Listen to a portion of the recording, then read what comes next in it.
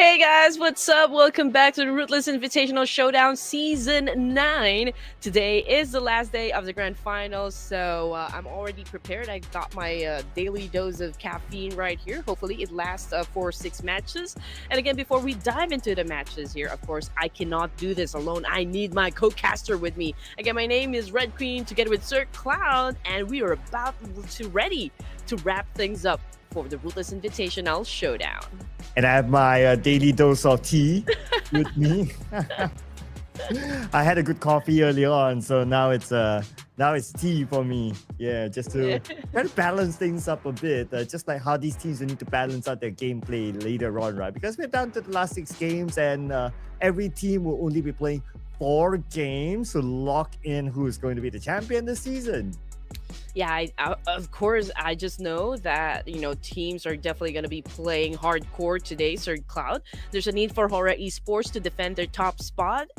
We've got more teams moving down the list, like The Savior, perhaps Vampire Esports as well. We've got 4 Thrives and even Team Flash gunning for that top spot. So again, I'm trying to conserve my energy while we introduce all of the teams that will be playing again, and of course the format of the Ruthless Invitational Showdown. But for now, I'm gonna be chill. You're gonna be chill. Okay, I'm gonna be chill. You're gonna be chill because I guess because we got 6 games. Of course, for us we're chilling, but for the teams they might not be chilling. Yeah, games will run by really, really fast. But the recap of whatever happened yesterday. So at some point within a game, Horror Esports, they lost that number 1 spot, but just for a while, just for a few stages within the game, and then they quickly got it back with the chicken dinner. So again, it's still Horror Esports' show, doing very well, but still the points are close. So today's final sprint to see whether they can still hold on to that number 1. Yeah, if I'm not mistaken, that was Alpha 7 who almost knocked them out of the top spot. But it's a good thing for Horror Esports. They played their cards right, was able to get quite a number of elimination points during that game and finished strong. That's why they held on to that top spot. But of course, anything is still possible. To be honest, it's still anybody's ball game. Why did I say that? It's because the gap is not that wide just yet. So let's see if Horror Esports did bring their A game for today. Oh yeah, the A game is needed. Sky is looking hot yesterday, and let's see if we can maintain his level of heat by the end of the day, because he's also in the running to be the MVP of the tournament as well.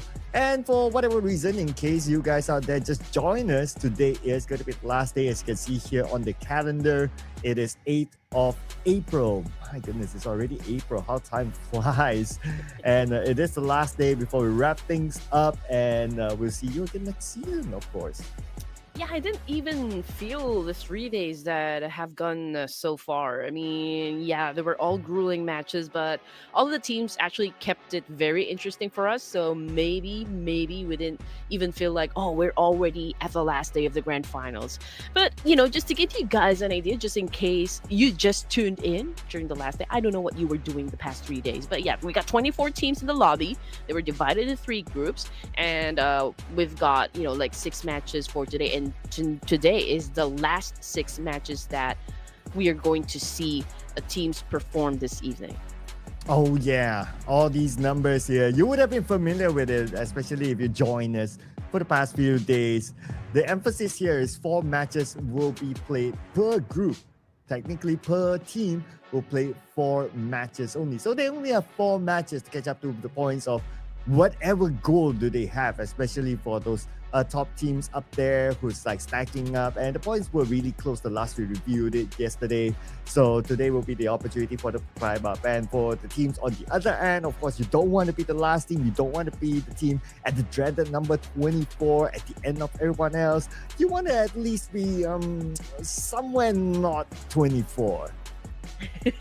Yes, I do wonder though if we'll experience or at least witness some resurgence happening, coming from the PL teams. I mean, yesterday was Tiamba that kind of made an explosive performance in Miramar, if I'm not mistaken, and that was great. I did enjoy them getting a WWCD, and like what we always say, it's been a long time coming. It's a great thing that on during the third day of the grand finals they were able to score a WWCD. But you already mentioned this a while ago. MVP title right now, currently, is Sky of Hora Esports, putting up a total of 33 elimination points and 5,396 damage output. Oh yeah, I mean he performed really well yesterday, right? Especially during one of the Irango matches where they scored the chicken dinner against NS Red Force and they scored it for themselves. So for Sky, he was one of the key performers during that run and also many rounds alongside with it. That's why he's the current MVP, leading the chart. And the road to MVP win didn't really had a good showing yesterday. He did have a good showing the day before, but because of quite a silent day that the Team Flash had in general, a win drops to number 2 as of now. And then we also have Rebel from Alpha 7 at number 3, followed by Alter Ego Badru number 4, and then we have Nugget from RRQ Rio at number 5. Now, if we were to zoom in onto the numbers, the gap between Sky, Win, and also Rebel, when it comes to average eliminations, is quite far as compared to Badru and Nugget. Oh yeah, but also I think we need to bring back the heat that Doc was able to pull off in Miramar yesterday when he defeated 3 players from NS Red Force single-handedly. I mean, that was the best highlight that I've seen happen yesterday. But also, okay, we need to give the spotlight to the overall fraggers as well. I do wonder if Win will be in the mood right now to reclaim his top spot from Hora Sky. Ooh, I mean, if he wants to reclaim, then based on the eliminations, he's only 1 behind Sky, so still very doable. Revo not too far away too, 4 eliminations behind Sky, and then you have a bit of a gap between the top 3 here as compared to Badru and also Nugget, even if we zoom into the eliminations department. Now, what's interesting is that Sky 33 eliminations, but the amount of damage output is not too far away from number 2 and number 3. Now, when it comes to what matters here is, of course, the overall points. Aura Esports right now 128 points, and behind them by 8 points is going to be Alpha 7, so that's not too far. And then we have Team Flash with 104 points. They had a bit of a quiet day yesterday, but still able to maintain in the top 3. Oh yes. So I do wonder if Alpha 7 is going to dominate the lobby later on, because these are the final 6 matches, ladies and gents, and technically the teams that we see on the screen today are going to play a total of just 4. Right, because it's a round robin format, but I'm already excited. Honestly, I just want even like a sneak peek of what those teams, especially on the bottom half section of the leaderboard, can bring something for us today. I'm not asking for a chicken dinner, but at least some aggression, some teeth, to sink into the matches today. Yeah, we'd like to definitely see that, right? It's going to be the last day anyway, so might as well just go all out for it, especially for those teams not on page number 1, page number 2 here. And the Red Force did have a decent showing yesterday, but because of the level of inconsistency, they are still at page number 2, but they are not too far away from knocking on the door of getting on page number 1. So we can expect NS Red Force to put on a good show here today to be in page number 1 at least, and who knows, be able to come up with a surprise if they are able to come up with multiple chicken dinners to be at the top. Exactly. I mean, we already know that it is not impossible for any of the teams here to score a back-to-back winner chicken dinner. And again, I'm just looking forward to all the stories that will unravel for us this evening. I've been looking forward since this morning, and I'm already excited because I know all of these teams will be packing heat, since we're playing the last 6 matches of the Ruthless Invitational Showdown. Now, checking the teams that are part of the third page, Sim9, okay, yesterday had quite a great run as well. hence moving up to ranks here. Thunder Talk, we did discuss this just moments ago, moving up to ranks as well. But I do wonder, since Sem9 and Thunder Talk Gaming had an explosive event in some of the matches yesterday, I do wonder if they can carry over the same tenacity back for today's matches. Yep, if especially they don't want to be rooted onto page number 3. So Thunderthought did score one of the chicken dinners yesterday in one of the Mirama matches, and how they did it is that they played in the middle of the circle, whereas most of the other teams actually played on the outer side. So they kind of cancel out each other, allowing Thunderthought Gaming to show up at the very end to just wrap things up. But there was also one very interesting moment, if we were to remember, that Doc from Formidable Vice pull off a 1v3 against NS Red Force. That was definitely one of the biggest highlights yesterday. Oh yeah.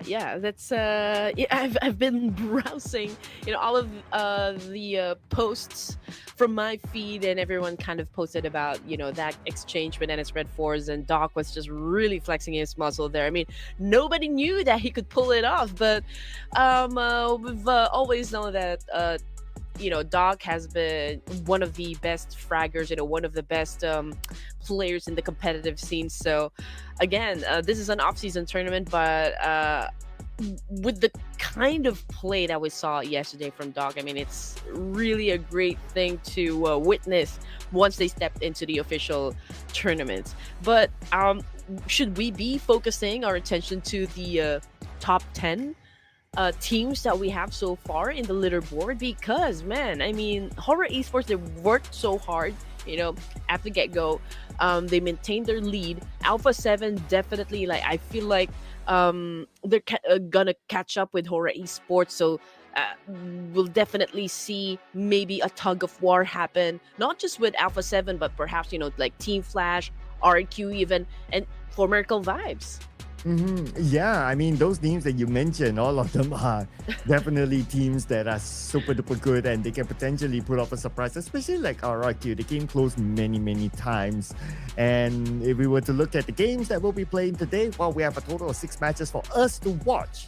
But for the teams to play, they'll be playing a total of 4 matches, because we are going through a round robin format for today. And we're going to start off with Erangel. We're going to switch it up with Mirama, going back and forth until the 6th game, where we'll end in Mirama. And that's where we'll wrap things up for the day to decide on who's going to be the winner of this series, which is the Ruthless Invitational Showdown, already season 9. We're going to go a decade by the next season. Oh yeah, oh yes. Now I do wonder, because we've been playing Erangel and Myanmar for years now, and there's a new map, which is called Rondo. I do wonder if that's going to be included in the list eventually. And will Vikendi still be? I mean, does it still have a chance to get included in the competitive scene? I also kind of miss, playing in Sandhog, because it was. I mean, it is always a fast-paced game. It's good for like a warm-up session, before we really begin our matches. But anyway, talking about the matches, these are the teams that will be playing, divided in 3 groups. So groups A to C here. And the first matchup, of course, will happen between Group A versus Group B in Erangel. Oh yeah, so we're going to round robin it. Again, if you don't see your favorite team in that particular round, they're probably going to play in the following round, ladies and gentlemen. And just to recap on some of the top performers in the Erangel match itself, Horror Esports still at number 1 with the highest average rank points, way ahead of all the other teams, highest average damage. And then we have Alpha 7, followed by Vampire Esports, and also Void Donkey. They're still up here despite them did not score any chicken dinner yesterday. Yeah, you're right. So if we're gonna be like basing our prediction just on the numbers here, the most logical choice would be Horror Esports, since the average rank points is at 5.67, really the highest so far from all the 3 teams included in the list here as top Erangel performers. So again, the choice would be Horror Esports, but we don't know, like, the moment that they step into Erangel later on for our first match, if they're that eager, or maybe if they are also going to be favored by, of course, Loki, aka the Circle, the god of mischief. Yeah. So the circle is now the god of mischief. Yeah. After we got like a couple of interesting circles yesterday, especially in the Miramar matches, where one of the circles, Beanie actually got the chicken dinner by a surprise, staying in the middle of the circle, and towards the end, well, he played very, very smartly, considering that he was the only player left. Now, in our first match, we are not going to see Beanie because he's in Group C with NS Red Force. So we will be seeing him coming in next. Now, RW, they had an off day yesterday. We didn't see them play. So hopefully we get to see RW today. Oh yeah, we did mention that yesterday. Also, I do wonder because I see someone type it down there in the comment section that Horror Esports the original roster will not be playing. Is it going to be the academy players that's going to play? We don't know. I haven't seen the lineup just yet, but again, we always open up with a prediction, of course, before we start our matches, and I'm gonna lock it in as early as now. You know me. Purple Heart. Let's go, Purple Heart. Ouch. Okay. Put it in first. All right. Our turns will come. We're gonna get the prediction up really, really soon now. I had it in my mind already, but I will wait for the producer to put it up. The producer will put our result. Okay. Here we go. I will put it. Let's see. Alpha 7. Let's go. Okay. All right. Let's bring on the boys of Brazil to the samba. Understandable. Okay, I get why you went for Alpha 7. It's kind of a push and pull thing with Horror Esports and Alpha 7. And again, today's matches will make all the difference. Tonight, we're going to find out just who will win, the Ruthless Invitational Showdown for Season 9. And I really cannot wait, to be honest. I just really want to dive into our match and just see whether or not Horror Esports can defend their top spot. Production, I'm gonna lock in Horror Esports, Purple Hearts. Let's go. And I think it's your chance to pick your team now, Prod. Who are you going for? I think Prod is going to go for Formrico vibes. Am I right? Let's see. Oh, yeah, there you go. Okay. There you go. Very safe choice, not gonna lie. We're playing with the big boys now. Okay, let's go. How about you, ladies and gents? Of course, we would want you to join us in this little conversation that we're having. We'd want to know your pick as well and why you think your team is going to win the first Erangel here. And also, please don't forget to hit that sub button to Ruthless Hype Esports YouTube channel so that you don't miss on any of the action that will be happening inside the community. And while you guys are at it, and if you guys are enjoying our commentary, don't forget to shower us, like love and support as well. And follow us on our social media platforms. It's very clear. Our names are just down below. Very easy. Right there. The spelling is right.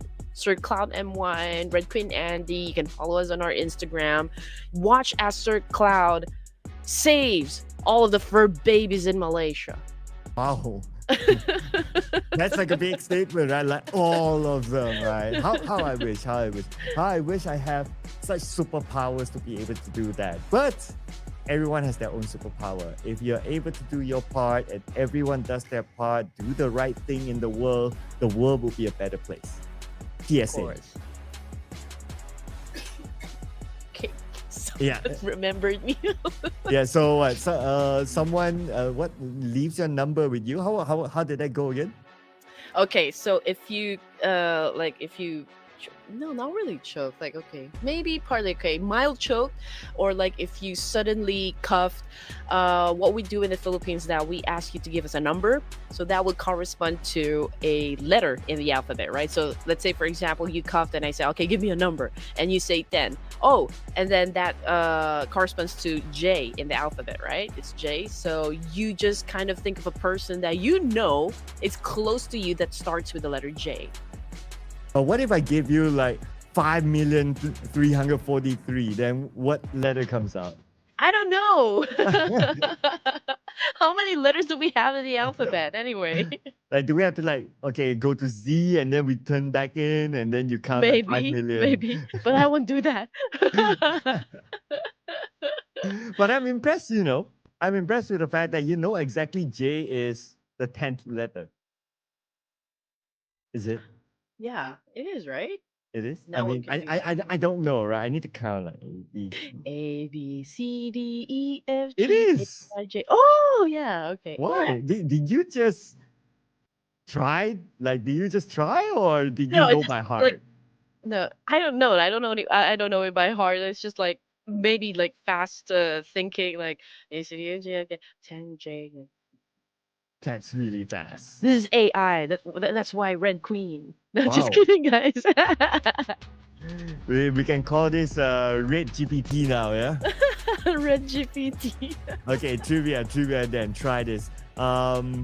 What number is K? I don't know. Now I'm pressured. My brain is just stopped working.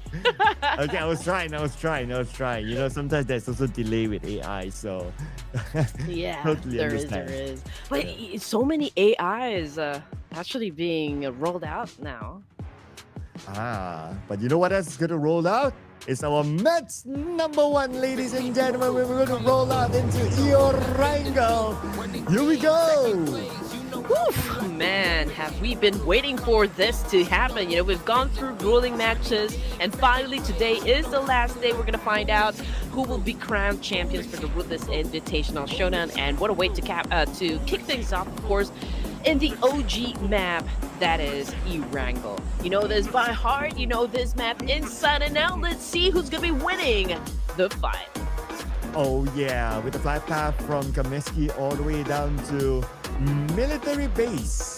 So yesterday we saw a fight inside of Kaminsky involving two different teams. Now for match number one, looks like RRQ is going to get their own space, so it's going to be A-OK. And we regularly see multiple fights inside of Yasnaya with flight path just right on top of it. That could potentially still happen with Aura Esports dropping in the regular drop spot into Yasnaya. And I believe there's an overlapping team, and that should be Team Flash on screen. Okay, ooh, shotgun. And first here on screen, ladies and gents, are the boys of A1 Arrow, and we can see that Aura Esports are getting tagged one by one. We already have like 2 players already knocked down on the ground here, or yeah, no, already out of the game. So that was fast. And I'm not sure if they're already losing the fight here up against A1, but Sky is still alive, so there's still a chance there. But yeah, okay. So A1 Arrow was the first team to get the boot out of Erangel. Horror Esports amazingly survived the fight, but they're not out of the woods just yet because I feel like Team Flash is about to crash this compound. Oh yeah, here comes the win on his way, and Hugh is on the right side now, coming into the compound as well. They know they have the man advantage after looking at the elimination feed, and now they are rushing in after getting a decent loot on the other side of town to manage to infiltrate. Bo and Tops on his way. Top's looking to get Canade as well. Baz is just trying to find an opportunity here to get closer to the building, but Sky and Sleepy kind of got each other's backs. All right, Sky cooking up a nade. Probably will throw it up against Win here, and Zai's okay. He threw it outside to Bows, but Bows was able to remain elusive. Okay, here goes the second one. Bows again was able to dodge it, and now Win and Juice from the ground floor to the second floor is trying slowly to climb up the stairs here, but Sleepy is prepared with a shotgun. Down goes Win, and now let's see what Juice or You is going to do in the situation. Now Sleepy trying to dodge the attack, while You is actually just trying to buy some time here and waiting for Bows. Oh, and the starman of Team Flash, Win, just got eliminated thanks to Sleepy, and now Sky is down too. So Sleepy has to pull off this clutch against the other 3 members of Team Flash. Top is coming in, cooking up his own name, but he's on the other side of the building anyway. Zeus, okay, gunned down by Sleepy. 2 more to go. Yeah, okay, here we go, Sleepy. Already getting picked up here. You are not about ready to go to Dreamland. That is what probably Sky is saying at the moment. But Tops right now so eagerly trying to climb up the stairs here. Okay, Sleepy still trying to buy some time here. They would want to do a reset. Okay. Oh, parkour action coming from Hora. Tops now was oh, not Tops, it's Oh, Bao oh, that was shut whoa! down. And great effort right now showing by Hora Esports winning that fight. They eliminated not just one team, but two. Oh, Sleepy is definitely not sleeping. He's the one putting Team Flash to sleep. These two players technically eliminated two teams back to back. A1 and also Team Flash. Wow, what a showing by Hora Esports. They definitely don't want to let that number one spot go to the hands of Alpha 7. Yeah, 7 elimination points right off the bat. That is a lot, super aggro gameplay coming from Hora Esports. I just hope that we can see them really get through up until the latter stages of the game here. I mean, it could be difficult to pull off some more clashes to happen inside the game since they're down to just 2 of their players. But then again, it's we do expect that all of the matches that will happen for this evening to be chaotic since teams are going to play hardcore. We're about to crown the champion for the Ruthless Invitational, and so we do expect a lot of action, heavy action, to happen tonight. Yeah, and heavy action started in Yasnaya. Now Hora Esports, though they lost two players, but I mean, as a start, like 7 elimination points, that is really, really good. Obviously, the closest contender, Alpha 7, is playing together with them in the same group, and they have not collected any points yet. So they'll be looking at the elimination feed, telling themselves like, hey, you know what?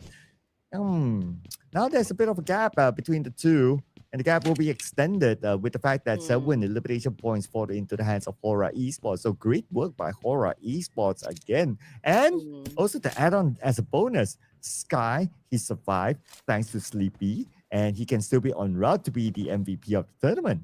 Oh, yeah. It's definitely a strong start for the side of Hora Esports. As for Team Flash, I think that was a major boo-boo right there. I mean, if they really want to make a statement, that's not the way to open up the match. But then again, they still have a chance to make up for it. We still got more matches to come around. But anyway, most of the teams right now are just doing, some more pillaging. And of course, some of them are busy with rotations. But just to give you guys an idea about the position of teams, we got D plus Kia already in the middle, pretty close with Sem9 as well as Alter Ego. Whereas and Hora Esports looting through Yasnaya Ponyana because they've already defeated 2 teams there. And so, they have Yasnaya all to themselves. As for Alpha 7, okay, they're onto the side of, north side of Jorgapul. And down below are the boards of GLU and LGD.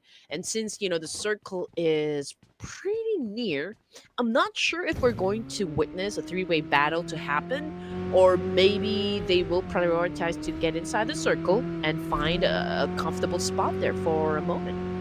Yeah, I guess it depends on the team strategy, right? Whether they want to go around and look for elimination points, because it's the last 4 games anyway for all these teams, and also you want to pick up the pace depending on what sort of position you're at in the overall charts, and you want that sexy moment as well captured on screen before we wrap up this tournament, and they look for obviously to their next respective tournaments, whatever it is. Maybe it could be the PMGO, especially for the Xavier, or maybe it's the next season of the PMSL. So there are a lot more PUBG Mobile tournaments to come where we'll feature all these amazing teams, obviously. And in this tournament, I'm also looking at what's the current lineup for all these teams, right?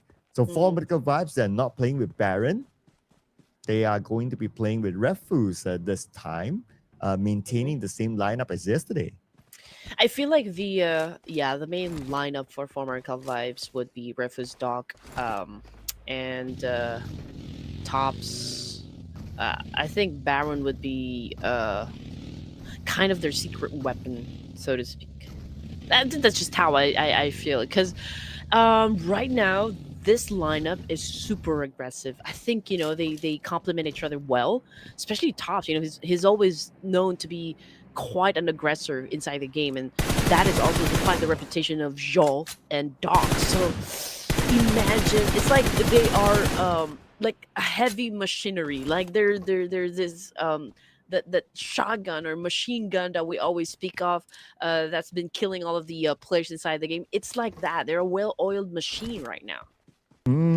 Yes, they absolutely are, right? I mean, whatever the result at the end of the day for them, this is probably like a scrim for them, right? For them to Mm-hmm. try stuff out and for them to get used to all these different kind of circles. Just like this kind of circle right now that we can see. This is actually a pretty tough circle because of that river in between. So teams will be divided to like whether they want to play on the northern side or on the southern side. So far, it's more like a 50-50. But on the invitation fee, we have Alpha 7 in action. And on screen here, we have Hasby from GLU squad shooting onto Carrillo. Carrillo left alone, but good cover from the other side.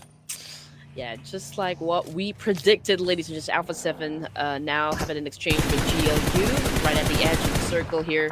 Coming fresh from Georgetown area. But I'm telling you, ladies and gents, GLU is not looking too good at this point. I mean, Mafioso, yes, is a bit damaged, to be honest. But Alpha 7 is quite aggressive.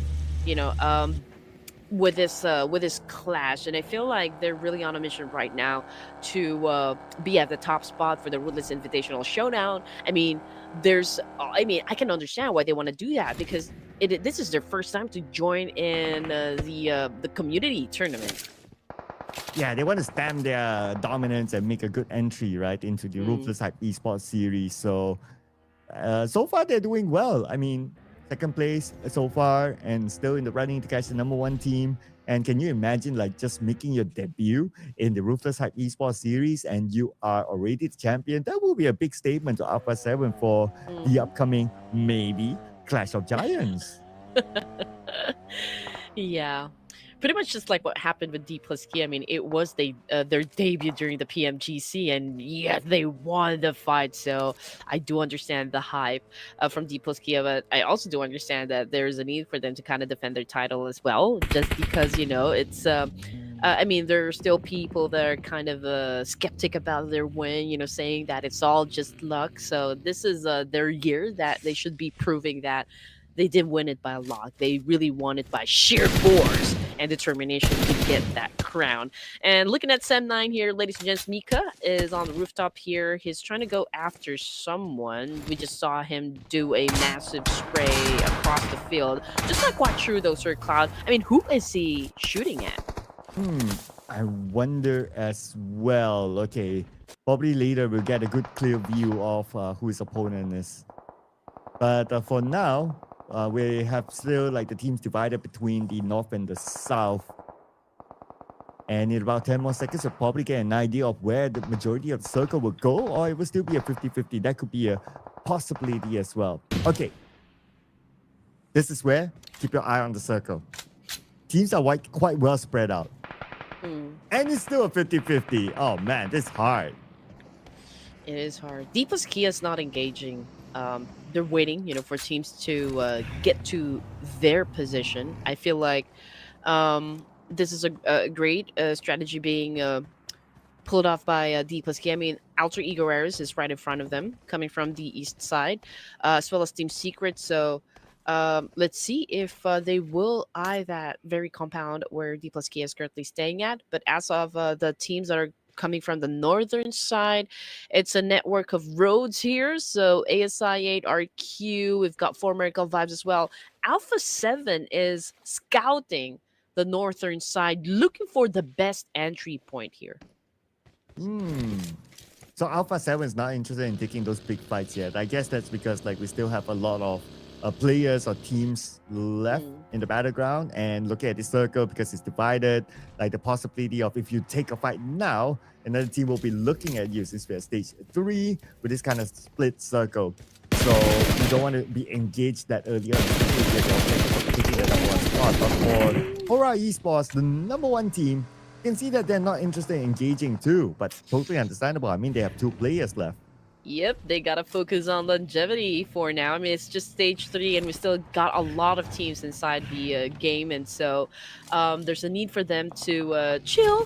For now, they're trying to take their time. But oh man, what a shot though coming from Carillia through the window once again. That is such a great view and a great takedown. So Alpha 7 managing to pull off 4 elimination points, and Carillia bagged 2 of them. And now it's time for Alpha 7 to get into the circle from the north. RRQ in front of them. Carrillo, as usual, doing the scouting work. He sees RRQ. But RRQ, they're quite split out. So it's a matter of them gathering information on where exactly the other members of RRQ are at from the engagement. And RRQ taking the preemptive strike to try to shoot them away and not allowing them to come any closer. And looking at RRQ's position, it's not bad since they're close with the bridge, but because of that kind of position, looks like Alpha 7, they want to take over it. Okay, so Alpha 7 again, full aggro mode, I can say. They were scouting the northern side just moments ago, right? Trying to find the best entry point, but they just know that teams are quite spread out already, and there's a need for them to take this fight up against RQ. And Alpha 7, right now, just putting in a lot of effort here to take down, the rest of RQ. We've got Swavel with a massive spray, but wasn't able to hit his target. Carillo tried to dance it off, and yeah, he was able to score that point. Wow, very objective gameplay by Alpha 7. They see one, they take out one. They focus on the one player after one player. They shift their focus on another, and that's how they took out RRQ. And RRQ, just in a blink of an eye, eliminated as we shift forward to LGD.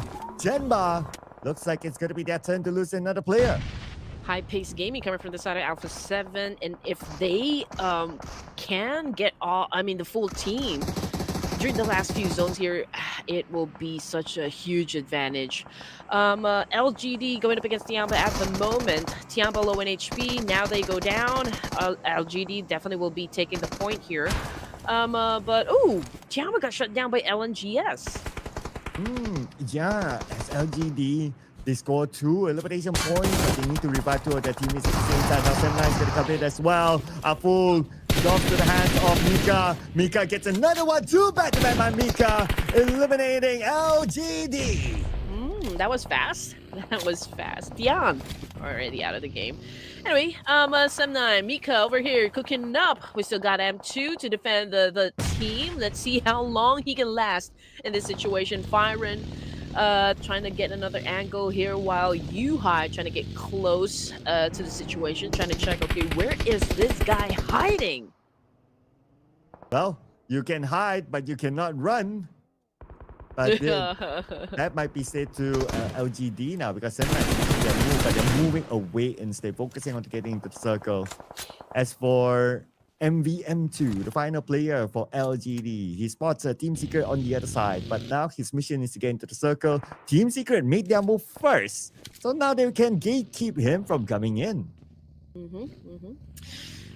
GK, okay. He's trying to get information for now. For Team Secret, it's information gameplay, at least for now. Obviously, Horror Esports is right in front of Aura. And I think that this is such a great spot for D plus Kia. There's where Horror Esports is currently staying at, it's a road, right?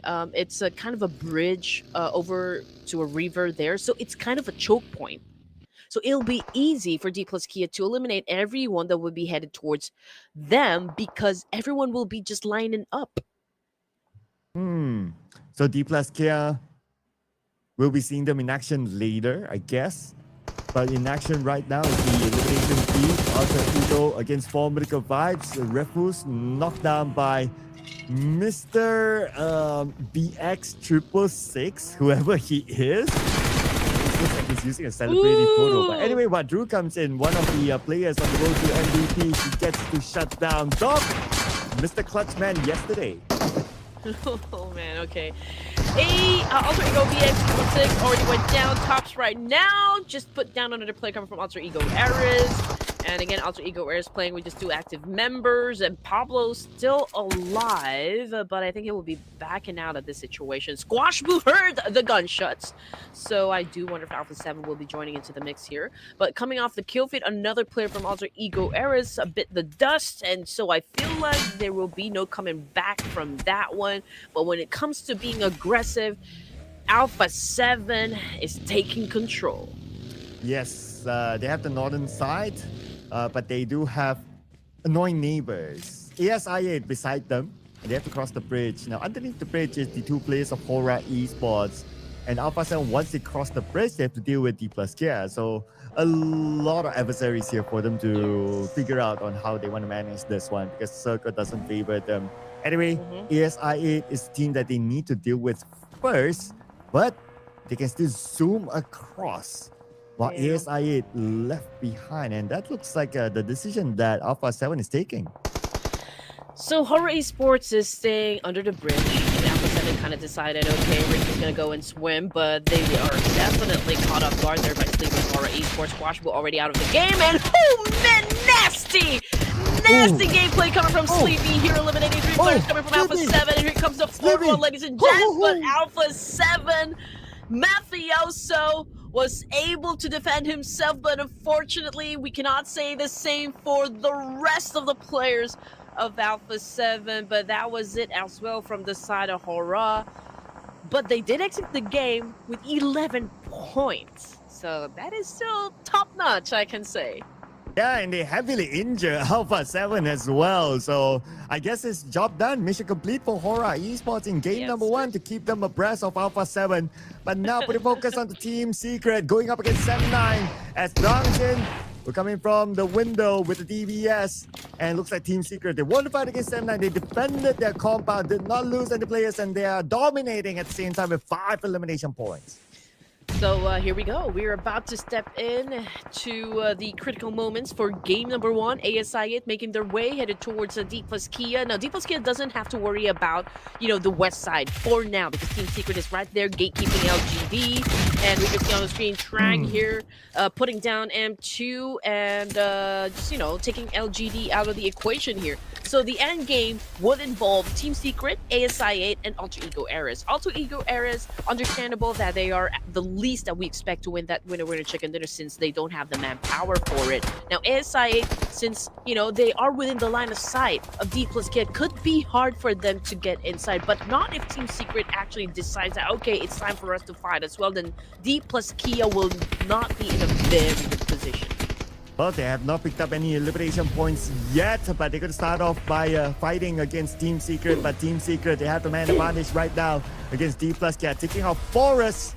And Team Secret, not only team with full squad, so far so good. But they're playing by the edge of the circle right now. Still, they must put focus onto D plus Cat, who has that compound.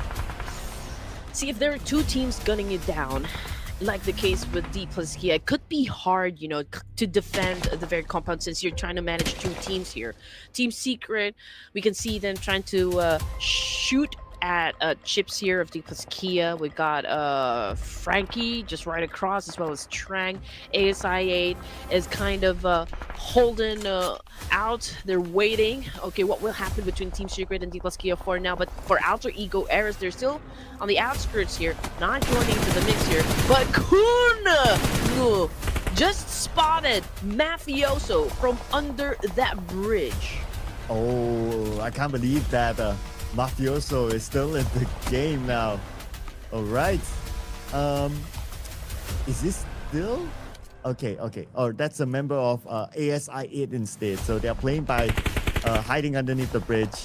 Yeah, it's going to be pretty crowded if they come up from that bridge. But anyway, those teams on the outer side, they have to find their own space. But D plus K and their position, using this compound as a fortress especially, is kind of making it hard for Alter Ego and Team Secret to find a spot within the circle. Yeah, I do wonder, okay, they are in the middle, they have a fortress, but, it will be hard, again, to manage all of those 3 teams trying to gun you down at the same time, because you just need to be wary of every direction, to be honest, and they're down to just 3 players, so they don't have much firepower to I don't know, to push through. But then again, it all boils down on execution. Team Secret, again, they're winning it out, but Alter Ego, they don't have anywhere else to go. So I do understand why they would want to just crash this compound instead. I mean, high risk, high reward.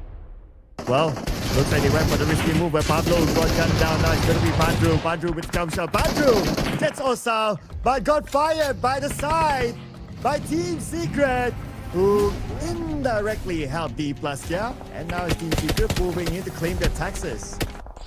Yep, and that was probably the cue for Team Circuit to kind of get close to D plus Kia. Alter Ego errors paved the way for both of these teams to get close to each other. Now we can see that Team Secret is sandwiched in between ASI 8 and D plus Kia, but I'm pretty sure that D plus Kia and Team Secret then will have quite a nade exchange. But ASI 8, I feel like it's going to be hard for them to move forward since it's an open space for them and might be easy for Team Secret to just, like to shoot them down. And the fact that Team Secret is sharing the same compound right now, that will allow them a CQC. Perhaps later on, they're not in the rush because they are even more in the middle side of the circle. So this is a great position taken by Team Secret. Now we're coming into space number 7 in about 30 more seconds, and the team that needs to move for sure is going to be ASI 8. Yep. Otherwise, they're going to run out of space here. Okay, so we're interested in what kind of maneuver ASI can pull off in this situation. Of course, I mean, it's going to be tricky. It's gonna be a hard one since it's an open space. They don't have that much cover, and they don't have their vehicles with them, so it's really going to be tough. Team Secret, however, it's going to be a split as well. At least 2 of the members of Team Secret should be taking care of business dealing with D plus Kia. As we can see, Frankie, I believe he's the contingency plan. If like whatever happened with Team Secret there, if they get attacked or annihilated by D plus Kia, I mean, there's still one player outside of the zone. But I think they changed their mind since ASI is kind of getting aggressive and deciding that it's time for them to get closer, I guess. They must right now. They must. Because the next stage of the circle will be super crucial, right? Imagine the stage 8 circle, like the circle goes all the way outside, out in the open. That's where everybody will need to face off with each other. Right now, you still have a little bit of space, but when that happens, you don't want to have 2 other teams beside you. You want to have at least a 1 team versus 1 team. That will give you a better chance. I think all of these 3 teams are kind of waiting it out. You know, the most logical way to do is just really to wait it out. I do wonder where the God of Mischief is going to land next. I mean, you're right. If it lands in the open space, oh man, that would be pandemonium. But very catastrophic though for the side of, I guess, D plus Kia. Yeah, and D plus Kia with the least amount of players, that's definitely not going to help their cause. So they're definitely hoping that Circle does favor them and they still retain this compound since they are playing on a handicap right now. So now it's a matter of like both sides just keeping an eye on each other. At most, if they're able to land a nade, get a knock, then they can rush. That's exactly what Osal is probably thinking right now. But if not, then, well, it's 30 more seconds anyway. You might as well hold and see where the God of Mischief will lead them to. 2 nades left for Oso. At this point, they should be managing their resources as well, because they know that the big fight is definitely will happen in just a while here, ladies and gents. 10 more seconds before we move into stage 8, and we'll find out where the next circle will land. Is it going left? Is it going south? Is it going north? Or is it going... Oh, you predicted it right, Sir Cloud. It had favored the open space. And D plus Kia is in a world of trouble here. Oh, here we go. This is what we want to see. No compound circle goes out into the open when you have the 3 different teams still in the game. And now Fabian comes in, pops his smoke, and he will lead the charge. The IGL himself will do the scouting work, will do the dirty work. But here comes ASI 82. Baby managed to reach this compound, but the compound's not really valuable. But let's see if Baby can actually surprise them while they exit out into the open. Honestly, ASI8 has the biggest chance to win the chicken dinner because of the fact that Team Secret and D plus Kia going at it already. So whoever wins the fight will then have to deal with ASI8. But definitely, since this clash is already happening, they're already wounded, they're already damaged, and it will be easy for the boys of ASI8 to just get the job done. And so the clash is already happening right in front of our Oh. eyes here. Frankie just took a nade to the face. Kungo is still currently knocked down. Fabian just been hit, but they're still alive and about to respond with a nade himself. And Baby with his own nade. He wants to secure that point for himself, and he takes it out of Kungo. And we have a couple more players to go right in front of him, including Frankie, who's currently down. But Baby, maybe he's out of utilities at this moment, so he's gonna hold it out for now.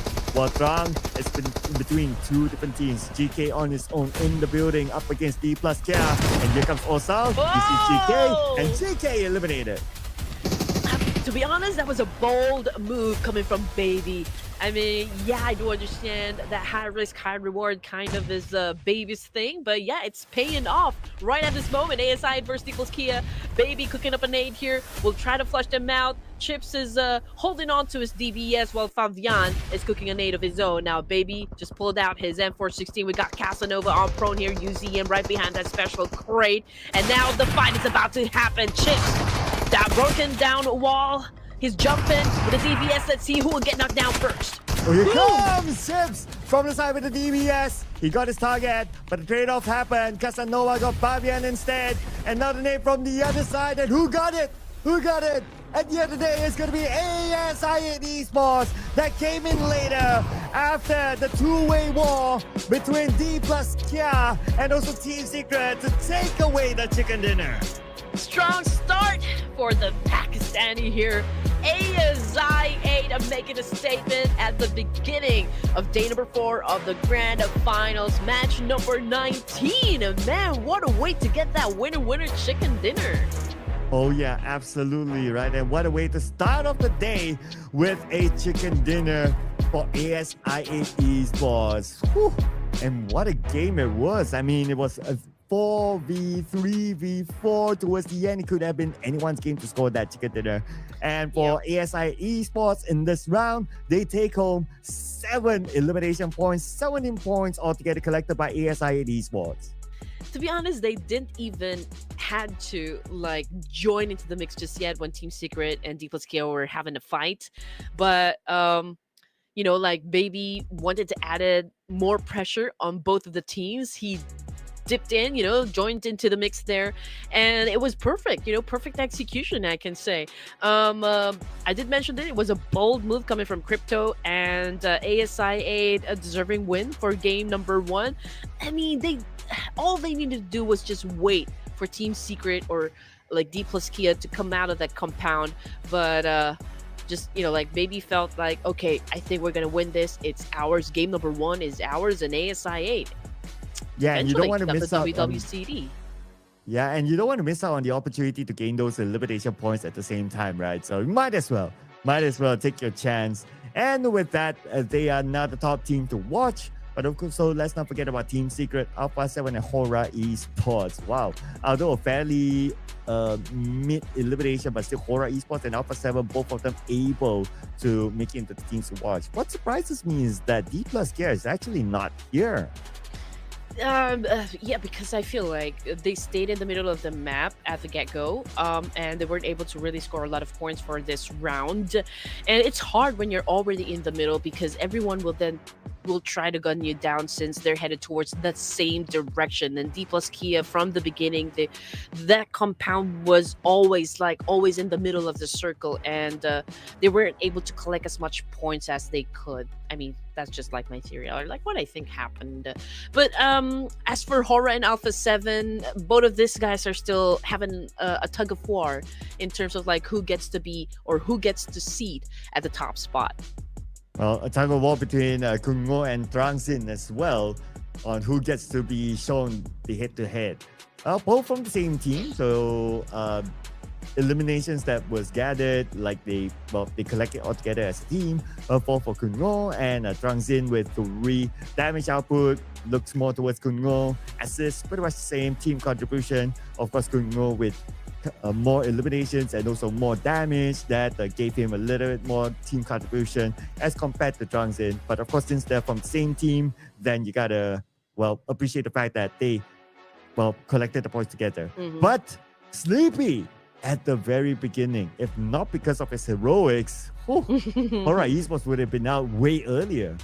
Yeah, that was a nice clutch coming from Sleepy right under the bridge there. He definitely caught Alpha 7 off guard. They weren't really expecting that someone would, like someone is actually staying under the bridge.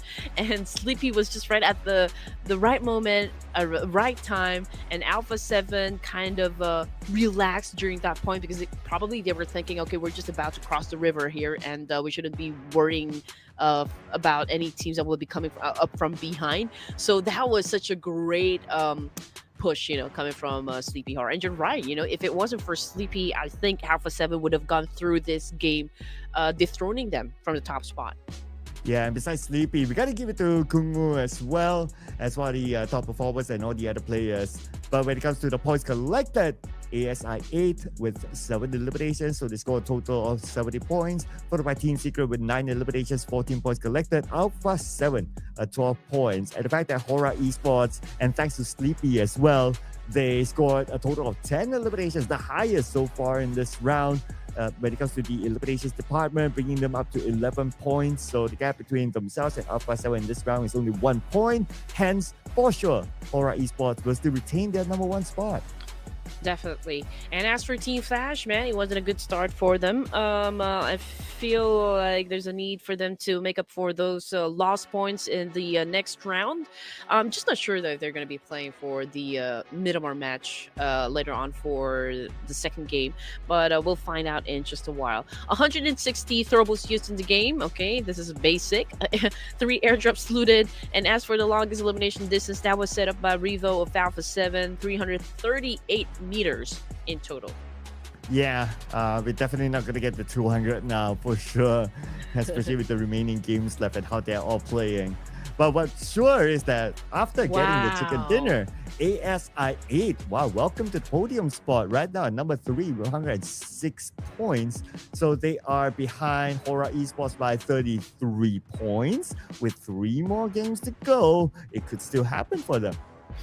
Okay, we see some reds, right? But it doesn't mean that because of their gameplay from the first match, that's the reason why they're moving down ranks. Some of these players, like BTR, will be playing on Miramar on the next round. That will be their first game. So we'll wait if BTR can make a difference for today's set of matches. And as for the second page, I can see Team Secret moving up 4 ranks here, total of 55 points.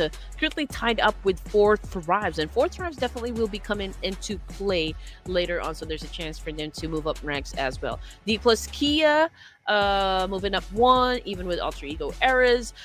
It was an unfortunate position for Alter Ego Eras, to be honest, and the fact that they were down to just 2 of their players. It was a great crash to that compound up against D plus Kia. Unfortunately, since they don't have the manpower to pull off a win coming from that clash, they exited the game and not being able to be part of that end zone that we witnessed just a while ago. I'm also looking at the unfortunate situation of A1 Arrow, right? They were on at least page number 2 before this, but now they dropped to page number 3 and number 18. Ooh. So the last page is obviously the page that nobody wants to be in, but there's 3 more rounds to go for teams like A1 Arrow and all the other teams who have already played a game number 1. But of course, some of them are going to be taking a break. After this, we're going to be introducing teams from Group C. But before we do that, we'll be taking a short break, ladies and gentlemen. So don't go anywhere. We'll see you guys after this.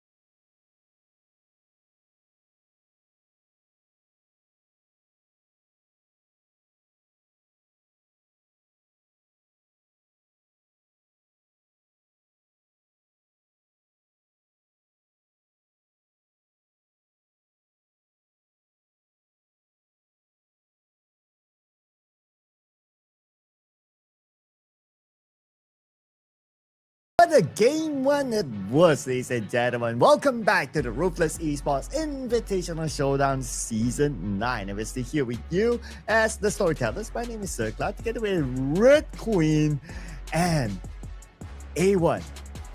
Well, ASI8, very similar names. We scored the chicken dinner earlier on. So none of us got our prediction right, but it's okay. We still have games more to go. I feel like, ASI is kind of making a statement for the Ruthless Invitational Showdown. I feel like they're also in the mood to be at the top spot here. I mean, it was an aggressive opening from ASI8.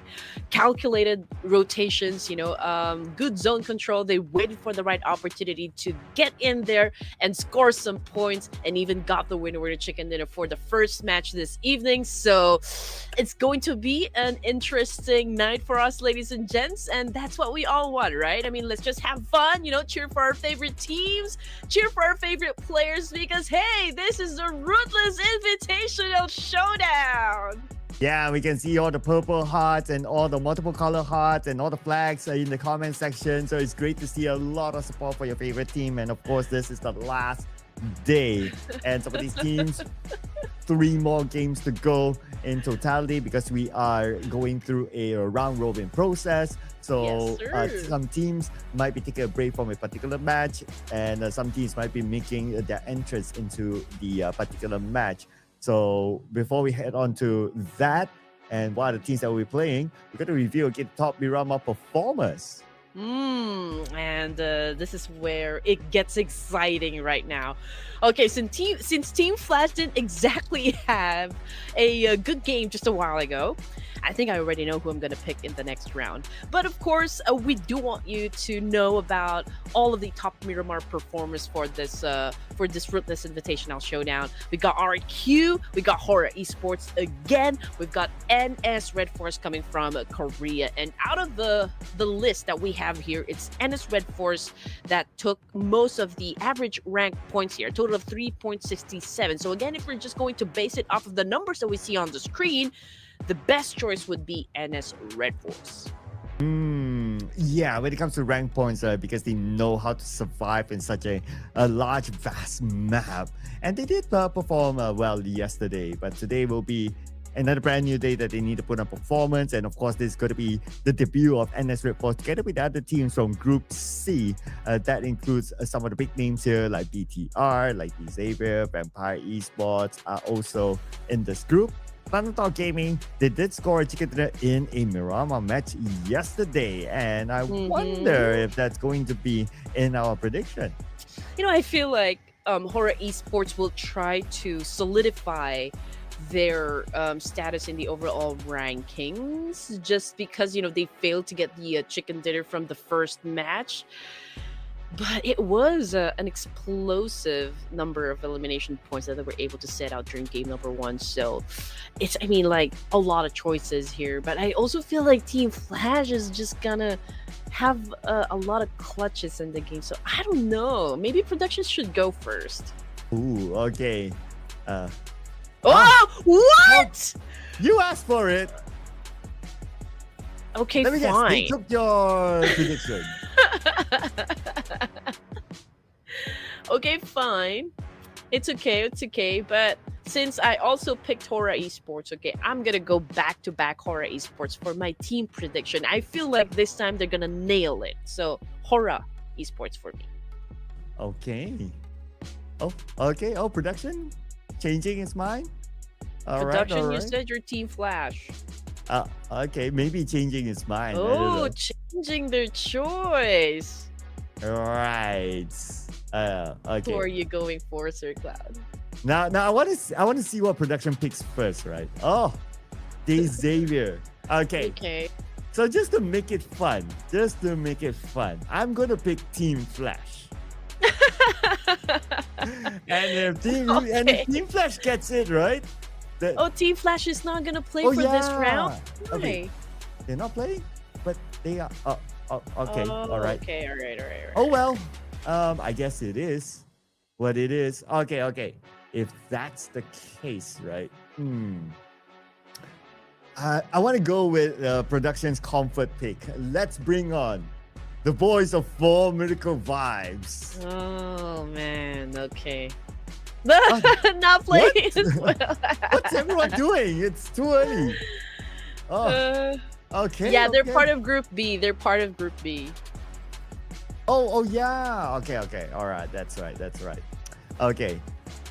We gotta save that for later then. So, let's bring on like some of the debut teams, right? I would like to bring on Nongshim Red Force. Let's go. And it's Red Force. Yep, okay. All right. It's 1, 2, and 2 for the casters and the production. Okay. All right. So again, if you want a piece of this action as well, let us know which team you think is gonna get the winner chicken dinner for this round. And I don't know, just spam the comment section, I guess. So far, all I can see are fans of Hora Esports and Alpha 7 Esports. So where are the other fandoms? Come on, let's go make some noise for your teams. Yeah, we're the bigger troopers. Come on, your team is playing in this round. They're making their debut today. So put it in the comments. Come on. Let's have a friendly show of love for your favorite team. And we get to see like which team has the most fans watching at this moment. So come on, guys. So put it in the comment section. We'd like to see your cheers in there. You know, every time I see those kind of cheers and the fans just go crazy in the comments, especially when their favorite team scores a chicken dinner. I imagine like a whole stadium just rumbling with the fans just going wild. You know, we've been asking Ruthless Hype Esports to put out a LAN event, you know, for the tournament so that we can feel the crowd's energy when they cheer for their favorite team. You know, I kind of imagine it too. Yeah, you know, like all of this fandom, the moment that their team actually wins the fight and everyone just begins to shout and scream and cheer. That would be wonderful to see. Like, you know, it can be exhilarating. Oh yeah, and just blow the whole stadium apart, right? No, not literally, but yeah. Figuratively, that is. And based on the flight path, okay, since it's passing by Lost Learners, we have been seeing a lot of fights inside of Lost Learners. So I would expect to see a starting fight in the Lost Learners town itself. Now, going there, of course, is going to be T Xavier, common drop spot for them. Team Secret is heading there as well. So at least two teams overlapping each other. Impala, we did see an early fight yesterday too. And looking at the early drop, a GLU squad is overlapping another team as well. So potentially we might see another fight in Impala too. Oh, yeah, that is for sure. We'll definitely keep a close eye on those teams later on. And Los Leones is crowded. Team Secret, D Savior. And just look at the circle, Sir Cloud. It had gone down south. Oh man, 30% water here. We might see a Los Eagles finish. Bring us there. We don't always get to see that kind of circle. So come on, this is your chance. It is the final day anyway, so we'd like to see that kind of circle. Leave in the comment section if you want to see the circle. But right now, we're going to zoom in onto D plus Kia going up against GLU squad. And two plays for D plus Kia went down. Hexas knocked down as well. Fabian down. Man, this is super duper fast. Now it's only All-Star left on the other side. Oh man, D plus Kia not looking too good for this round. 3 of them already knocked down onto the ground here, so GLU definitely has a leverage over D plus Kia. But oh man, a shotgun to the face! Oh, that was brutally done. But also here of D plus Kia, but it's pretty low in HP, so I don't know how long it's gonna last since GLU is about to get him. We got Happy with a Tommy gun about to enter the room here, and there you go, end of the line for also and the rest of D plus Kia, first team to get booted out. And coming off the kill feed, I feel like Sky and Horror Esports is in altercation as well. One bullet is all they need. Okay, but I want to see what's happening on the other side. You mentioned about Sky in action, so we haven't seen a follow-up on the elimination feed yet. But in Lost Learners, looks like D Savior and Team Secret, a bit of a gentleman's agreement to take either half of Lost Learners. No third team here. So I guess both teams will focus on loot and to figure out whether they want to go all the way down to Lost Eagles or not. Of course, we're hoping for that circle to happen, though it's a very rare circle. But come on, Mr. Loki, of the circle. Grant us the wish. Yeah, bring mischief into the land of Miramar. That's what we want. Turn the waters to red. Oh, But anyway, that's so harsh, right? But anyway, with this kind of circle, I feel like LGD is coming into play as well. Inside Los Leones, where D Savior and Team Secret is holding out. And as for the teams that are up north, oh man, it's gonna be a bloody north, that is for sure. Vampire Esports just got in the safe zone. We've got Voin Donkey as well, just around the Chumasera area. Now, the kill feed, it hasn't really given us any confirmation whether or not Sky is no longer part of the game here, but I'm just trying to look for him, and he may be out of the game. Yeah, they're down to just 3 players here, so it's just Sleepy, Jiggle, and No Fear.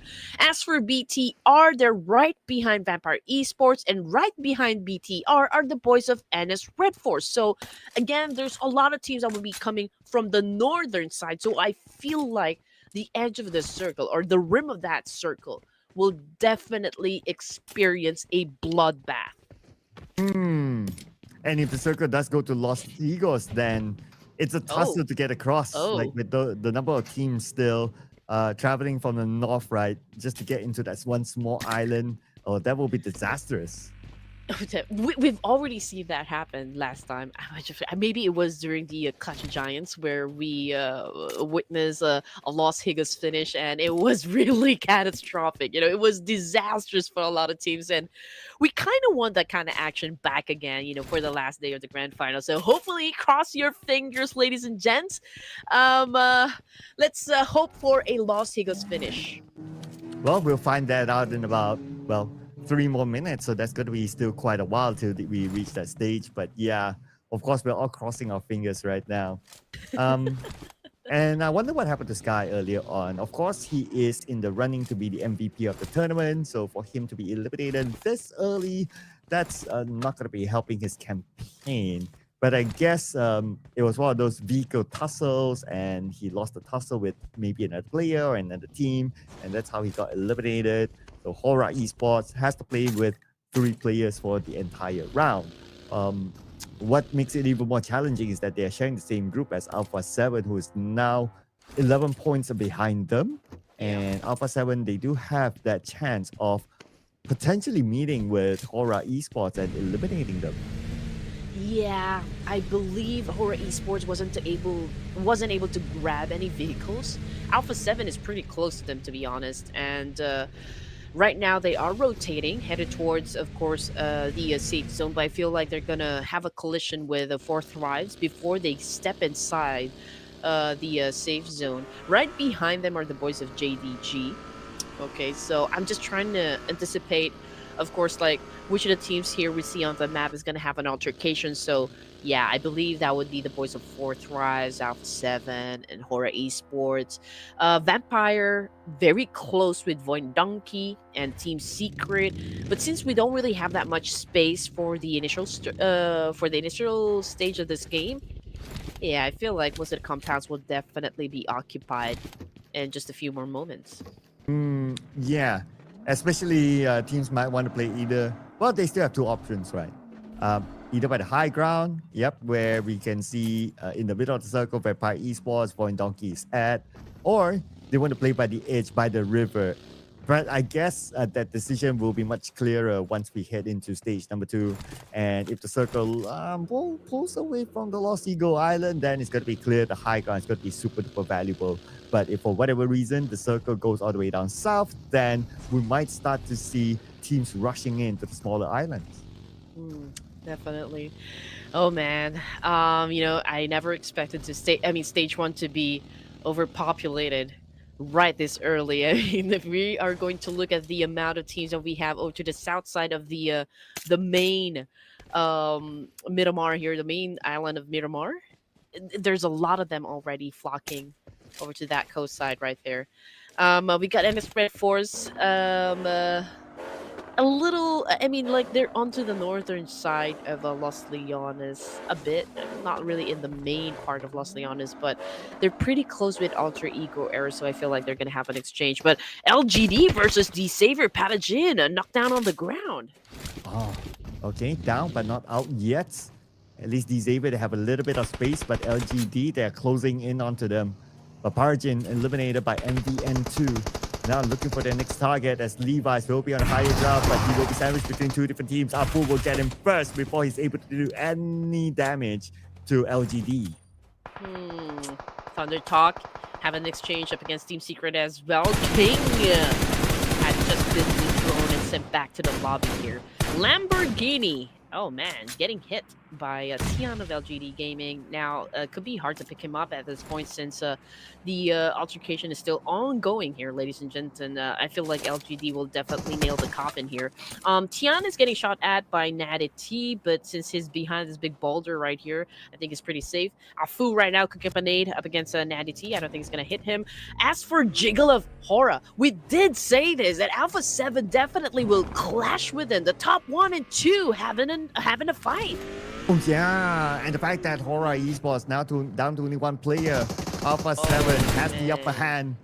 But for Horror Esports, it's not over yet for them. As long as they have that one player, anything can still happen. A beanie could happen.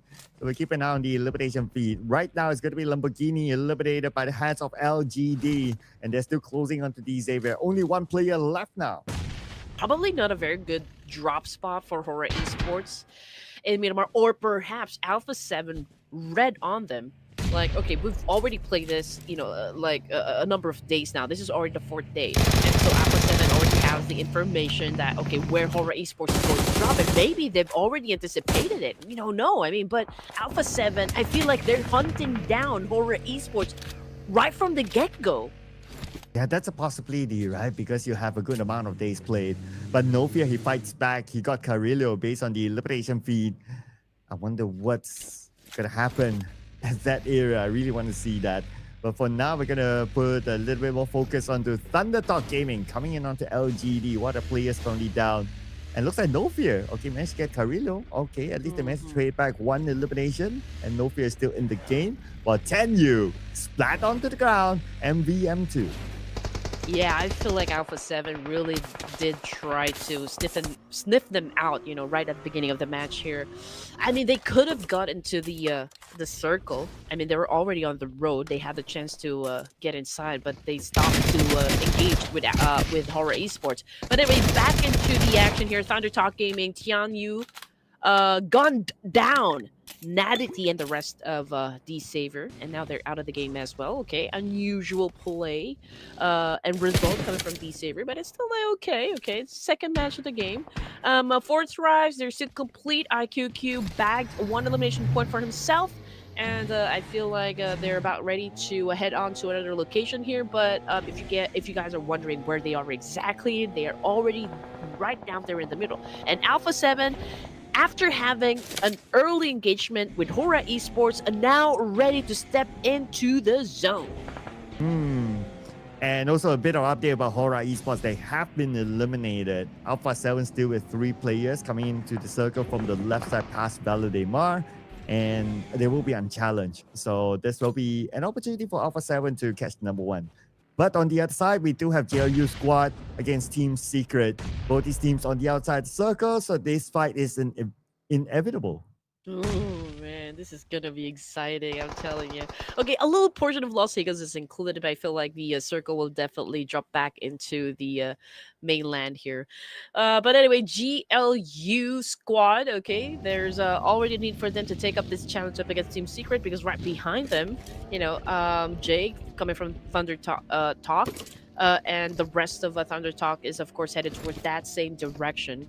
So perhaps GLU really needs to settle the score up against Team Secret. I mean, you don't want to be looking behind, right? Worrying which team, or if there might be a team that will try to do a major backstab at you. So might as well deal with the problem right now. As for the northern side, okay, here we go.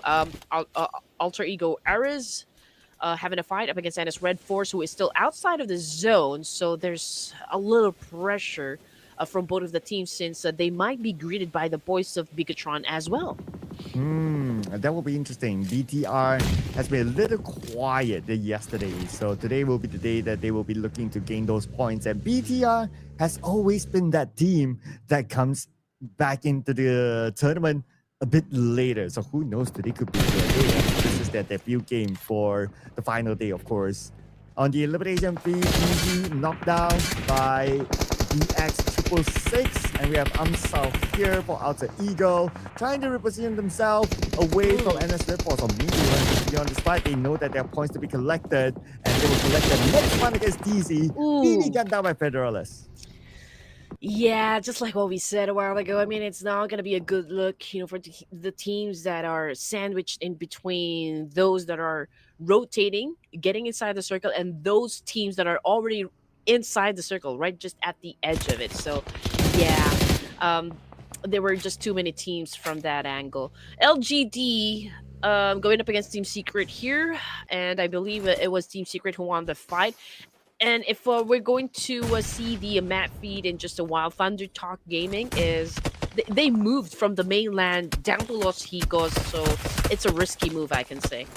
Oh, let's speak about LGD now. Only Lynx left. Right here, going up against a 1v1 against GK. Could get up this nade. This nade could be big, but no, GK managed to avoid it by Lynx. Follow up with a rush onto the second floor with the UMP to take him out. And now Lynx will have this compound all for himself. Yeah. And now this is what we were talking about just a while ago, Sir Cloud. Now the circle shifted again, went back to the mainland. And now Thunder Talk, they need to get back to the mainland.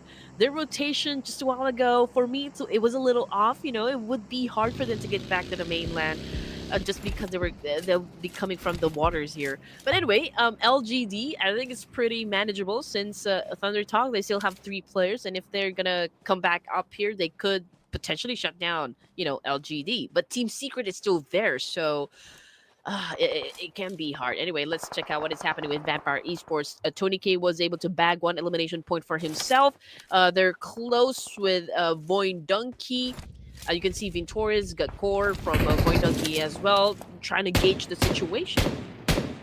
Well, Razak is not gauging it. He's making action out of his gauge. And right now, he managed to kill 1 elimination point, looking for his second one of Team Secret. It's going to be Flanky, his next target. But because of that terrain, he's not able to get a good clear shot. And Frankie moves away with a buggy to take a better spot. Now we move back up to the high ground where Vampire Esports is at. And we have Camel playing. Now, Camel, to the best of my memory, that is Schweppes. And Tony K. Oh, welcome back today. Today, yes. To be honest, there's a lot of potential clashes that can happen. I mean, there's Vampire versus Void Donkey, GLU versus BTR, Alter Ego versus 4 Thrives. But right now, okay, it's Alter Ego versus 4 Thrives. Void Donkey on the screen as well. Vexy, he's trying to shut down this player, Trang. Thunder Talk with a BD14. Now there goes the spray, and was able to get the job done. Nice one from the top there. But looking to get more out of this situation. 4 Thrives, IQ comes in, taking out himself from Alter Ego. And that's going to be point number 2 for 4 Thrives as they will secure the top part of Minas Generalis. Okay, we got IQQ right now, holding on to an 8 here, getting ready to throw up against Alter Ego, whereas IQQ needs to heal up himself. I mean, 30% of health, of course, will definitely not be in your favor, but he continues on with those nade attacks for Alter Ego Air. It's kind of a bold move, Rick. Yeah, still want to clear off all the members of Alter Ego around them to have a good clear spot, but Alter Ego is not going to be making it easy for 4 Thrives. Looking at how they position themselves on the inner side, so with this hill, they're not able to get a good clear view of where the members of Alter Ego are at. At this moment, Alter Ego playing with 3 players, and so far so good, but because we're approaching stage number 5 in about 25 more seconds, the circle might not be at this compound. That's where Alter Ego needs to move forward, but they start off with trying to take out IQ, who's by the ledge. IQ moves away, the nade will be evaded. Alter Ego Ares making it rain and nades here. Ooh, Badru, that was such a nice jiggle coming from this player. I mean, he wasn't able to get any damage, but the moment that he got closer to IQQ here, ladies and gents, 4 Thrives sealed the deal and was able to get that point. And the fight's not over yet though. 4 Thrives looking for their next target. But now Noki needs to be careful the fact that Void Donkey is beside them. Now the circle moved slightly towards the south. So the compound where Alter Ego is at is no longer in the circle. Now they'll be forced to move out. And the moment they do, 4 Thrives will be around them. It doesn't help that the fact that they lost Badru, one of the key players, one of the road to MVP players, and only playing the rest of the round with Pablo and a BX 666. So this will be a tough one for them to overcome. All right, here we go. Alter Ego Air is down to just 2 players. They're preparing for an attack coming from 4 Thrives. We can also see Tony K of Vampire Esports here. He already bagged a 1 elimination point, and now he is trying to flush out, players from Void Donkey.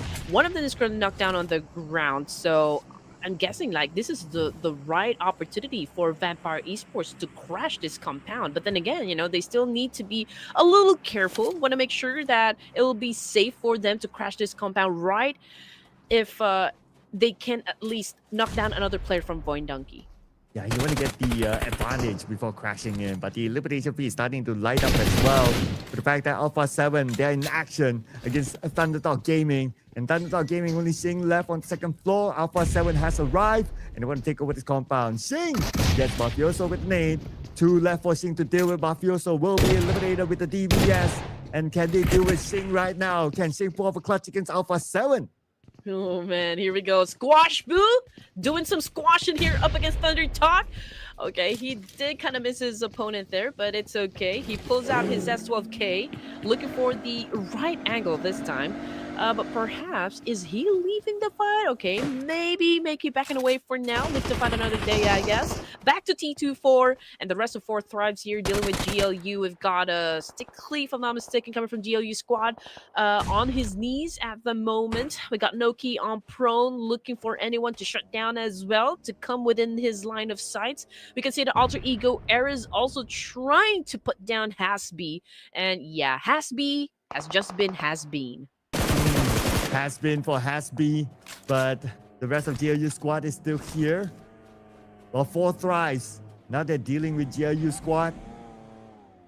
They're not making the big moves yet. The best part is that Alter Ego is still in the game, but probably not for long because the blue will be on top of him very, very soon. 4 Thrives, in summary, right now they're basically managing 2 teams at the same time, and they're playing the gatekeeping role very well. They are doing a tremendous job here. And it's both competitive teams here, I can say. I mean, GLU squad, okay, they haven't won any chicken dinners just yet, but they're quite aggressive in terms of elimination points as well. And Alter Ego Eras, okay. Alter Ego Eras, down to their last player, that would be BX 666 here. So perhaps that is the reason why 4 Thrives must be managing this game well, because they've already put out the fire. I mean, Alter Ego Eras down to the sole surviving member, so it is easier for 4 Thrives to kind of eliminate them. And circle-wise update. Looks like it goes towards the middle. 2 members of 4 Thrives within together with Xing, the final player of Thunderdog Gaming, still in the game. BTR is going to come in from the top right. Looks like they might have an easy entry, but they do have the option of getting into this fight to collect those elimination points as well. BTR has yet to open up their account this time. Anyway, we're back on 4 Thrives, trying to take out a BX 666 who's still in that house. But 10 more seconds before the door starts to close. On the elimination feed is starting to light up right now as Xing will be eliminated by Alpha 7. Oh man, GLU I feel like already eliminated as well. There you go, there's the confirmation we have been waiting for. Exited the game with 5 points, so it's still okay. Tony K clutching here, ladies and gents. Void Donkey receiving a lot of punishment from Tony K, but unfortunately Tony K kind of got hit as well.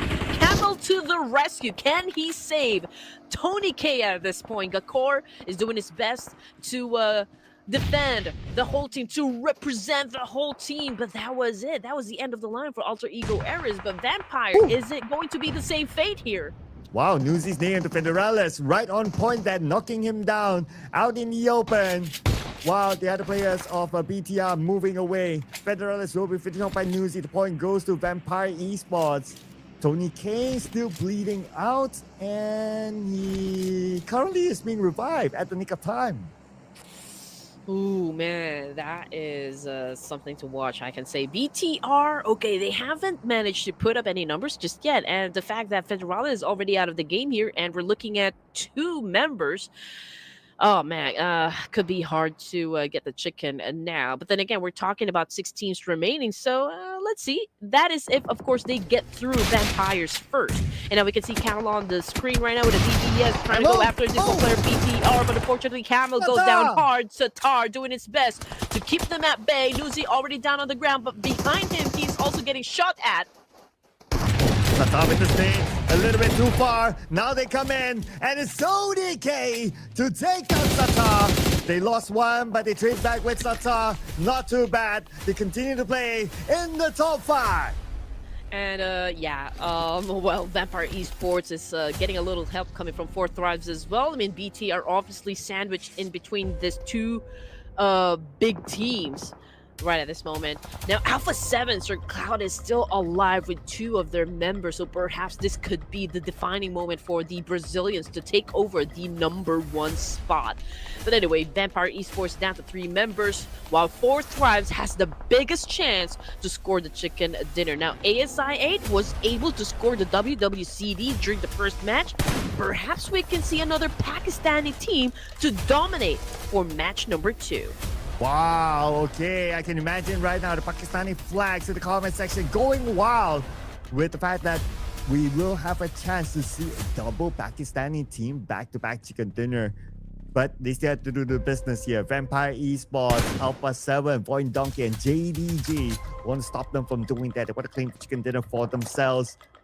Looking at the current position of most of these teams, they are actually on the outer side circle. So all of them, pretty much all of them have to move forward. And that's where we'll see a lot more shots to be taken. Just like what Vexy is doing right now. Just overlooking that one last player of JDG.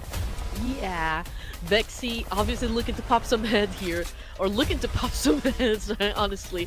And so I hope that he doesn't try to peek, because Vexy will dare to eliminate him. But anyway, Four Thrives, they're being very patient.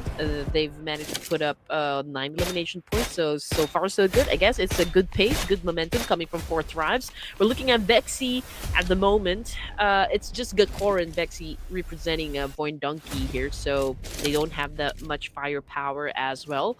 And since Vampire Esports, at least they have, 3 more members, so it's still doable up to this point. But just looking at the situation, I feel like Four Thrives has the zone control.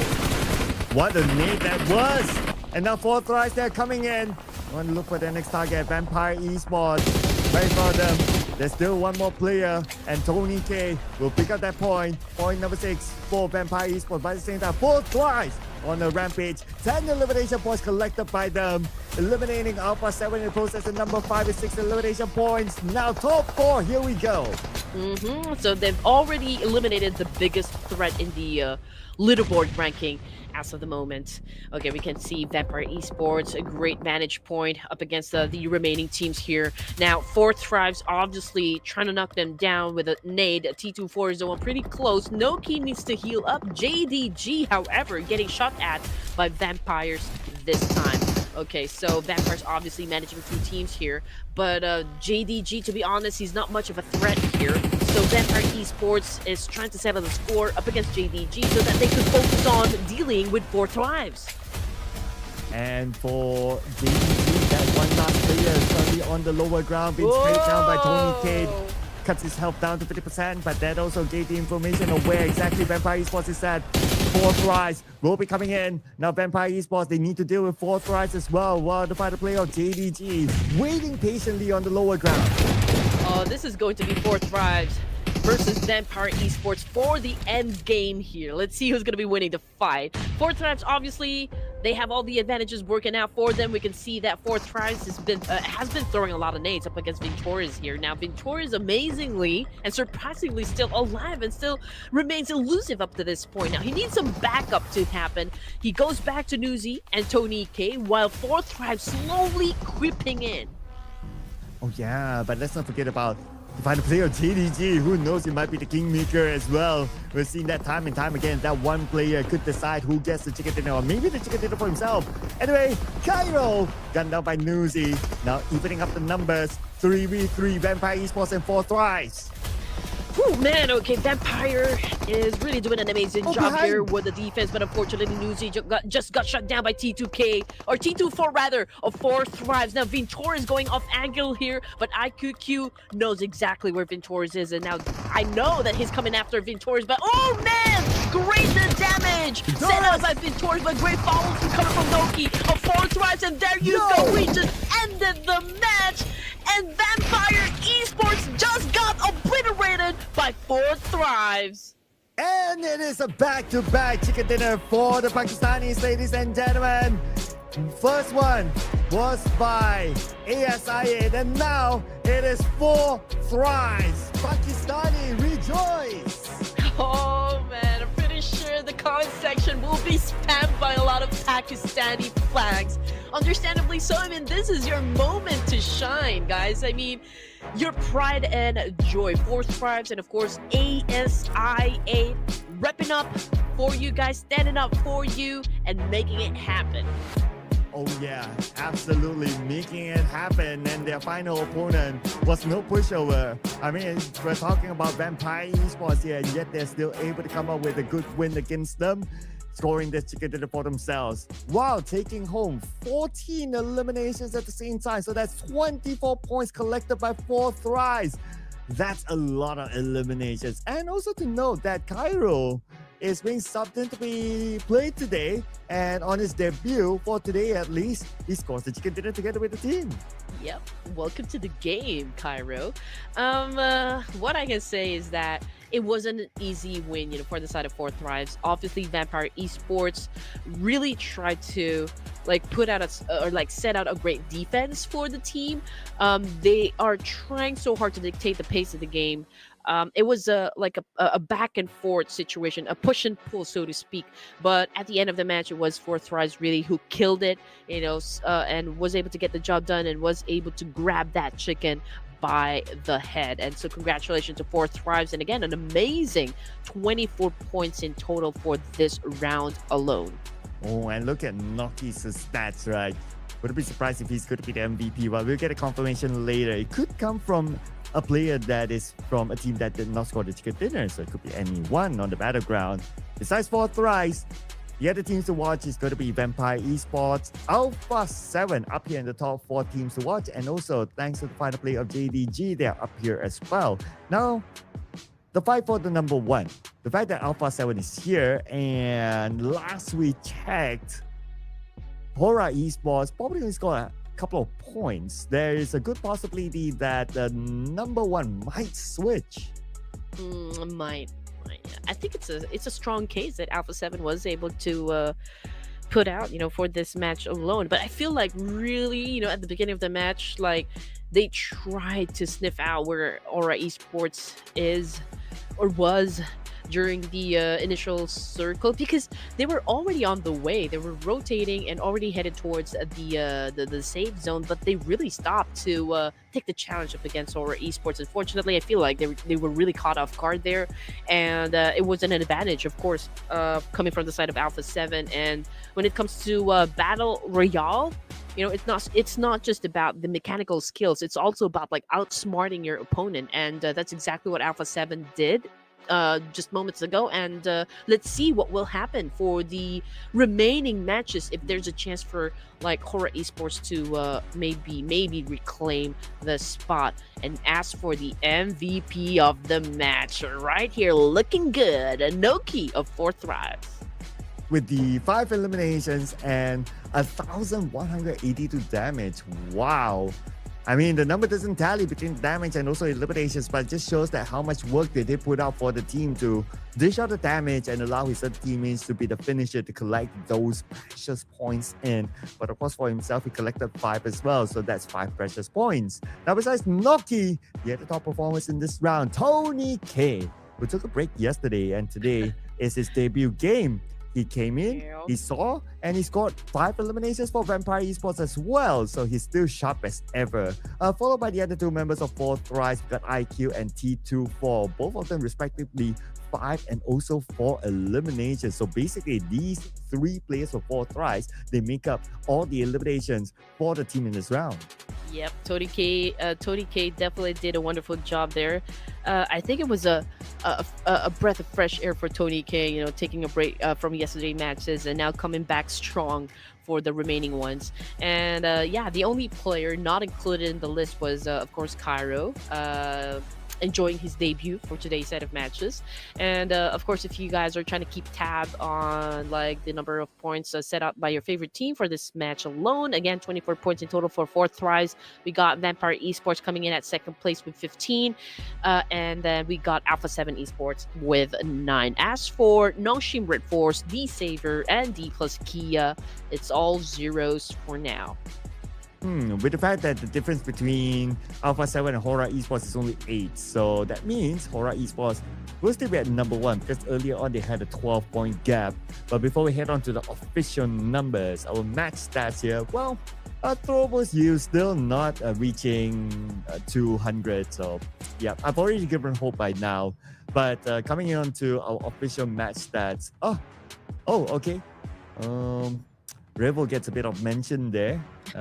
Interesting.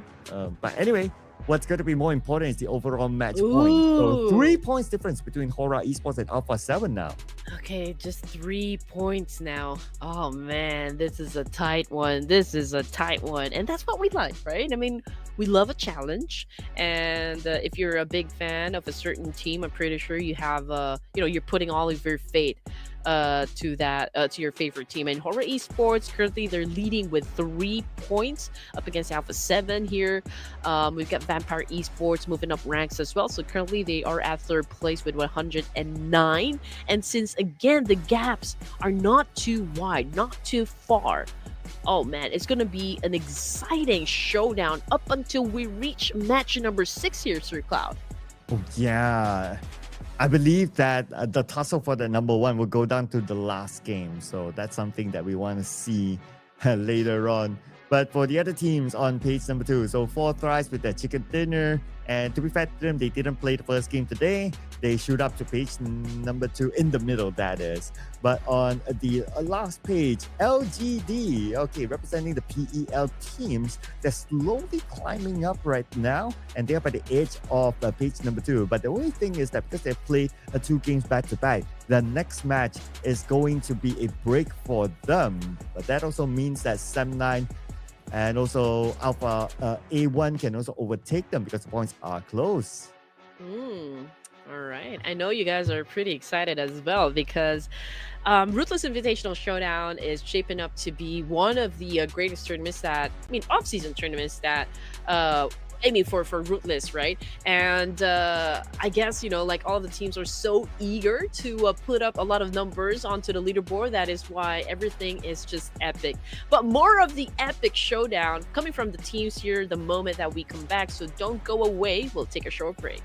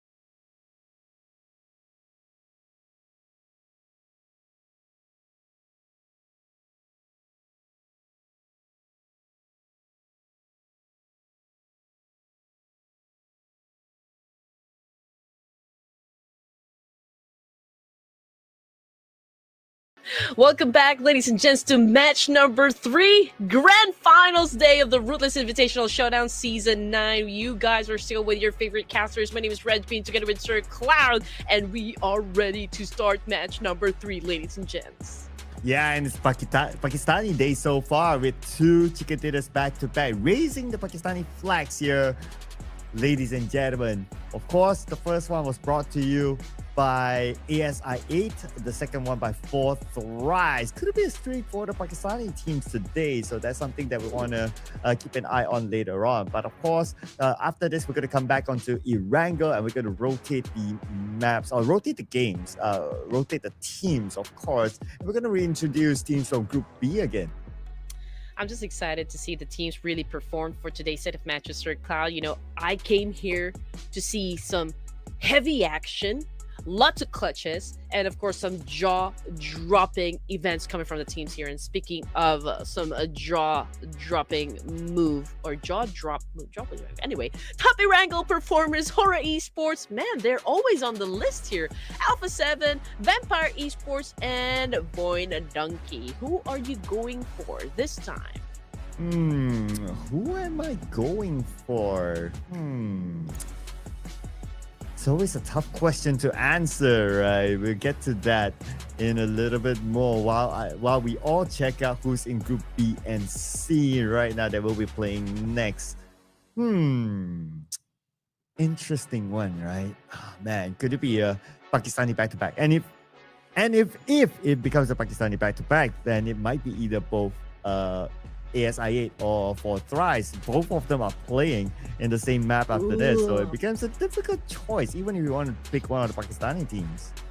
Okay, so Crypto was able to score a chicken dinner for himself and the team, and then we've got, of course, Fourth Rise getting the chicken dinner second, so that's Falak's group, and we all know there's some sort of rivalry going on between Crypto and Falak, and so having them both inside this match makes it all the more interesting, I can say. But again, we need to do our predictions, Sir Cloud. And I know it's a tough choice to make, but we still have to go through it. Oh, man. Here we go. Whew.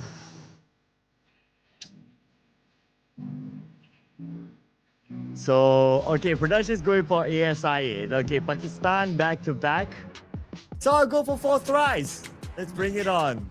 Right, bring on Fourth Rise. Let's go. Oh my goodness. So B versus C this time, right? And okay, since you guys went for the 2 Pakistani teams, I feel like I'm gonna go with is D Savior playing? I'm gonna go with D Savior.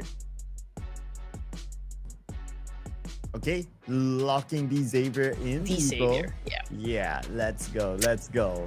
I wanna see one T100. Yeah, I'm pretty sure that he's a fan of the Terminator, Sir Cloud, because T100 is one of the I mean, Terminator himself is a T100, right? Is he? Yeah, it is T100. Now it makes me Mm-hmm. wonder: is Wunti old enough to know the T100? I'm pretty sure. I mean, the fact that he put it in his name, I'm hoping he knows about the Terminator. I mean, if the T100 is part of the idea, then cool. Hopefully we get to ask him the question one of these days. Like, do you know the Terminator? Do you know T100? Do you know who John Connor is? Do you know Sarah Connor? Oh my goodness, all the throwback pop culture names. Yes, sir. But anyway, okay. We hope Sir Cloud and I you guys still recognizes all the movie references that we're putting out there, you know, when we do our commentaries, some of the things that we love doing. But anyway, up in the sky here, ladies and gents, is of course our plane headed towards the OG map of Erangel. And as for the top players for the grand finals, Sky of Hora Esports just got dethroned by Revo of Alpha 7. So the rivalry between Alpha 7 and Hora is kind of heating up. I mean, the tension is already there. even when it comes to the player stats as well, like a lot of the top stats will feature both of those teams together. But there's also a lot of Sky in our stats as well. So I wonder whether he will be the tournament MVP at the end of this tournament, of course, because, well, I guess the competition is pretty tight up there. But we haven't seen much of Win even today so far. So I don't know if Win can actually snatch that one away.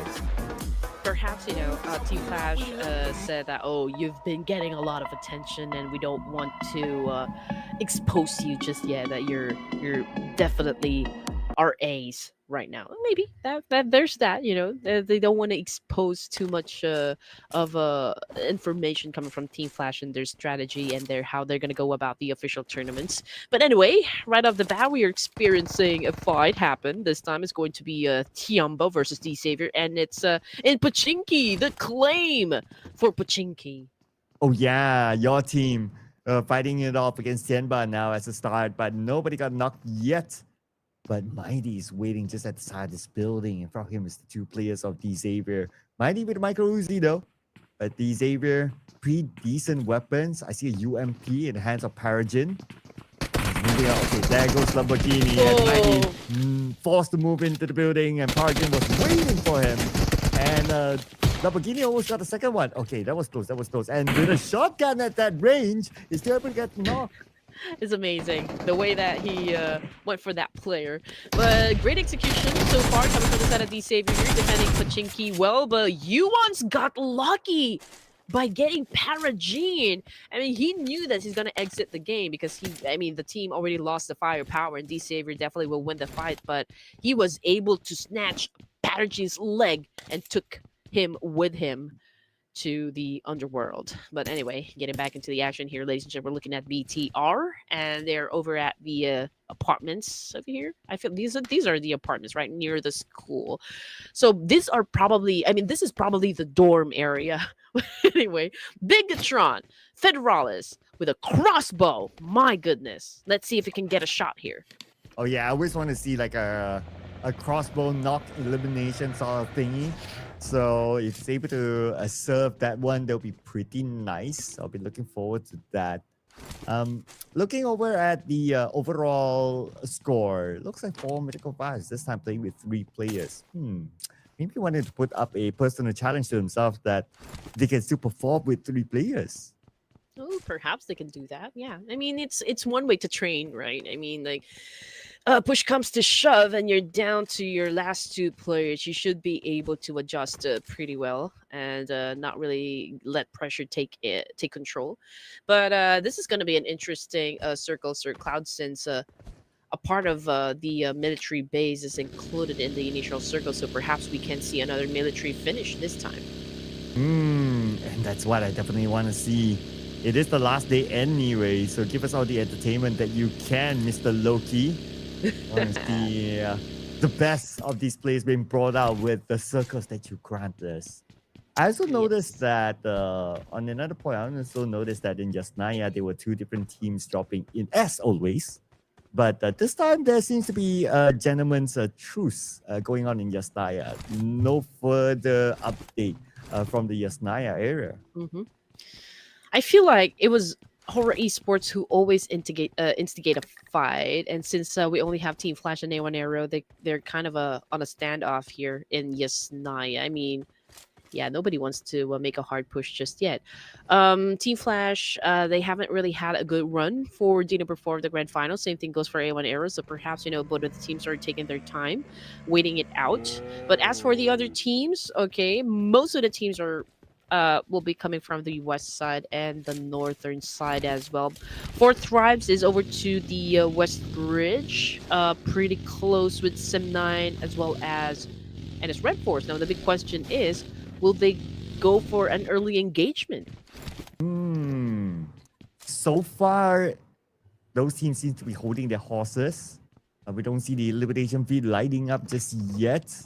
And I guess a lot of teams are doing so because they want to wait and see how the circle will go next. Ooh. But JDG, okay, a bit of a revenge. They are now moving on to BTR's position, Razy down out in the open, and JDG is going for him.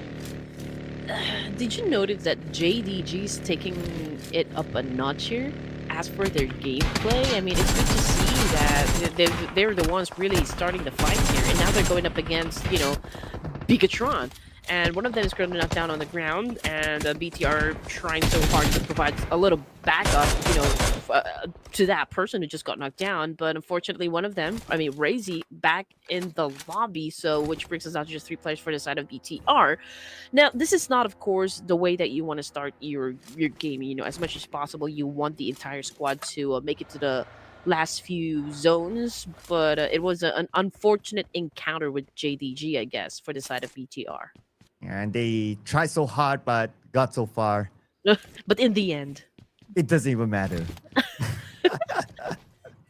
Another pop culture reference, ladies and gentlemen. If you know that, put it in the comment section. But Xavier delivering culture to NS Red Force, but Noxie is there ready for him, knocking him back down with the AUG. Let's check out if NS Red Force can be the force to reckon with up against D-Savior right now. One player is left for the side of D-Savior. And let's see if TZ here can make any difference for NS Red Force. He is up against Lamborghini, which is, of course, a tough competitor here. But let's see who's going to win. Oh, Beanie is here! Beanie comes to the rescue. Now, TZ with another shotgun kill. And that is it! Whoa, D-Savior already out as early as now? Yeah, the moment they rush in, they got an advantage against NS Red Force, but the quick U-turn happened. But for NS Red Force, they can't chill because now 7-9's around the corner. And 7-9, just look at the minimap, they even have a support player up on the higher ground. So they are like all around NS Red Force for now, waiting for the right moment to come in. All right, here we go. 7-9 flushing them out. TZ, XZY cooking up a nade. To try to potentially shut down any players coming from 7-9 to stop them on the tracks, but Biddy with an effective kill using a DPS. U-High down on the ground. We got Firen trying to come up with a kill of his own. Let's see how good NS Red Force will be with their defense. So far, so good, I can say. Yeah, and here comes 7-9. Still not letting go of NS Red Force. And 7-9 still a full squad. NS Red Force on the second floor. Taxi will get Beanie. One more to go. It's going to be XCY on the other side. And DZ defending his own ground. Taking out Mika with the DBS. Just by the corner because they heard the DBS is a very dangerous weapon. Obviously, one of the best weapons to come up with the clutch. XCY down to the rest of the he gets one. One more to go on to the right. And it's super duper low. And Noxin Red Force defended the ground again. XZY putting up a show here, easy like ABC. But, of course, NS Red Force and not out of the woods just yet because the boys of Bigatron out to get them this time. Oh, here we go. But XZY gets better on us as a start. Noxin Red Force. Oh, man. Okay, XCY, let's see what he can do against the other members of Bigatron right now. Cooking up his name. But from this side, surprise, surprise, say Snape to eliminate him. After defending the ground against two different teams, they finally go out. Ooh, man, defense against the Dark Arts. Oh my, okay, that was such a great tactics right there. I mean, you weren't really expecting it, but it's one of the oldest tricks in the book.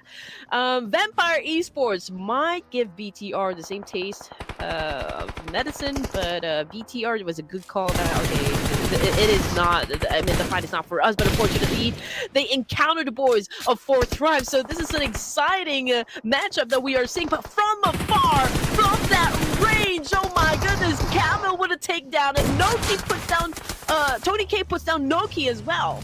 Oh, it's a big mess right now. 4th Rise and Vampire Esports now duking out with each other. And here comes 4th Rise. Vampire Esports face to face. Cairo comes in with the DBS, dancing around the tree, going around, trying to find his target. But Camo dancing as well. He is being really, really tricky. At the end of the day, it is Vampire Esports winning against 4th Rise. Now T24 trying to get away. 50% of health left. The vehicle is now being shot down. T24, where are you gonna go? Vampire Esports is the one to dominate it at the very end. Check it out, Sir Cloud. We are just at stage 2, but we're down to 17 remaining. And of course, the fight is not over just yet. We are seeing a lot of trade-offs, back and forth situation from a lot of teams here in the main peninsula. RQ domination, 5 elimination points here. VPE getting slaughtered by 4 Miracle Vibes this time. Oh man, no chill, man. No chill at all. There comes Ruthless. And here is four Miracle Vibes eliminating Vampire Esports. What are we watching, Red Queen? We only have stage 2, but we have 6 teams left. I told you it's gonna get crazy. I mean, for the grand finals, oh man, everyone is up for the job. We did say that everyone is back in heat and they're gonna play hardcore this time. And it's a fast Erangel that we are seeing right now. Absolutely, absolutely insane. This is the fastest round that we have got so far in the finals. Who's going to be next right now? A1 coming into the circle, and ASI8 is closest team to them. There's a potential that we might see a clash between ASI8 and A1. Oh, definitely. And for Miracle Vibes, perfect timing for them. They weren't so aggressive. They weren't so greedy either. I mean, it was just okay.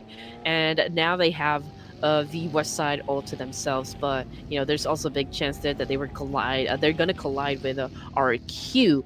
As for Poindunky, unfortunately, they're down to Vexy, their last remaining player, and A1 Arrow. Man, the moment they step in the safe zone, they are greeted by ASI8 and a Death Storm out of the game by Casanova. That's a point done under his belt, and baby still inside his buggy there, just went down to the crater and anticipating an attack from A1. And they're still circling around each other.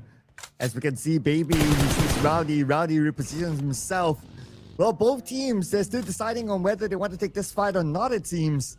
As Casanova is now left on the outer side circle, looking over at A1. He still has the time, though. A1 not truly showing themselves to their opponents from ASI8. But they're getting closer and closer now to Casanova. Casanova now on his vehicle, on his buggy. Time for him to go.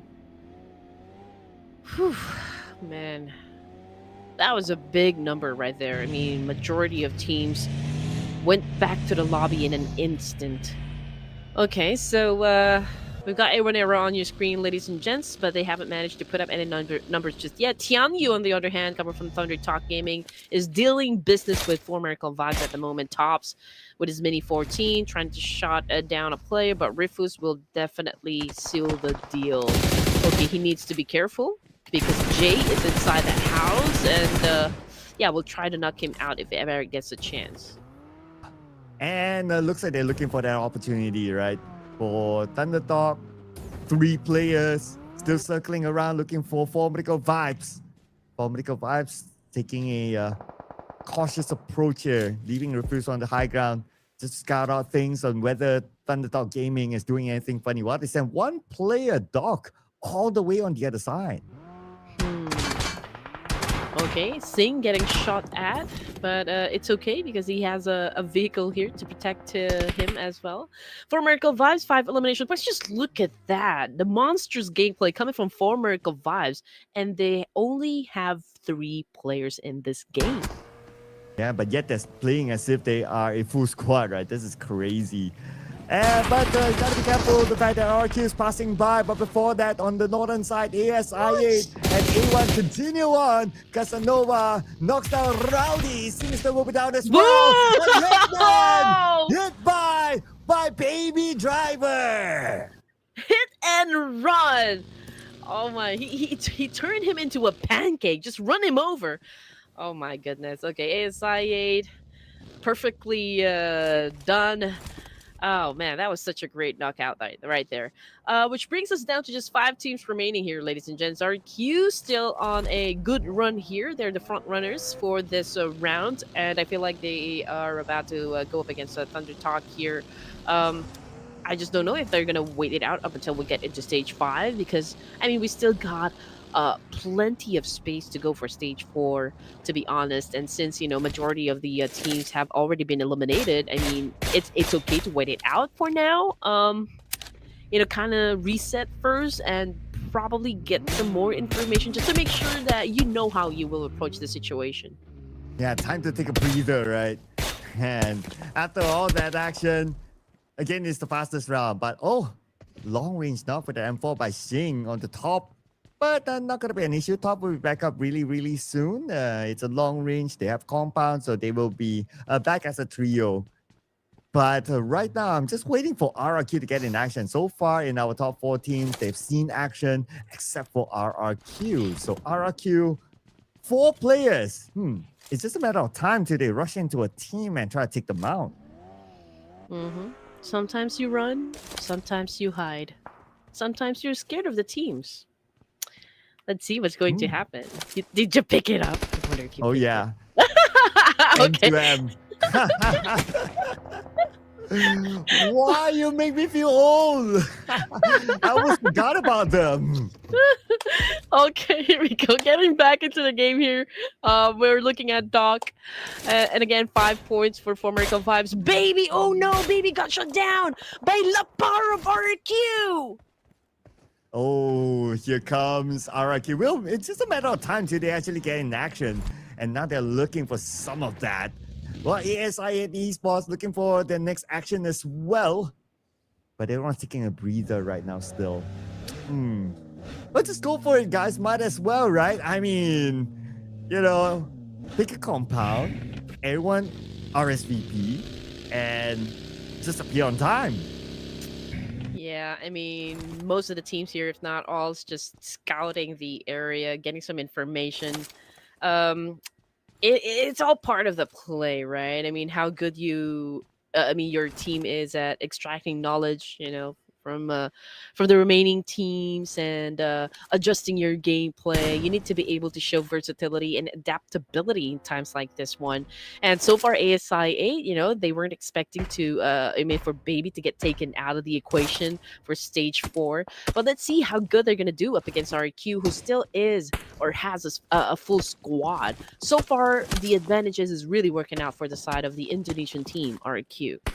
Yeah, I can say pretty much the only team that is playing this tactically is RRQ now. The rest of them is just like, okay, I see, I shoot. That's all I know. Just like what's happening to Ruthless right now. Knockdown from afar, and here comes Voin Donkey, Vexy, long range of the UZM, finishing him off. Let's find the play of Voin Donkey, opening up the account for his team. That's a good move there, but he does not circle now. Time for him to move. Again, another unfortunate event for the side of ASI 8, losing one more member of the team, which puts them at a disadvantage. Okay, Voindonkey, Vexy. It's amazing that he's still alive in this situation, but since his location had already been compromised because he took down one of the players of ASI 8. I do wonder if ASI 8 will punish him for that, or will they prioritize getting inside the circle? Right now, Casanova is close to RQ. Yeah, he's scouting out RQ. Just across him, he sees RQ. Oh no. Takes the shot. No. Was not able to land it, but that also means that his position is also compromised. But RQ, with the fact that they decided to play this on tactically, they choose to avoid the fight for now. But Vexy, that is revenge by who? Best dish served cold, as they say. Whew, okay. Anyway, ASI 8 still continues to fight on, even though we are looking at just 2 of their members. Former Miracle Vibe still with 3. RQ doing an amazing job so far, but unfortunately we took a hit here coming from Who of ASI 8. Did he get the point? I'm not sure, but Casanova also down on the ground by Nerpeco, and Nerpeco just made sure that there will be no Lazarus effect whatsoever. Lapar moving off angle here, and he might shoot down another ASI player, but former Kovacs, oh my goodness, just took a hit, and Doc already out of the game, but that exposed him to the remaining players of 4MV as well. Yeah, the quick exchange happened there, and now we're down to top 3 teams. RRQ, Thunderdog Gaming of 4 Vertical Vibes, and hey, hello, Jackie. Oh, okay. I didn't have enough time to change my voice. But anyway, Thundertalk Gaming right now with the compound. They have the best position possible. Okay, airdrop just got looted by Nerpeiko, leveling up his gears. Okay, we got Thunder Talk Gaming on your screen, ladies and gents, saying right now on the second floor, looking through the windows, trying to anticipate an attack coming from the teams remaining. You have to be aware of each of the positions and all the directions your enemies will be coming from. And right now, it is a standoff between three teams here. Thunder Talk, we got former Vibes, and RRQ. You know when the music is up, it's towards the final moment now. But I must say though, the best chance of going to get into Thundertalk Gaming. They did score one yesterday and looking to claim another one here today. Now we're coming into stage number 6 and Thundertalk Gaming, they still have the circle. Probably RRQ, they don't have the circle, but let's see what's going to happen here for RRQ. Okay, they're just next to Formidable Vibes. Sorvel with a high guy advantage onto them. They see Formidable Vibes, and here we go. RRQ Formidable Vibes, and Lapar coming in from the side, Woo! knocking out Ruthless. One more to go, top in the building. Lapar coming in hot, shutting down Redfooz, and Tops, ooh, just succumbed to death there from the hands of RQ. 5 elimination points set out by Lapar alone. Formidable Vibes exiting the game with 6 points in their pockets. And now Thunder Talk Gaming, what are you going to do with this situation? I mean, it's a fair fight. It's a 3v3. I mean, one of the players still knocked down onto the side of RQ, but King now trying to make a move here. Can he do the job? Oh, here comes Sorvel. Sorvel just right beside King. He comes in. Okay, King gets the Pickle. Get the members of Showdown Gaming. He's still alive though. Door will be closed. But King knocked down. It's going to be Sing and Ajay versus Sorvel. And also Lapar right now. Sorvel fires Lapel on the other side. And Sing, we want to make sure that he actually gets one trade. But King is still down on his knees at this moment.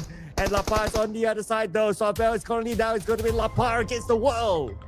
Great support there coming from Jay. He just unleashes the nade and puts down his teammate. Oh no, that is not looking too good. But let's see if he can make a move here to try to seal the deal and get that winner with a chicken for Thunder Talk Gaming. Yes, sir, he was able to pull through. Thunder Talk Gaming getting their second chicken dinner for this tournament.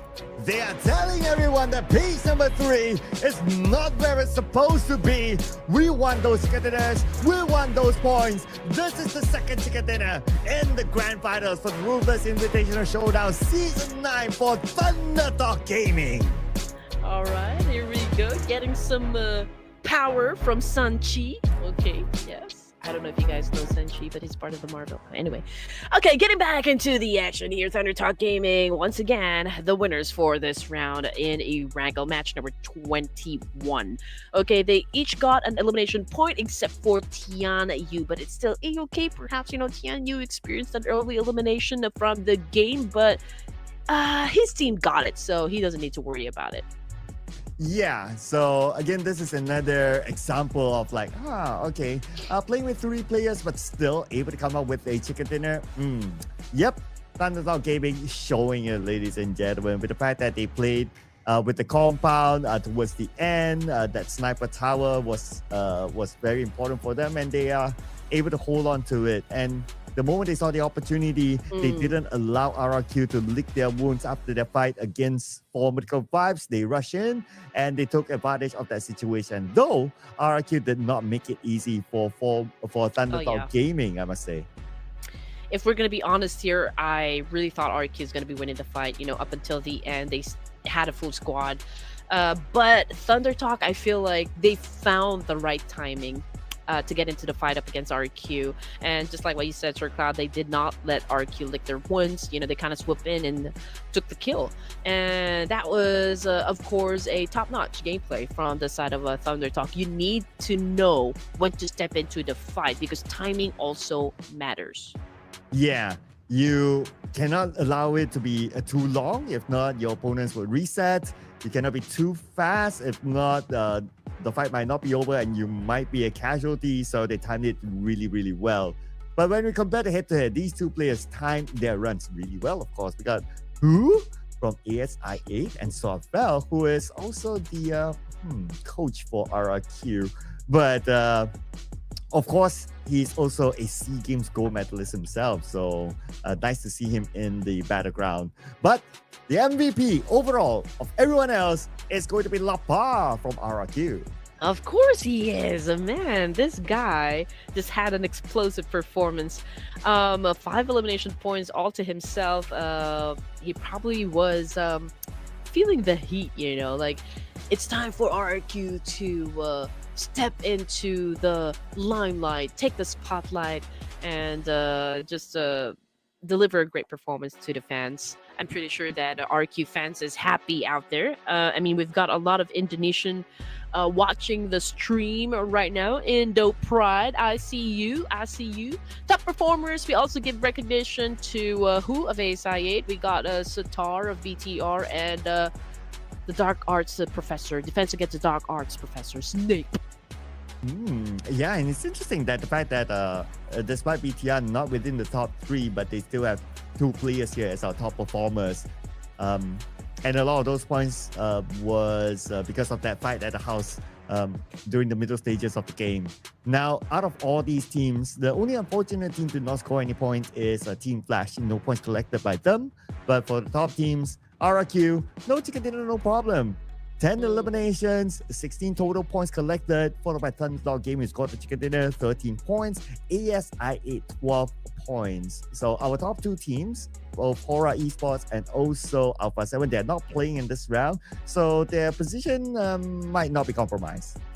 Yeah, I'm also looking at D Savior. The good thing about what happened with D Savior just a while ago inside the game is the fact that they were able to score at least 5 points for the team. So I guess that was a pretty decent number still. But in the overall rankings, I don't know how's that gonna fare off. If they would want to be part of the top 5. They would still need to exert more effort, I guess. 53 throwables used in Erangel is not the number that we expect. I mean, I do understand we're not going to hit that 200 point mark, but 53? I mean, maybe because it was a fast Erangel that happened. Yeah, I mean, you can't get any lower than that, right? 53. Yeah, that is probably the smallest number that you'll be able to see, ladies and gentlemen. If it goes any lower, I don't know what's happening. But I do know for sure that with ASI 8, now they're number 3 in the podium spot with 118 points and just a handful of games to go. I don't know, but it could probably just go down to the wire of between Hora Esports and Alpha 7 for the championship this season. Or perhaps, again, they're playing the tug of war in terms of like who gets to seat at the top spot. 140 versus 137. It's a 3-point lead. Again, anything is still possible. The only goal in every tournament is for you to land at the top spot. If that is not your goal, then I don't think you should be playing here. And as for who gets to sit at the top spot, well, we'll just have to find out because we still got how many more matches? Do we still 2 more matches? Yes, 2 more matches. Yeah, true. For each team, 2 more matches. Okay, or that's 3. That's gonna be interesting, right? Uh-huh. But for Thunderdog Gaming, I also find it interesting the fact that they managed to crawl out of page number 3, of course representing the other PL teams, but because they are now in page number 2, another team will have to go down, and that is Team Secret. But we got to give them the benefit of the doubt because they did not play in the recent match, so they can still climb up once we come back for the second half of our tournament. Yeah, that could happen still. I'm already happy because yes, some of the PL teams are not really performing in the tournament, but the fact of the matter is that LGD as well as Thunder Talk and even Tiamba is putting up a great show. I'm already happy with it. Yeah. And Thunder Talk, of course, second chicken dinner. So it's great to see these teams coming back up and still putting up a good show for all of us. So we hope for more in the coming second half. Of course, in the second half, we're going to re-rotate the maps. We're going to come in back onto Miramar after this, and we're going to see Group A versus Group B. And we all know who's in Group A. It is the top 2 teams, Hora Esports and also Alpha 7. So it's going to be really exciting to see them coming back in for their personal second last game. So don't go away, ladies and gents. It's going to be an epic showdown, I'm telling you. Is it going to be Alpha 7 or is it going to be the crowd favorite, Hora Esports? So don't go away. We'll be taking a short break. Don't dare change the channel.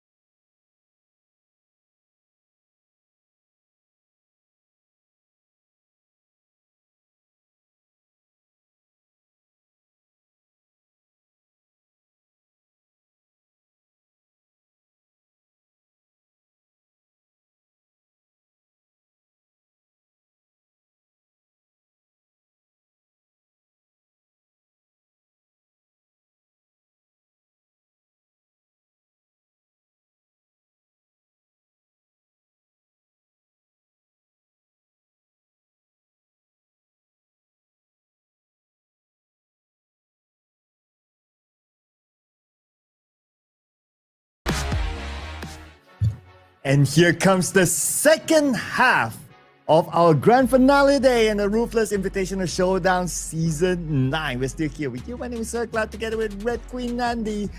And what a round it was. It was the fastest round that we have had so far. It was a crazy wrangle to begin with. You know, I wasn't expecting that the moment that we step into stage 2 that majority of the lobby, not even half, majority of the lobby was already gone. I mean, we're down to 7 teams at stage 2. Imagine how hot the teams must be feeling right now just to make a point, prove their greatness, and to deliver you guys a very wonderful show delivered also by Ruthless Esports. Yeah, and that happened in Erangel, which is a mid-sized map, I must say. But we're heading on to a bigger map, which is Miramar. So I wonder if something like that will happen again. Honestly, I wouldn't mind because it's like action back to back, back to back, back to back. And we just can't stop enjoying the action that's being put out to us by these teams.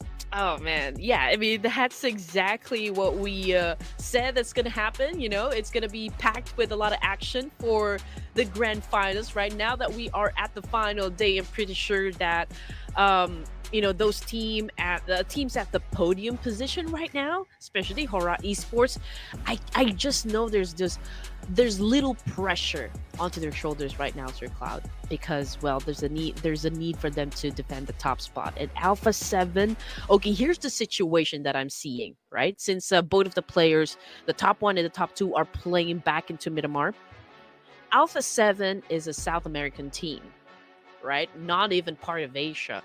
So, like, if Alpha 7 dominates this lobby, that's gonna be big.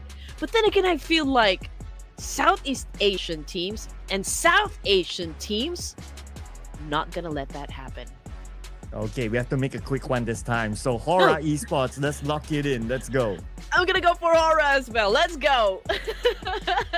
Hey, okay. Double Hora. All right. Okay, let's lock. Let's go for Sir Cloud, Hora Esports. No, okay, so it doesn't mean we're against Alpha 7, okay? That doesn't mean we're against Alpha 7, but it makes it all the more interesting, right? I mean, if the South Asian teams and Southeast Asian teams can defend this lobby, right? Well, one of the other reasons that I pick Hora Esports is because production picked Alpha 7 first. So yeah, we're against production. Make it exciting, right? Just want to make it exciting as well. So we'll put that in since now it's the race to the top number 1, and both of these teams will be playing their second last game as they head on to Miramar here. Of course, they will be taking a break in the following round, and they will be back. They will be playing 2 games back to back. Okay. So this round, next round, might just be the determinator on who's the number 1. You know, at the end of this all, we just want to have fun, honestly. You know, this is our favorite game. That's why you guys are so passionate at supporting your favorite teams and your favorite players, because it is something that, you know, makes us all happy. So instead of you guys fighting over, I don't know, down there in the comment section, let's just cheer for our favorite teams and for our favorite players, and let's all just have fun, because we are already starting the game in Miramar. And that's exactly what we're doing right now. And look at the flight path. It's a familiar flight path. It's similar to the Miramar match that we got earlier on, but of course it's a different set of groups. So we might see a different kind of clash inside of Miramar. Of course, hotspot is going to be Impala. It's going to be Lost Learners. I see a lot of teams in Lost Learners already, including Team Flash.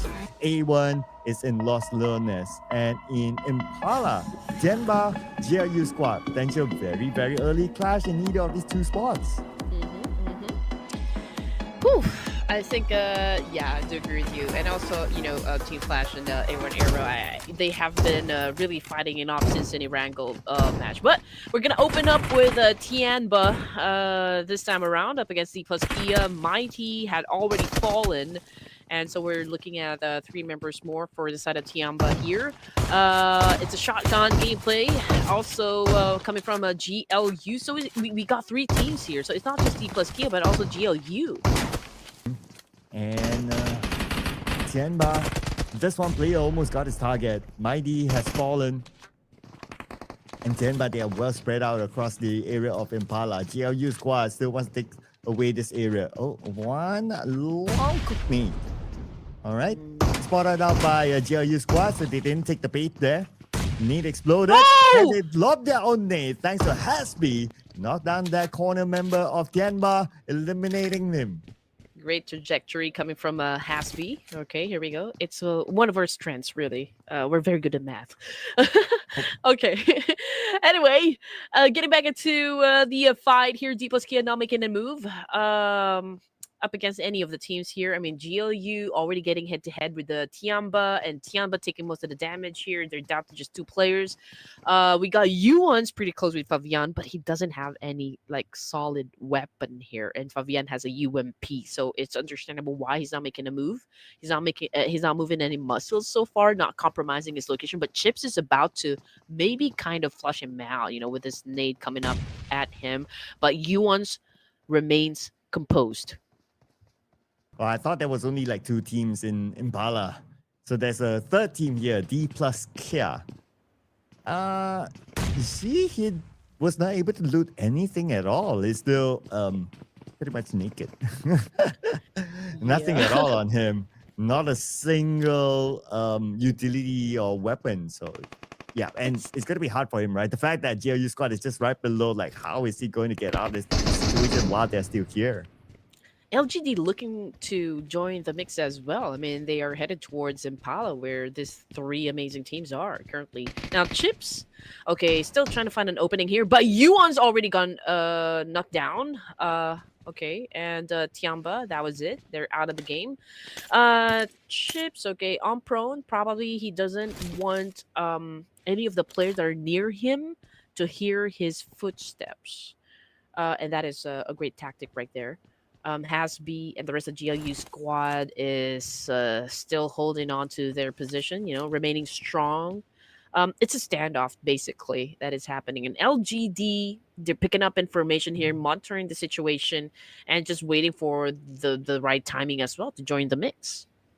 Yeah, it's just a matter of time, I guess.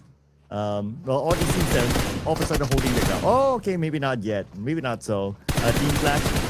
Now with Bo, he almost got target. Okay, he's going down. Okay, oh, bit of a taco work there. But Young T anyway was waiting at the lower ground to secure that elimination point for his team.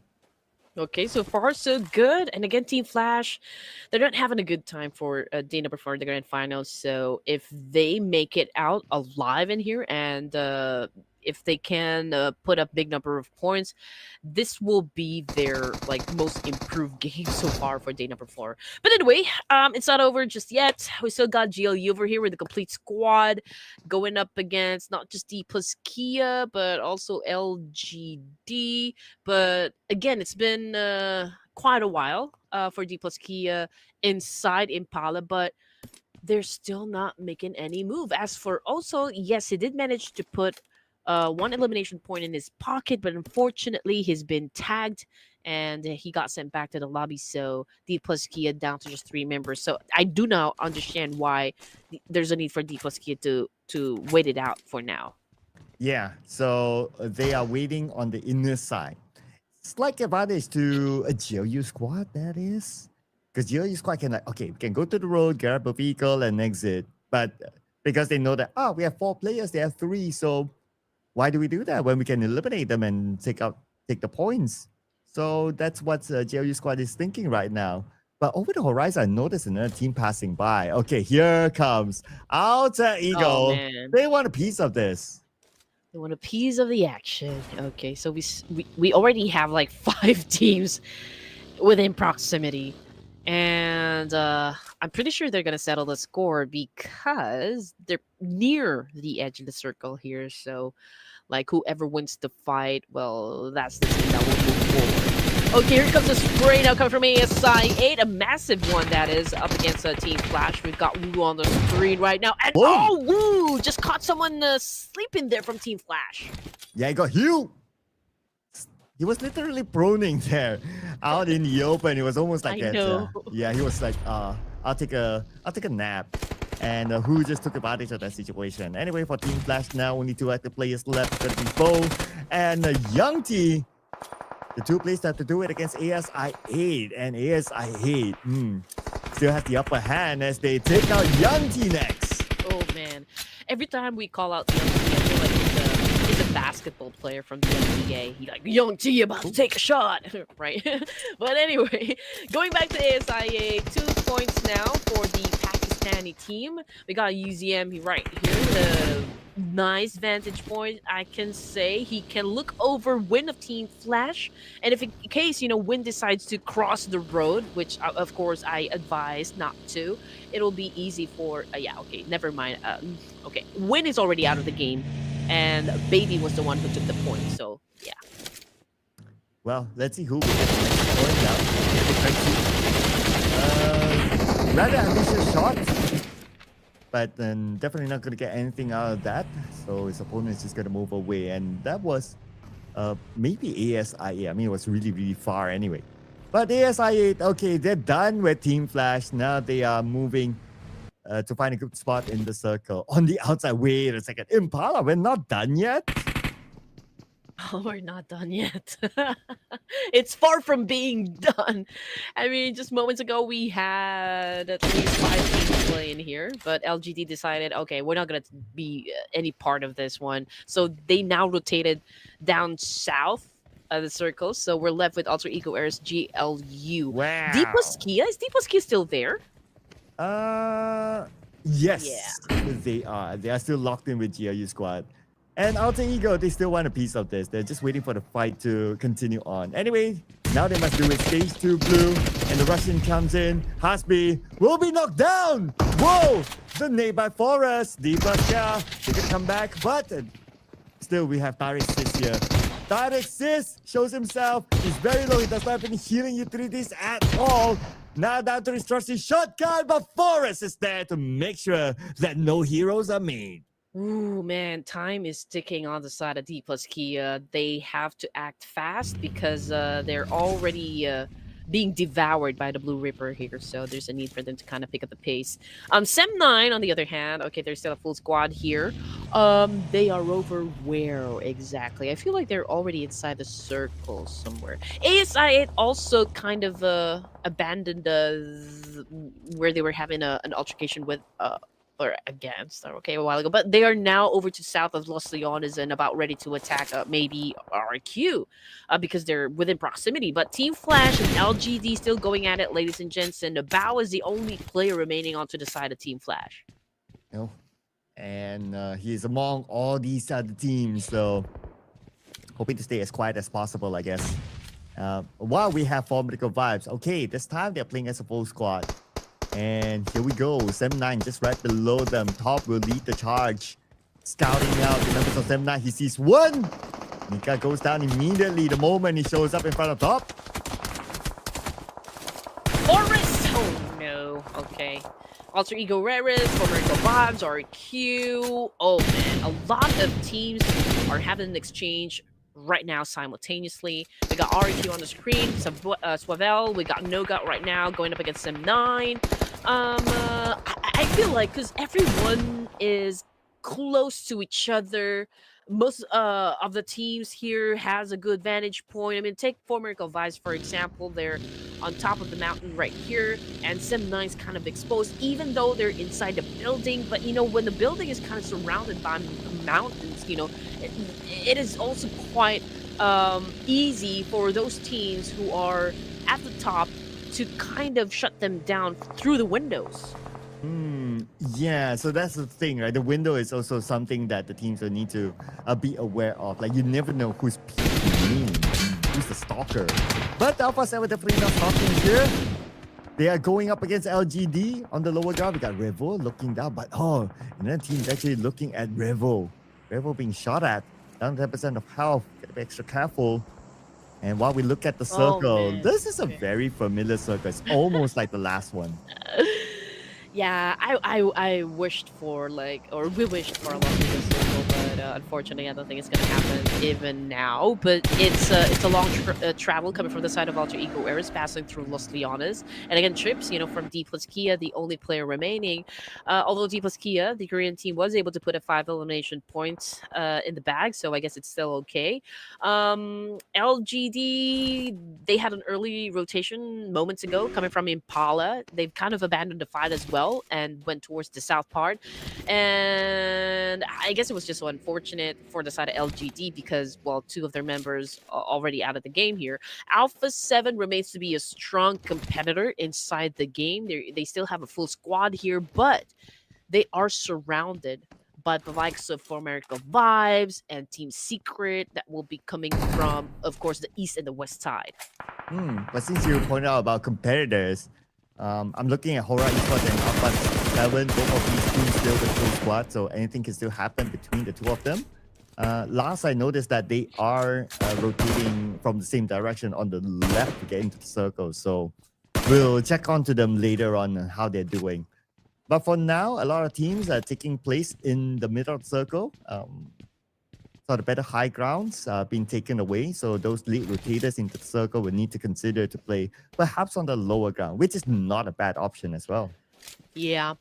I mean, Horror Esports, they're still outside of the zone. Okay, there's a chance for them to pick up a fight up against Team Secret, but I think they're gonna avoid conflict for now because they kind of changed their main entry point. But then again, I feel like they're gonna clash with Alter Ego Eris because Alter Ego Eris rotated to the northern side as well, taking maybe a high ground someplace. Yeah, and Alter Ego, at first they were interested in Impala, but all of a sudden they changed their mind, I guess, because the Impala fight happened too late for them that if they were to engage, they might be wiped out by the Blues. So it's not a worthwhile fight for them to take, and they decided to move into the circle where now they managed to escape from the Blue Reaper. And welcome to the high ground here of Minister Valley. Okay, here we go. BX 666. He has Horror Esports within his line of sight here, but he couldn't find the right angle. So I guess he needs to go down. But Alter Ego Era is okay. There's another one that definitely will provide a little backup to XB 666 here, or BX 666. So let's see if they can be successful at picking up players coming from Horror Esports. As the circle shifts, looks like Alpha 7 got the middle of the circle. Okay, for Hora Esports at the north, above them is going to be Alter Ego, but Hora Esports, as long as they can cross the road, they can head onto the high ground and take one of the best positions in this circle as well. So let's see if Hora Esports can do that. That will be their first challenge in this circle. Alter Ego, not interested to make a direct approach. Looks like they're circling around to find a different entry. So the options are for Hora Esports is to reposition, take a high ground advantage, or challenge up or gatekeep, boys of Alter Ego Eras. So those are the two options for the side of Hora. And Team Secret, okay, I don't see anyone contesting their location. As for Alpha 7, they're already down south, already camped. ASI 8, 5 elimination points, still a strong start for the Pakistanis. So let's see what placement they're going to get for this round. As for LGD, they got eliminated with 1 point in their pockets. What else is going on? Let's see. ASI 8 is over down south of the circle.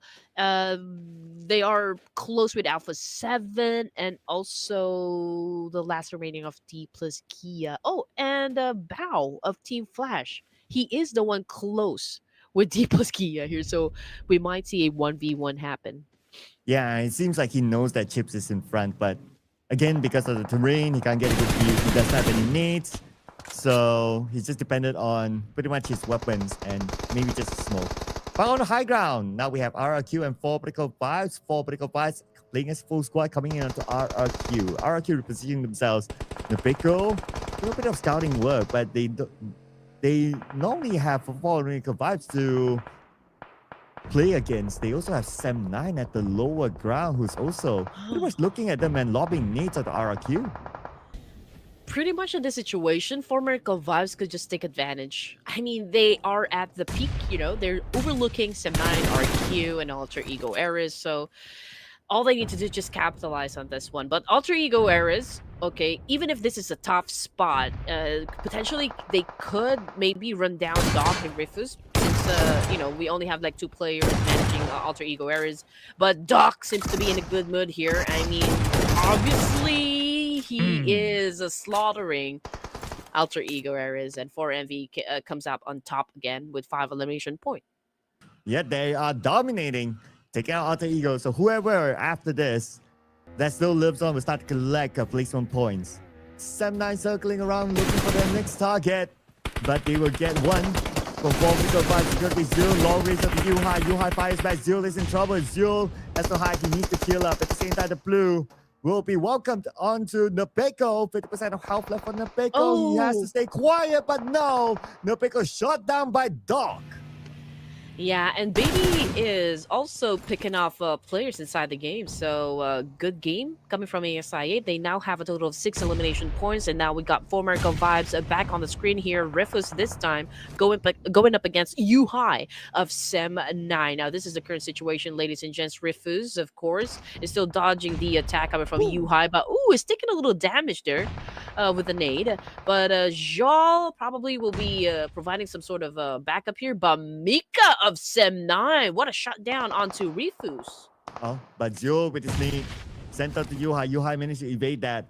Now playing without Refuse. It's only Zul as well as Doc. Let's see if Doc can pull off a big one here against Sem9. Time is not on their side. 18 more seconds before the zone starts to close. Now Doc rushing in on 2 players of Sem9. With that stuff, but he lost the 2v1. Sem9 wins it, leaving 4 vertical vibes with only Zul. Horror Esports trying to get close to where the action is happening. So 4MV, Sem9, as well as ASI8 having an exchange onto the northern side, and Horror Esports gauging the situation as well. Now, Jal asking Rifus to crawl back to him so that he could pick him up, but Yuhai did not even let that happen. But unfortunately, from behind, he got tagged as well by Baby of ASI8. And Zul, how is he going to get out of this situation now? Sem9, 2 players left, but looks like he might have a lifeline here with the fact that Baby by ASI8 has appeared. And Sem9, they want revenge, but Baby is not going to give them that easy revenge. He has his teammate together with him. Across, Mika fires from the top. One last hit is needed. Mika will not miss that shot. All right, Mika needs to be careful because on top of him, there's another player, and that would be Jal of former Co5. So, yeah, I think he was able to do his revenge against Mika right there. But unfortunately, man, Horror Esports is behind For Miracle Vibes, and they're the ones that kind of sealed the deal there. So For Miracle Vibes is not part of the game anymore, which brings us down to 5 teams remaining here. Alpha 7 still at the top. Firen from Sem9, okay, spotted the boys of ASI, headed towards that direction. So I feel like he's ready to give his everything to this match. Yeah, he's rushing forward. He's not really looking back, going for it. Well, our top 2 teams, Alpha 7 and Horror Esports, still in the game. And now Horror Esports, they're coming to action. They're looking for their target. ASI lobbing nades at the Firen. They heard the footsteps of Firen. It's waiting for all those nades to stop. But this nade, lots of damage on the Firen. Glad that he's still all right. Oh man, okay, SI8 coming after the last remaining survivor of the Sem9. Okay, it's a tandem between Who and Baby over here. Now they're trying to flush him out with a nade. I'm pretty sure the hesitation is coming from the fact that they don't want to be reckless at this point in the match. I mean, they're such on a good momentum, but unfortunately, No Fear once again spotted him out. ASI8 in a little bit of a pickle here up against Horror Esports, but Horror is also taking care of business with Team Secret. So lots of things happening for the side of Horror Esports, and if they're not too careful here, Sir Cloud, they might lose the lead. Oh, and here comes the circle. Goes down to the lower ground, it seems. So all these teams on top of this hill will need to move forward, including Horror Esports. And Horror Esports, they see Team Secret on the other side. Who's going to make the first move? Oh man, it's going to be really rough here for all these teams while Team Secret is managing Hora Esports before they themselves can move forward. If not, they risk getting backstabbed. Yep. Currently, they're in between a Team Secret and ASI 8, which is, of course, quite dangerous for the side of Hora Esports. And Alpha 7 has been avoiding all conflict so far for this round. So you just know that they're very tactical at this point. You know, like they're really waiting for the circle to shrink here and just make sure that they go up against perhaps the last teams, two teams remaining. And Hora Esports, okay, they're still included in the mix here. They're still a complete squad, so they still have the best advantage. But the odds are not yet in their favor. Well, who will be favored next? Because we're down to the top 4 teams. And Team Secret will need to move further forward as well. And Frankie gets sleepy from Hora Esports. Where is Alpha 7? They are not part of this fight. They're staying away. But the fact that Hora Esports is still part of this fight, there's chance for them to collect those elimination points. Now, who is waiting for them below? Team Secret moves into the circle, but while they move in, they take out Sleepy together with him. Yeah. Oh, this is not looking too good for the side of the Purple Hearts, just because they are sandwiched in between ASI and Team Secret. Sleepy also taken out of the equation here. Jiggle making a run for another angle here to try and shut down a Team Secret. Okay, that was almost okay. Fortunately, though, for Jiggle... Okay, never mind. It said anything because he got shut down by Trang of Team Secret. So, man, I don't know how they're going to escape this. And this is now Hora Esports. Only 2 players left. And Alpha 7 will be looking at the elimination field, thinking to themselves that, hey, this is our opportunity. But as long as you have players still, anything can still happen. No fear right now, being pinned down by Team Secret. Lobs a nade on the GK. GK takes a lot of damage, but still survives. Okay, GK received a lot of damage coming from the nade from Hora Esports, but he managed to survive. Now Team Secret still holding on strong. I feel like they're so eager to put down Hora. ASI 8 monitoring the situation, is applying a lot of pressure onto the side of Hora as well. Alpha 7 now dominating, spots Casanova, and now went in for the massive spray. And Alpha 7, now it's time for them to come in. They so far managed to score 1 elimination point. And Hora Esports still has that 1 representative to continue to collect placement points.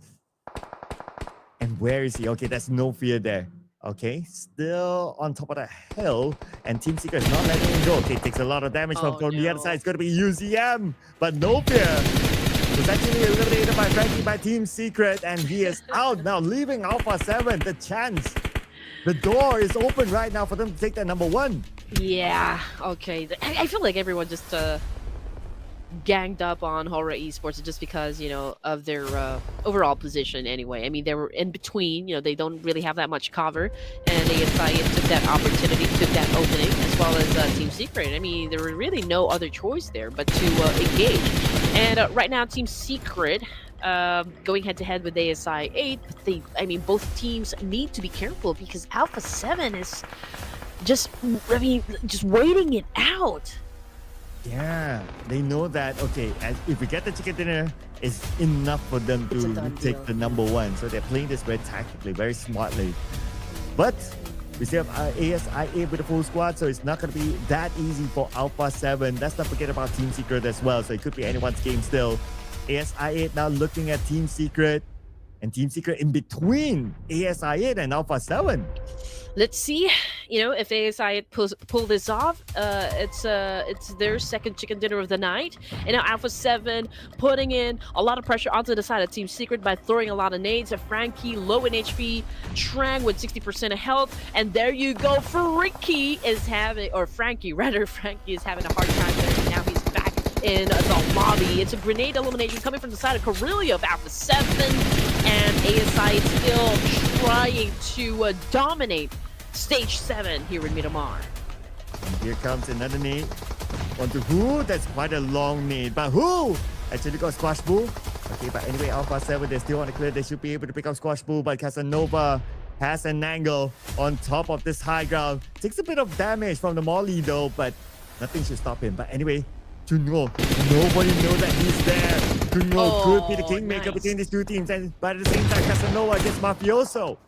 Nicely done by Casanova. That was an essential knockdown coming from that player. I mean, this makes all the difference, for the side of ASI8. They are definitely dominating this three-way battle. And here comes UZM eliminating Alpha 7 with only 3 elimination points, and ASI8 will be able to bag their second chicken dinner of the night if they completely eliminate Kung Nu from Team Secret.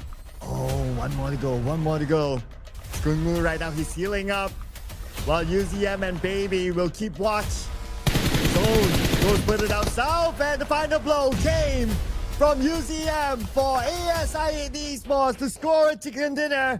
Third chicken dinner for Pakistan.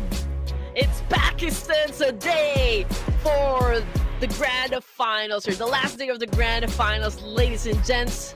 Man, they're flexing their muscle and just letting everyone know that they are one of the unstoppable teams in the competitive scene. Oh yeah. They're telling everyone, don't forget about us. Don't forget about us. We are still here, ladies and gentlemen. And with a whooping amount of 16 eliminations to come together with it, 26 points collected by ASI8. Now, I wonder, how will this change the overall for ASI8, because they still have one more game? I just want to put it out there that the South Asians are the ones who put a stop on the Brazilians from taking the WWCD for this round. So, hey, I'm pretty sure that you guys are celebrating and giving ASI the big round of applause for this match alone. I mean, just look at what Casanova was able to put in his pockets. A total of 6 elimination points right there. Whew. Casanova! Wow.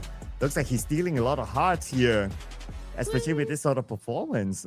Okay, you potentially is the MVP. We get a confirmation a little bit more, ladies and gentlemen. But for our other teams to watch, so we have a Team Secret here, Medical Vibes there, and Alpha 7 as part of our teams to watch. No Horror Esports though, so I wonder how many points did they collect. There is a potential that Alpha 7 might have overtaken Horror Esports. I'm pretty sure that they were able to get the top spot, for this round, because we were talking about the 3-point lead moments ago before stepping into this match. And even though they haven't gotten the winner chicken dinner, they were able to put up 3 elimination points. I'm just not sure how many placement points they were able to get from this round, but add it all up, I feel like, yeah, that was enough to dethrone Horror Esports for now, okay? Which makes our next round all the more interesting for you guys out there. Oh yeah, because whatever it is, they still have one more game to go. Of course, it's going to be the next game in Erangel. But while we wait for that to happen, we're going to look through some of these stats. And like what you said, right, Mr. Casanova stealing hearts on the battleground, coming as the MVP this time with 8 eliminations with only 774 damage. So he was smart in dealing out those damages to secure more eliminations than he should.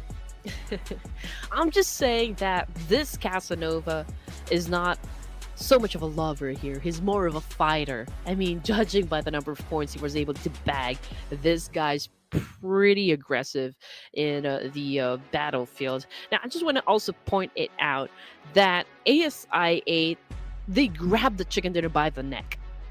They just really want to make sure that they're going to win this fight. They have been aggressive, shutting down Horror Esports, even Team Secret. They were very tactical. And I guess also they put out a very smart gameplay for this round. Oh yeah, I know, right? And with that, it brought them the return of 16 eliminations. Look at this. No one else has scored a double-digit eliminations. Basically, they eliminated 1/3 of the lobby. Yeah, that's pretty much about it. Of course, they can't eliminate themselves, so we have to take that out of the equation.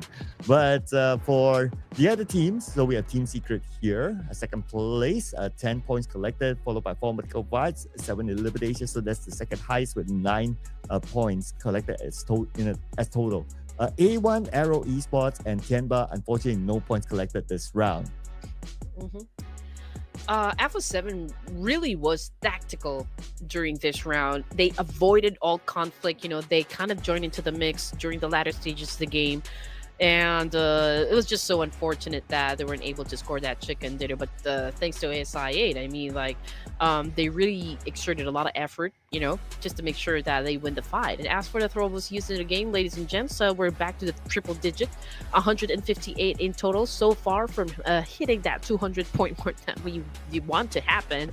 But Ooh. amazingly, Sir Cloud. Okay, they're currently tied up 145.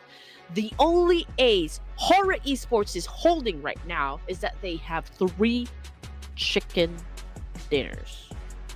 Yes, the tiebreaker is what separates them now, putting them still abreast of Alpha 7. But there is one more game to go. One more game to go for us to decide on whether that was switched or not. So something that that we'll be looking forward to for sure. Well, for teams on page number 2, so some of these teams played, some of them didn't, so that's natural. Team Secret, welcome back to page number 2. After a decent performance of collecting 10 points, they are now back here. But they also have one more game to go to at least not be on page 3. It's so unusual for me to not have felt Rosemary's presence. I'm not expecting Alter Ego Areas to kind of dominate, but we've seen them really kind of had a chill tournament, but at some point, we will see Rosemary dominate, like getting MVP title or maybe having an explosive gameplay, but we don't even know if he played in the entirety of this tournament. Well, for all you know, one of those pseudo names is actually Rosemary.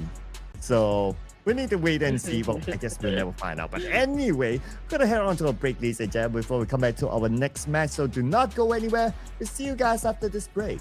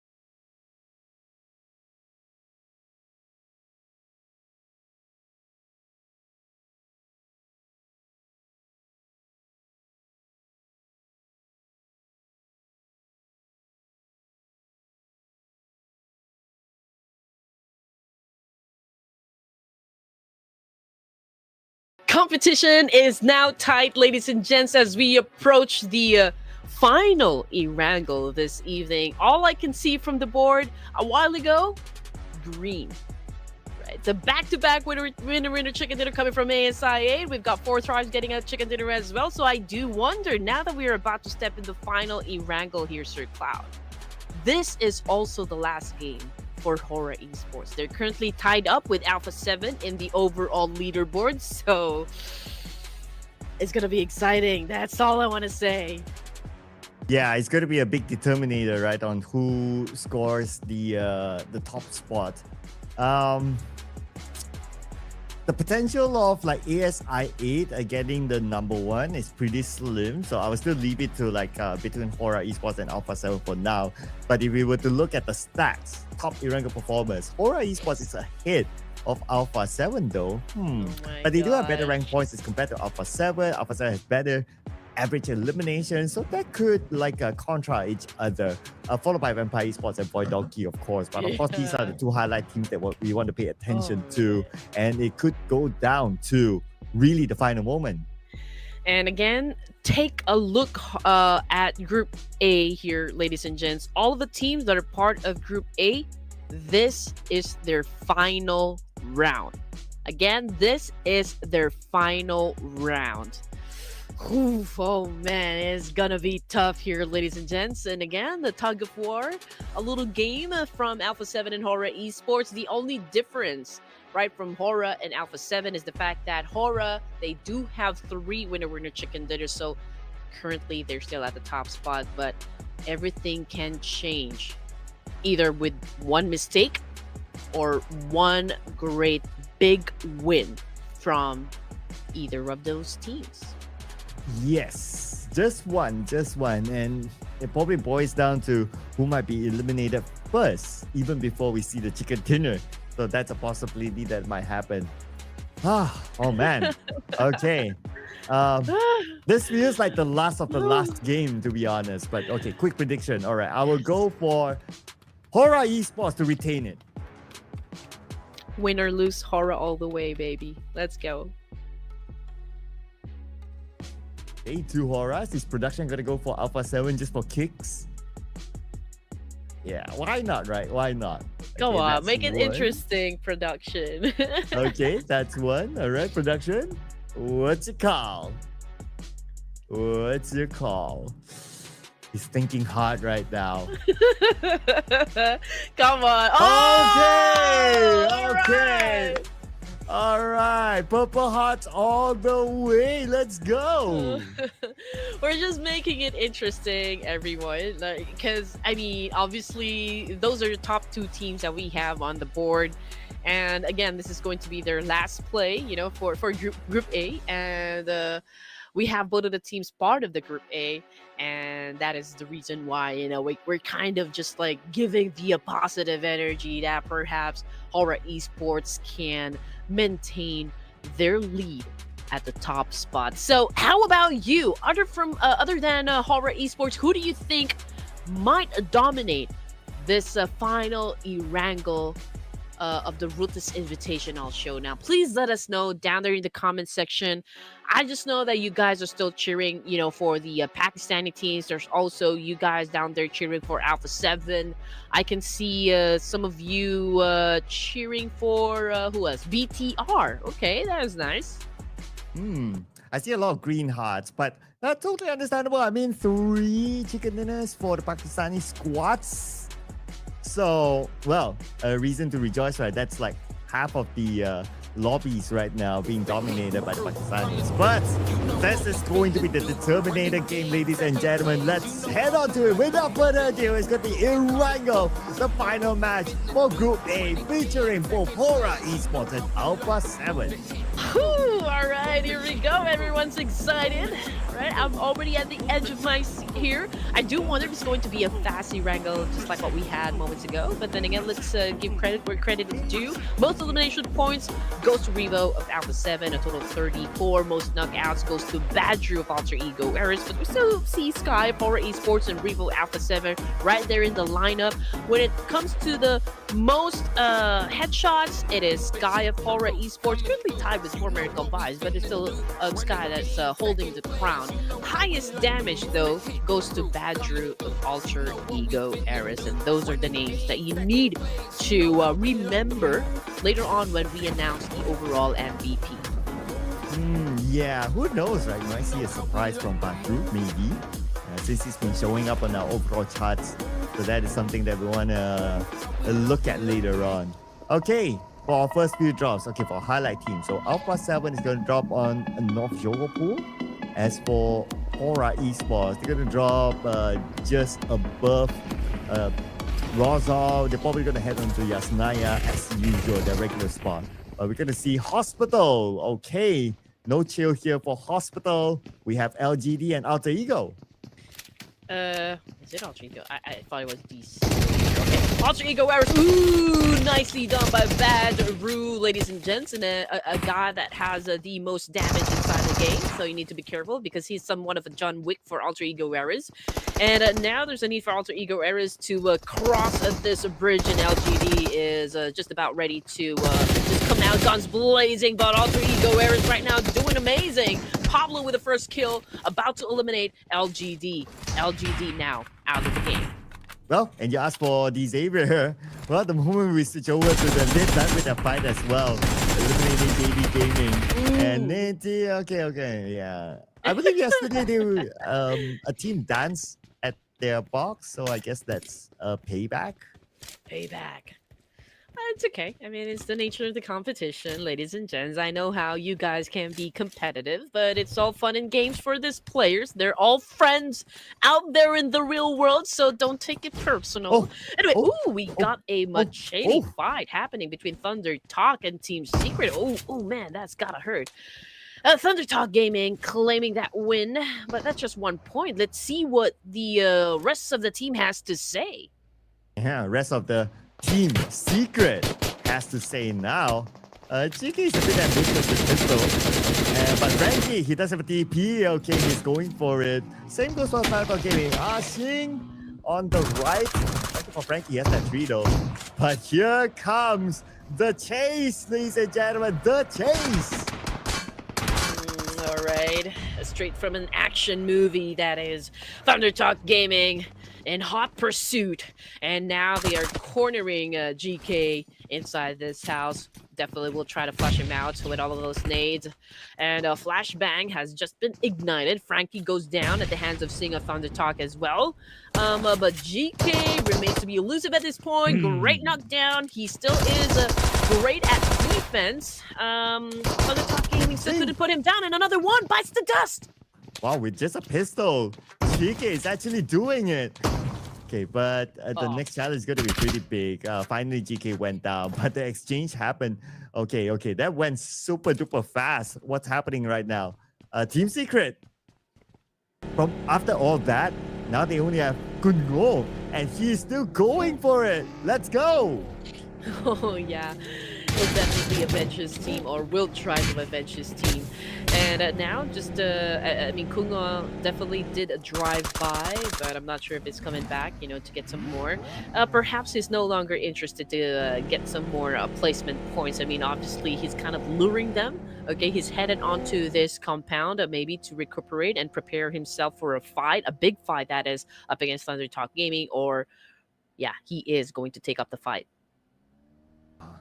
And is Thunder Talk Gaming thinking of going? They seem to turn back. I thought that, okay, might as well, right? Might as well go in for it, but somehow they did not. Okay. I wonder what's worse right now, like being left alone after all your teammates are eliminated, or just out, or be the one that is out.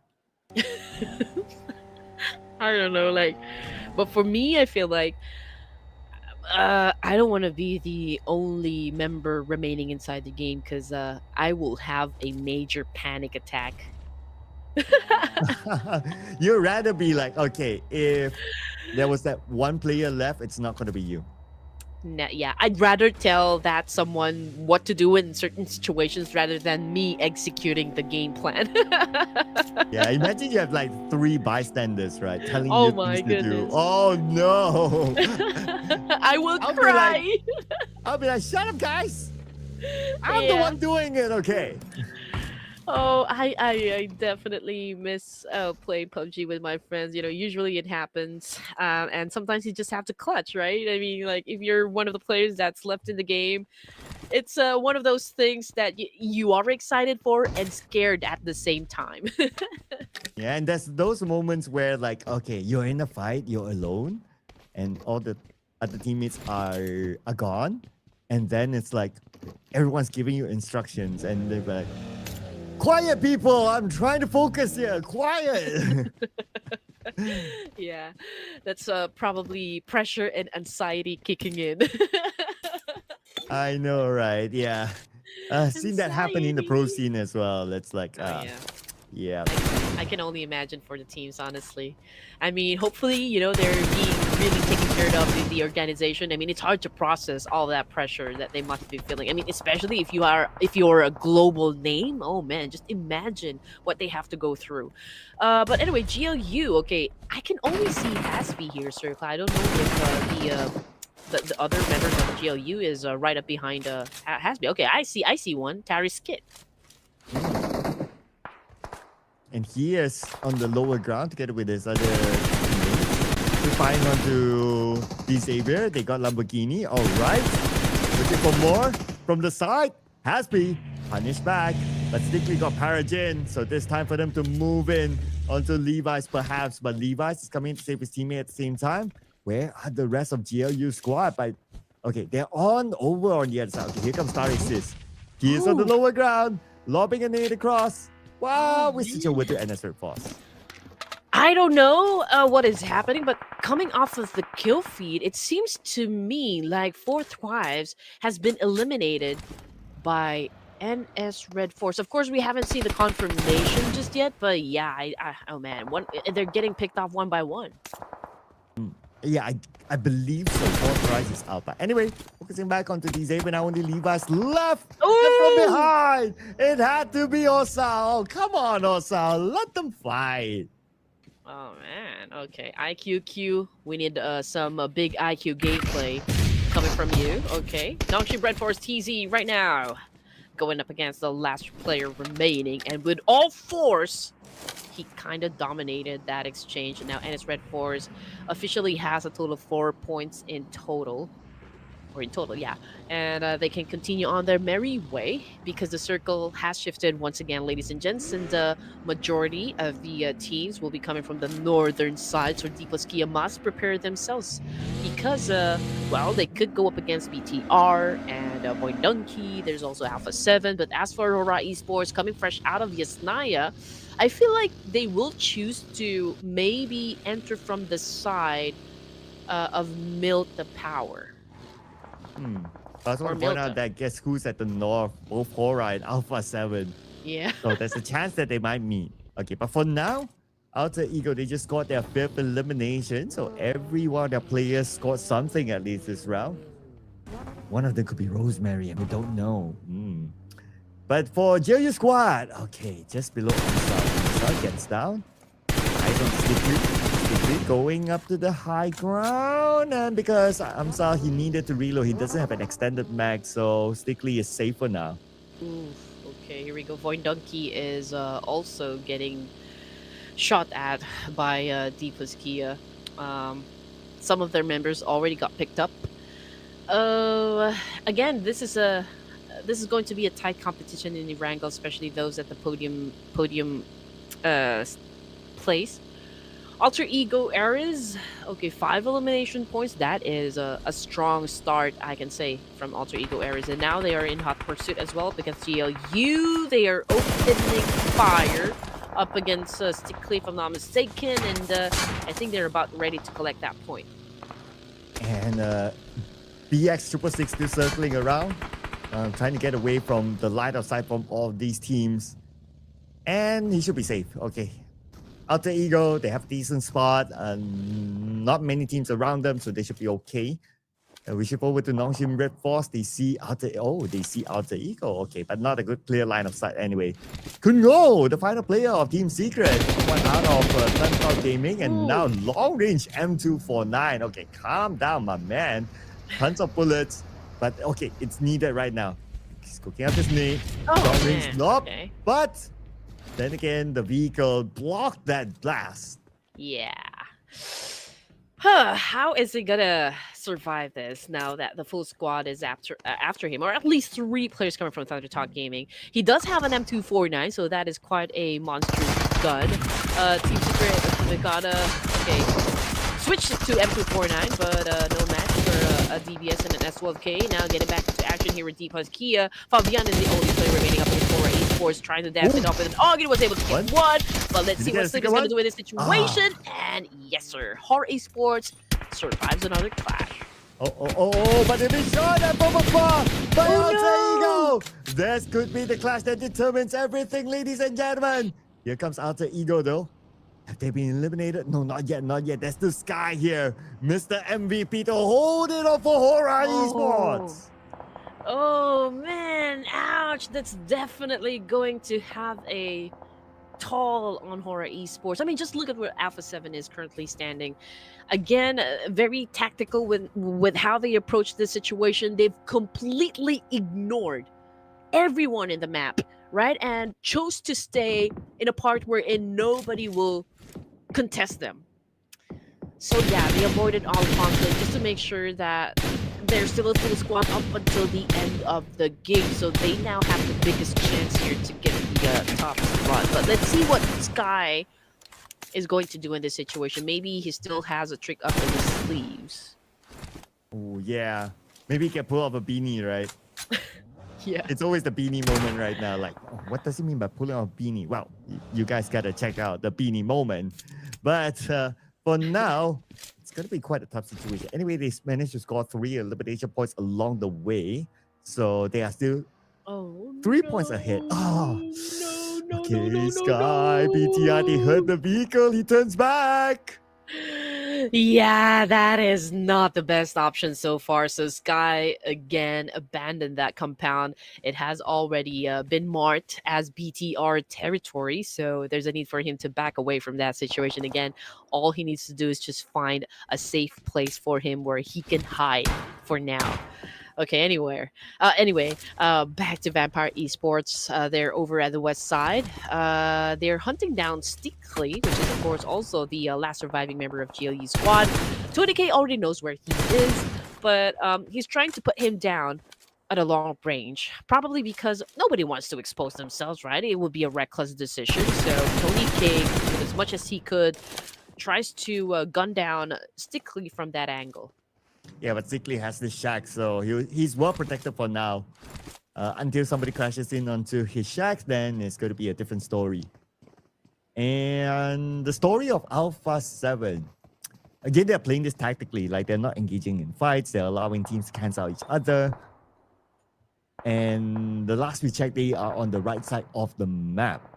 So no other teams there. Most of the teams try to play in the middle of the circle. That's why we can see here NS Red Force, a BTR, very, very close by. So our next engagement between these two teams at least might take a while. Yeah, I don't think BTR or even NS Red Force is going to risk it. But I feel like Alpha 7 and as well as Thunder Talk Gaming might have an action happen around farm area. Okay, let's see if that's going to happen there. Oh, time circle. So farm action, not going to happen for now. Looking at the farm side, Thunder Talk Gaming and Alpha 7, but looking at how Alpha 7 is playing. Wait a second. Oh, Sky is out. So they only have 3 points. 3 points for Alpha 7 to catch. But Alpha 7 right now, they're starting to collect place on points. So the gap is only 2 points now, but they still need to win the tiebreaker. So make that to 3 points for Alpha 7. Ooh, okay, here we go. That is a tough one for the Purple Hearts. Okay. Anyway, Alter Ego Era is about to get some action as well up against Void Donkey. Razak is currently down on the ground. Gakor cooking up a nade here. Badger just got shut down by XZY of NS Red Force. Here comes the cavalry. Pablo just threw in a nade. Unfortunately, it did not go inside that small window right there. Pablo with a DDS shot again failed to shut down a player. While Sal here, okay, still trying to find an angle that could best work for him. Oh, this nade on the BX 666. Almost knocking him down, but lucky enough, he's able to heal up. Now to continue on by the nade this time. On to Amsal. Thanks to Vexy for Void Donkey. 2 down for the side of Alter Ego. Vexy goes down. Now Gachor needs to come in. Pablo, very, very low on health, but still they're able to take away this compound from Void Donkey. Man, oh man, Alter Ego Eras with a total of 12 elimination points. Oh man, currently the wrecking balls, for a Wrangle match. BX 666, of course, trying to save his teammate here, Badru, while Thunder Talk Gaming is taking in place or getting into position here. King cooking up some nades as well and popping off those smokes to try to conceal their exact locations while BX 666 trying to flush them out. Jay was able to evade the attack. Pablo just waiting for Jay to come and attack him, and here comes the dance that we have been waiting for, and there you go. King was able to shut down Alter Egoers, but not completely eliminating them, which Alter Egoers, of course, was the one coming up on top from that exchange. Oh, and here comes Alpha 7 as the cleanup crew. They want to look for their points to overtake Hora Esports now. They have arrived as long as they don't do a boo-boo. But anyway, Revo knocking down BX 666, leaving Badru alone as the only active player for Alter Ego. And he has 80% of health, lobbing a nade across. Ooh. He shows himself. Carillo finishes on BX 666, and here comes Badru. Badru eliminated. Alpha 7 scores 4 points. Right now, they're officially above Hora Esports. Whew, man, Alpha 7 and Revo getting that grenade elimination. That is just beautifully done by Alpha 7. And right now, yes, they are currently the top spot for the overall ranking. And that was the end of the line for Stickley right there. Vampire Esports just kind of really, what do you mean? Inserted that hat-trick right there. Now, BTR... Satara, I believe, getting shot at by Newsy of Vampire Esports. And again, at stage 4, we're looking at the final 4 teams remaining here. BTR is still alive, okay. There's a chance for the other teams to catch up to Alpha 7, because definitely Horror Esports will be moving down the ranks, because we still got one more game before we wrap things up. Yeah, that's a good point. We need to look at the overall scores later to see if there's any dark horse that could potentially overtake Alpha 7 or even Hora Esports, that for the matter, since this is their last game.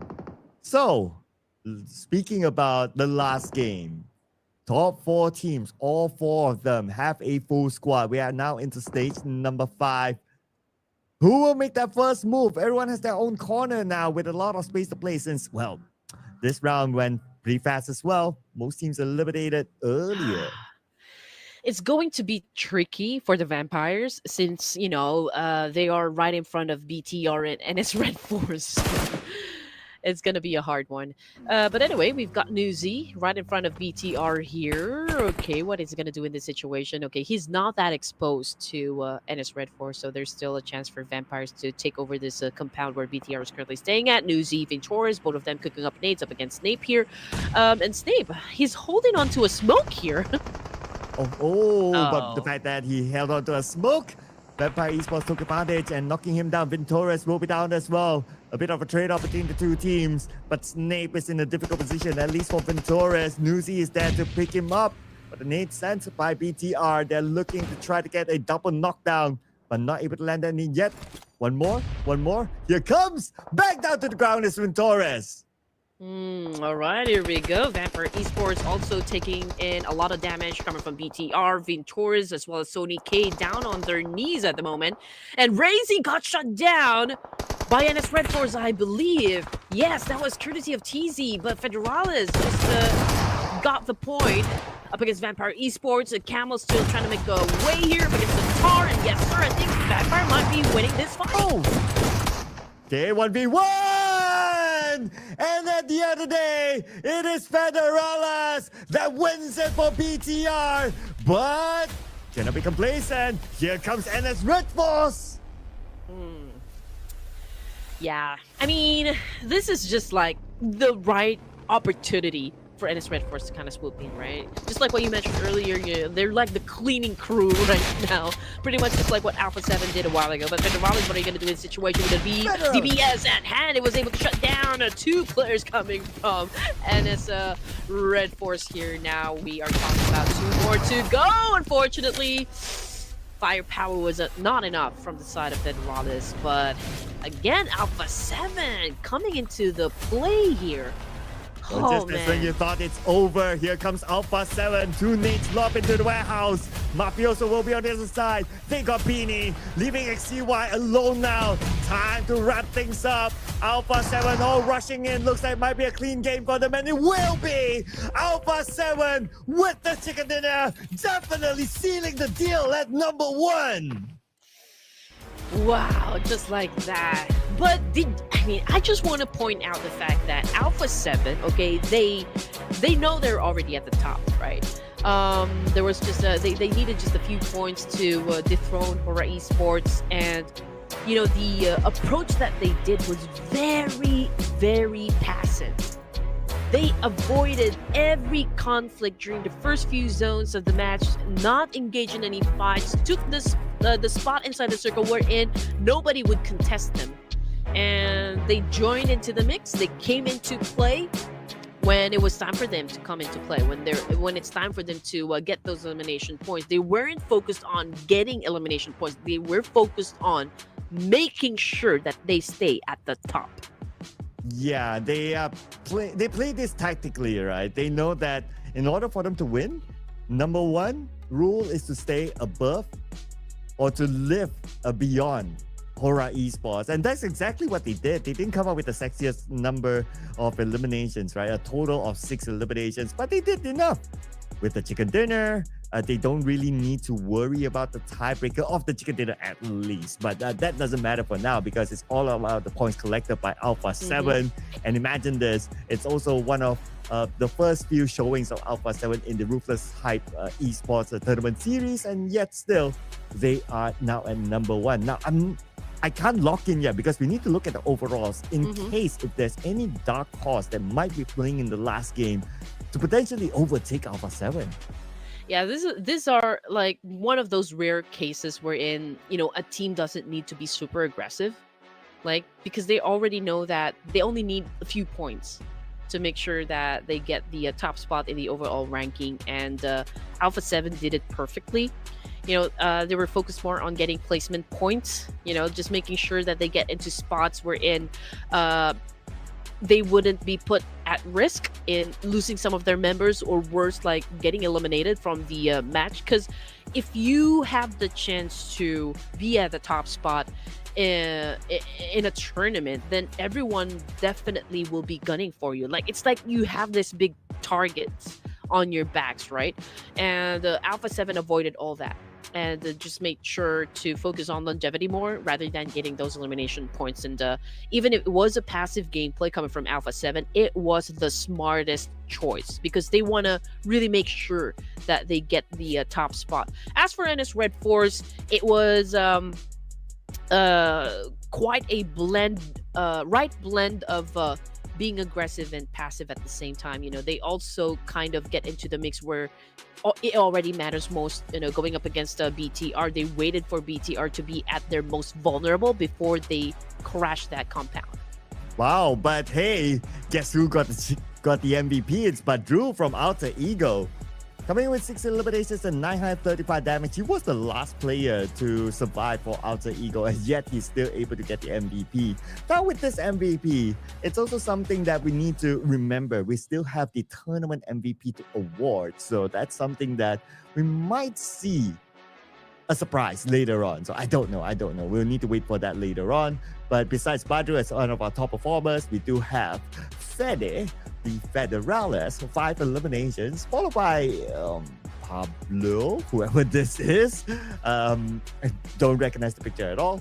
And we have King from Thundertalk Gaming here coming in with 3 eliminations as well. Mm-hmm. Man. Okay, it's a tough one, I can say. But anyway, Alpha 7 making a statement here. 16 points in total for this match. Definitely dethroning Horror Esports at the top spot here now. Since this is already the final game for Group A, I do wonder if any teams from Group C, I guess? Yeah, Group C would step up, would get maybe the second to third place here, or maybe even dethrone Alpha 7, because, one great game could definitely make all the difference, because we've seen it happen quite a number of times already in this tournament that, if a team ends with a double-digit elimination points, they move up 6 to 7 ranks. That's the beauty about the round robin, right? And ASIA, they are playing the last game. So they have the best chance. Okay, so the gap between them and also Alpha 7 is 17 points. Basically, if ASIA scores the chicken dinner with a decent amount of eliminations, of course, then they can overtake Alpha 7, be the absolute dark horse to be the champion. Yeah, and also if BTR does great in this final round, then that would push Horror Esports even further down the ranks.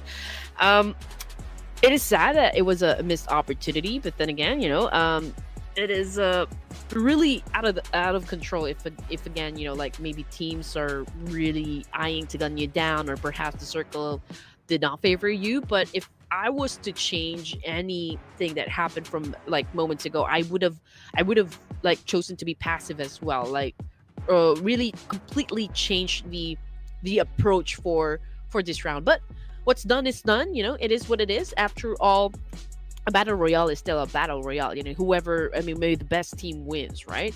And coming off the third page here, it's Team Secret, Sem9, LGD, A1 Arrow, JDG, Tiamba, RW, and WBG. Now, we haven't seen much of Rogue Warriors, right? Because I don't think they joined day 3 and day number 4 of the tournament. We don't know what happened. Maybe they are busy with another tournament as well.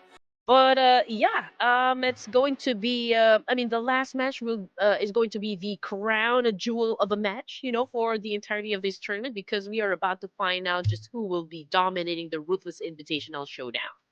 Yeah, lots of eyes will be on ASI 8 for the final match and see whether they can beat the dark horse. But of course, before we go on to our final match, we're going to take a short break, ladies and gentlemen. When we come back, it's going to be Mirama. So you don't want to miss out on this one. See you guys after the break.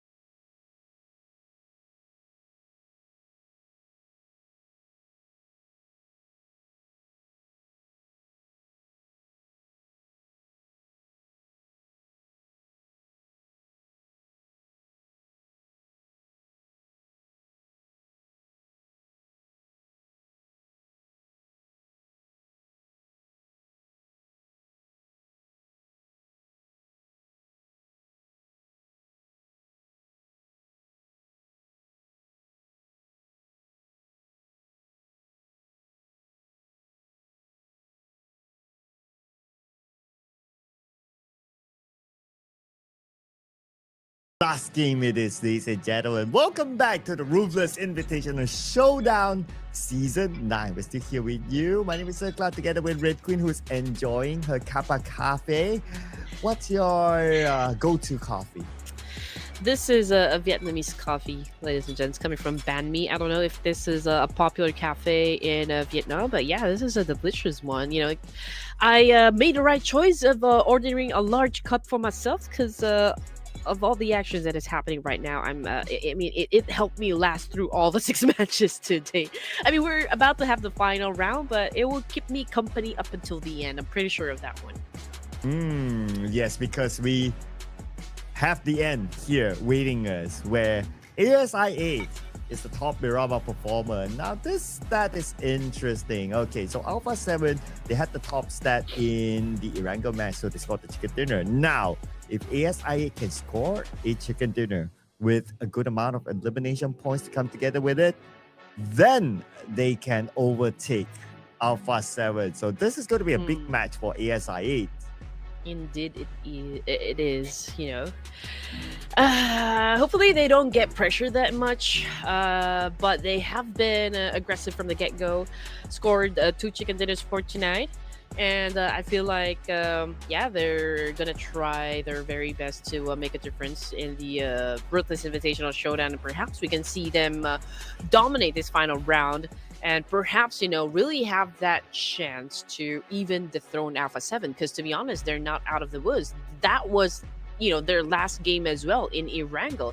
And so it's up to these guys, you know, from BNC to kind of really perform and give it their best, right? And hopefully ASI8 will be up for the challenge.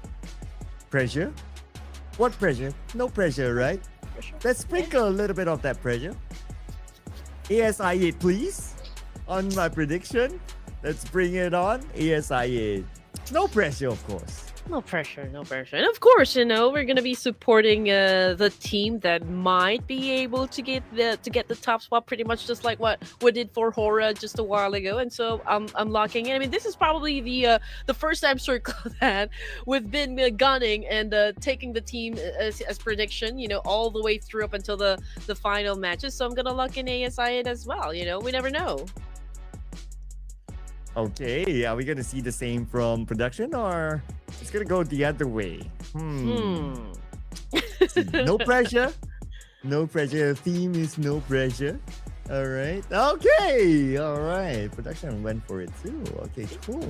See, we're basing our decision on the numbers, of course, and the effort of the team here. I mean, of course, the fight that we are explaining to everyone is who gets to seat at the top spot, right? Right now, it's currently dominated by Alpha 7, but there's a big chance, right, that ASI8 might pull through and get the top spot from Alpha 7. Again, this is the debut for Alpha 7. This is the first time that they joined a Ruthless Invitational Showdown. So, are they gonna dominate the first time that they joined this community tournament, or are they going to be kicked off by ASI8? That is the big question right now. Okay, so now the target here for ASI8, 17 points. Then we'll talk about the tiebreaker. 18 points, and they're on the clear. So it's either these two numbers that will put ASI8 on top of Alpha 7 and be the number 1 team. That will be their goal. Now, that is like what? Chicken dinner with 7 eliminations doesn't sound too bad, but of course it's easier said than done though. It's a different situation a while ago, Sir Cloud. Alpha 7, they did not really need to be aggressive, right? Because they don't need that much elimination points to dethrone Hora Esports, given the situation. But for ASI8, it's even harder, because there is a need for them to perform. There's a need for them to acquire a lot of elimination points other than getting those placement points. So I can feel the tension, you know, like I feel for ASI8 right now. But hey, let's check. At the end of the match, we will determine who the winner is, and that's what makes it very exciting final round for this tournament.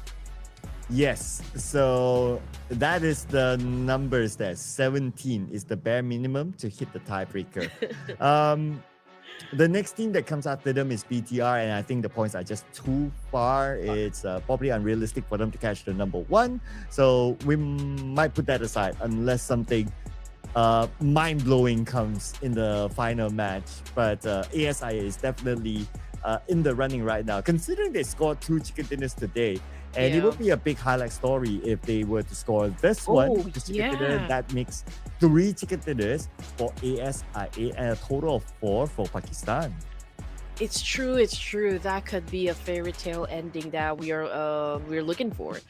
If ASI 8 can pull this off, if they can win this match and the tournament as well by scoring the bare minimum of like 17 points, but of course we just want to make sure. Maybe like let's hope that they can score 18 points. That is it. That's it. Yeah, because the tiebreaker is tight. So both ASI 8 and Alpha 7 they have scored 3 chicken dinners in this tournament. So if ASI 8 scores chicken dinner, then the tiebreaker automatically will favor to ASI 8. But if they don't, then they will need the 18 points. Just to avoid the second potential tiebreaker in which we have no visibility of. So that is the thing that they need to aim for. Like what you said, right? If they want to play it safe and they don't want to think about the tiebreaker, then it has to be like 18 points collected. Miramar, final match, and based on the stats, ASI they do have the best stats in this map. Okay, what I want you guys to do now is type down in the comment section #pack on top. Pack on top. Oh, pack for Pakistan. Okay, I was thinking of like Pac-Man pack. okay. Not PAC. Okay, all right. So here we go, ladies and gentlemen. Miramar, it's the final match here.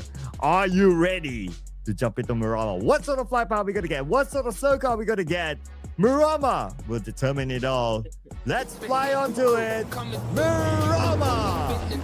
This is it, ladies and gents, the moment that we have been waiting for, the determining game that will put the crown onto the grand champions of the Ruthless Invitational Showdown. So, let's go, buckle up.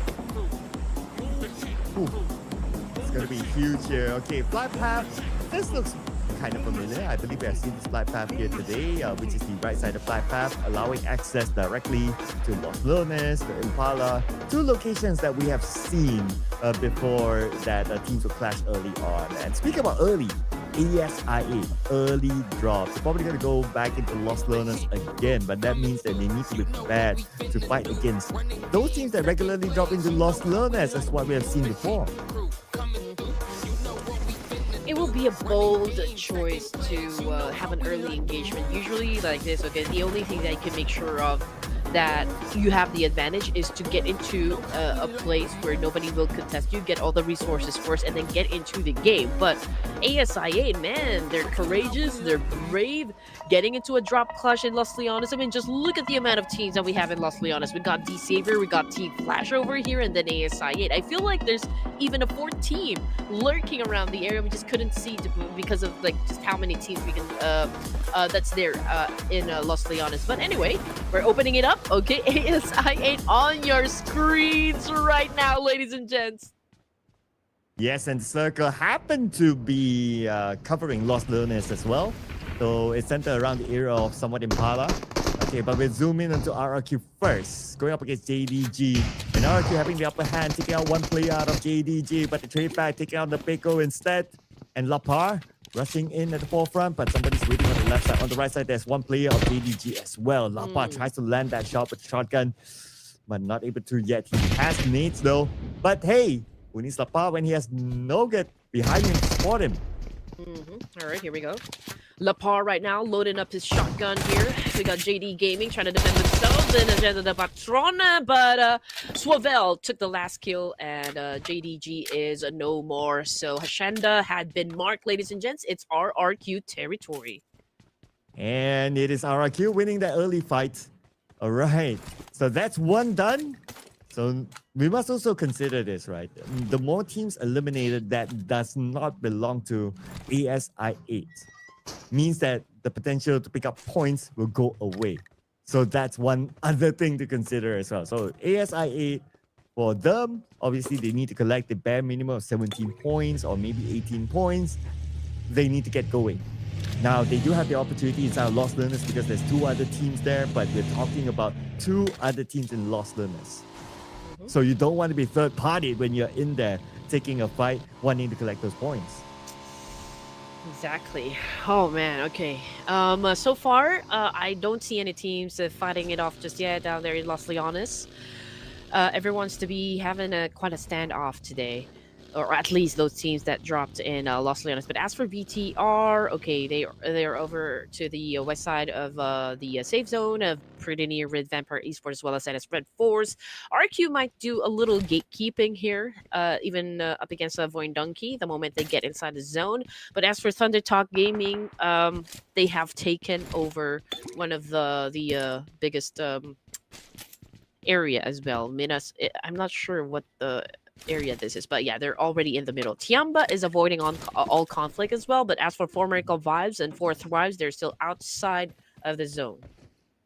Yeah, so the teams on the outside of the zone, well, I'm looking at the area of power grid, right? The high ground, edge of the circle. You can go up there to try to block teams from coming in or at least getting information. So that could be an option for some of these teams who want to play the the gatekeeping role. Mm-hmm. But so far, no team has really went up to the high ground, so they could potentially leave it as well because it's like stage number one. Anyway, they want to try to play that gatekeeping role at this stage. Might not give them the return that they want. Might as well focus on getting into the circle, which might be the likelier choice for most of those teams on the outside. Okay, we'll just have to wait for the teams to decide when they're gonna be starting the fight. But so far, it's all rotations, and it's all about getting those resources and getting everything else in between, so that they are well prepared to engage in a fight here. ASI 8 is doing some rotations as well. They left Los Leones. Okay, so this is quite a good start for the boys of ASI 8. Not too aggressive. Okay, perhaps they want to make sure that everyone has a decent weapon before they get into any altercation, which is of course a good tactic coming from ASI 8.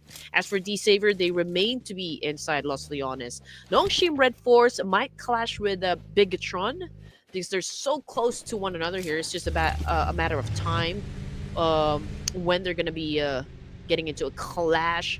As for the other teams who are close to each other, that will be Tiamba, Thunder Talk, and Sim9 as well. I'm thinking on ASI8's strategy, right? So if their strategy is to show up at the end, there's a risk of them not having enough bodies to gain elimination points. And that is if they can score the chicken dinner at the end. So a little bit of risk. So I guess they're trying to find a balance of like, okay, we don't want to engage early, but we want to be at the end as well. Anyway, Planet Gaming, not really at the end. Giving up action against Tenba. Spraying down. It's going to be Xing. But because it's a monster truck, so to land those shots past the window is not that easy. Thunder Talk Gaming King, okay, was able to throw a nade up against Yamba here. Yeah, he was able to give off some damage, but not enough to take any points just yet. And Tiamba continues on to move forward, challenging up the boys of Thunder Talk. We've got them playing ring around the rosy here in this big mountain here, but I don't think they're gonna be meeting each other off just yet. I mean, there were some nades thrown, but no aggressive push coming from both of the teams. Yeah, so it looks like for some reason, okay, they just let it go for now. But I guess that's also because of the terrain, right? You have that huge mountain. As much as you want to push, but you can't see the other side. So it's like, okay, so what do we do now? Then we just let it go, which is totally fine. Now, all of a sudden, this round, as compared to like the last 2 rounds, or even the last 3 rounds for that matter, the pace slowed down. I guess last game, everyone wants to get the best placement possible for themselves. And we see everyone, at least as of now, playing this tactically of like, okay, if we don't need to take fights, then we don't. Even the Lost Learners, where we often see 2 or 3 teams clashing with each other inside or lost learners, but this time everyone's just letting each other go. Yeah. Even in the force, maybe not the right moment to stop, so he would just pass it. It was unusual, right? I mean, I was kind of expecting Los Leones to be quite a bloodbath, but it what happened was the exact opposite. Like, everybody left Los Leones. I mean, they're not interested in getting into a fight or whatever. And it's Red Force getting shot at by Vampire Esports. They're currently down there in the middle already, and so far, Vampire Esports hasn't put down any players just yet, and Camel has been getting some damage as well, but he is still fine. Okay, so far they're getting, like, information as to where teams are currently staying at or where they're headed. But again, since the space is still too big, for anyone to really have a serious fight, nobody's taking it. I mean, everybody's being cautious. Oh, if you're saying the space is too big, here comes Mr. Loki Circle, granting you a bit of water there to just minimize the land area. So potentially we might see more fights this time since most teams they are moving into the circle. And yes, going up on the elimination fee is going to be Doc from afar. He will take down one player of 4 Thrives, and 4 Thrives fire back, but Doc will finish off T2-4. Ruthless is down. 4 Thrives going up against 4 Miracle Vibes and Cairo. Oh man, just set back to Egypt there. Anyway, 4 Miracle Vibes tops, shutting at a No Key. No Key was able to get away from that attack. And now 4 Miracle Vibes, they do have 2 elimination points in their pockets. Joel tumbled there a bit, but he's still okay. But as for 4 Thrives, Cairo and T2-4, man, already out of the game. So 4 Thrives, only 2 players left. Oh well, I mean, if we have seen Beanie do a solo chicken dinner, then, well, anything can still happen, right? But what's happening right now on the elimination feed is 7-9, Yuhai, taking out one player of Vampire Esports. Yuhai sees Tony K, spraying him down. And Nuzi gunned down by Betsy. Alright, this is Yuhai again, second attempt of Tony K. Tony K down to 60% of health. Is still alright behind his vehicle. But Loga gets feared. Alright, we have 3 different teams here in this area. Okay, we still haven't felt the presence of ASIH just yet. Okay, it's a good thing, I guess. As for the kill fit, it's Sem9 and Vampire Esports. We've got Thunder Talk as well versus the Savior. BTR also shuts down Nadity, but it was Thunder Talk Qian Yu who got the point. Oh, Thunder Talk. They have scored chicken dinner in this map before. And actually both maps. So who knows if Thunder Talk might want to go for chicken dinner. Anyway, now they have to win this fight against the Xavier. With Tenyu coming in, takes a bit of damage.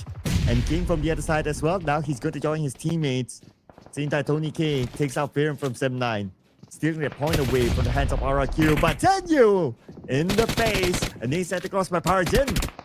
Ooh, but from behind though. BTR, man. Okay, still clutching up, of course. D-Savior also trying to gun down the punch drop, but BTR going to have an altercation with D-Savior this time. Now, Lamborghini's popping off smokes. Is also throwing some nades all around this warehouse. BTR trying to do a reset. There's a need for D-Savior to defend this very compound they're staying. And actually both maps. So who knows if Thunder Talk might want to go for chicken dinner. Anyway, now they have to win this fight against the Xavier. With Tenyu coming in, takes a bit of damage. And King from the other side as well. Now he's going to join his teammates. Same time, Tony K takes out Fearon from 7-9. Stealing their point away from the hands of RRQ. But Tenyu in the face. And they set across by Parajin. Ooh, but from behind though. BTR, man. Okay, still clutching up, of course.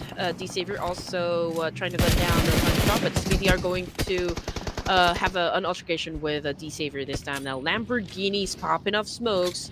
Is also throwing some nades all around this warehouse. BTR trying to do a reset. There's a need for D-Savior to defend this very compound they're staying at. So let's see if they can be successful up against BTR. And here comes Parajin with his nade sent across. Bam! Razy evades that. Okay, Razy needs backup though. Okay, where are the other members of BTR? They need to join up with Razy soon. Unless Razy decides to try to get away. Perhaps he tries to get into this buggy, but because of those nades, he can't just climb in and drive off. Razy behind this broken down wall. Patagian goes in for the charge there. Levi's, okay, couldn't find his target, but Razy, since the outside also gets tagged by 4America Vibes this time. Oh, here comes Snape. Federal is knocked down by Thundercloud Gaming. Snape will now be alone against D-Xavier. And Snape with a small lead. Trying to push out the members of D-Xavier, but Snape now with a shotgun in front of Lamborghini. Molly on the Lamborghini, forcing him to move. That's going to be the second Molly. D-Xavier falls back. ASI8, just to give you guys an update, is still inside Impala. So getting back into action here, ladies and gents. D-Xavier still trying to defend themselves up against BTR, but Snape with an accurate nade shuts down Levi's. And now Snape going for some more kills, of course. He just throws in another nade here. Let's see if he can still get some more points, for the team here. Oh, whoa, he went for Lamborghini, gets the job done. Tries to go for Patagian, but it's a good thing that Satar is there, ready to back him up. Beautiful follow-up by Satar. Beautiful follow-up by Satar. And Snape will be back up again. As we shift over to ASI8 and status update for them. Looks like no eliminations yet for ASI8. And they're played by the edge of the circle. But right in front of them, it's going to be Thundertalk Gaming. Oh, what the players now up on the high ground. They probably got information that ASI8 is around the corner.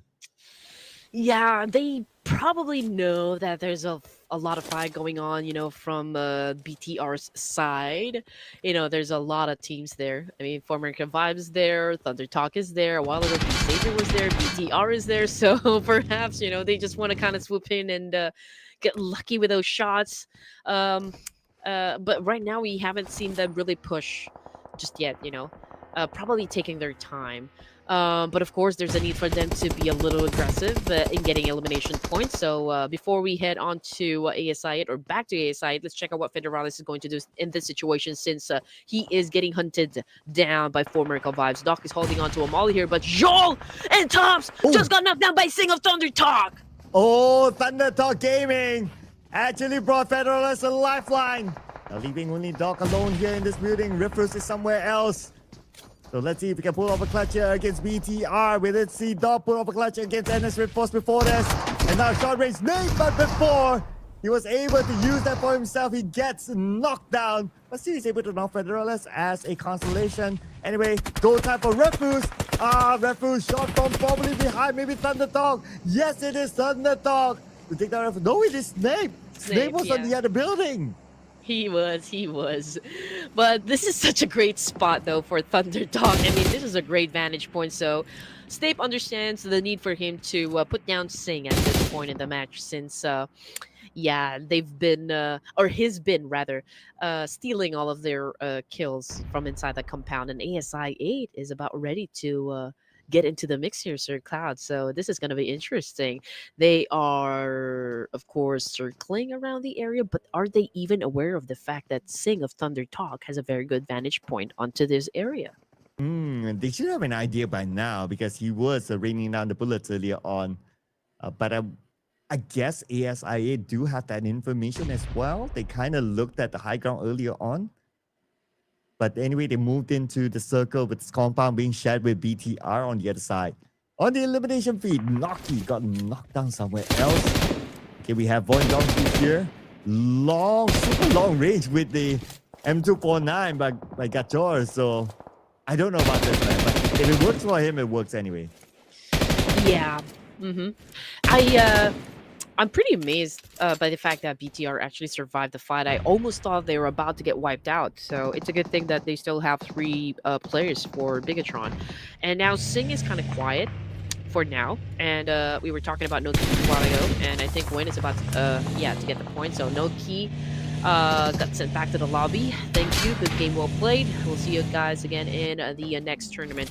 And now Team Flash, Eagles on the screen. I think it's the first time I've seen him play. But anyway, he got knocked down on the ground as well by 4 Thrives. So that's another job done for the side of 4T. And now Bao is the one getting hunted by IQQ. IQQ pulls out his shotgun, but boom! Downs IQQ. That was harsh. Yeah, from that range with a shotgun, I don't know. But I guess you use whatever that you have, right? So now, on the elimination feed, it continues to roll with Bo from Team Flash, eliminated by Voin Donkey. And now we have Ken back here on the outside circle, scoping out. We see Voin Donkey on the inside. 2 shots connected, but not enough to get a knock yet. So Tenba still trying to land those long-range shots onto Kachor. Okay. Let's go. ASI needs to step on the pedal right about now. Okay. Right now, they have a chance to potentially score some points over to over BTR. There's also Sing of Thunder Talk Gaming in the same spot here, and since we only have like maybe 10 seconds left before we move into stage 5, the fight needs to happen now. They need to settle the score, or else they're gonna run out of elimination points. Well, let's see how the circle will affect that too. As we will see the next zone, it moves towards the northern side. ASI 8, no circle.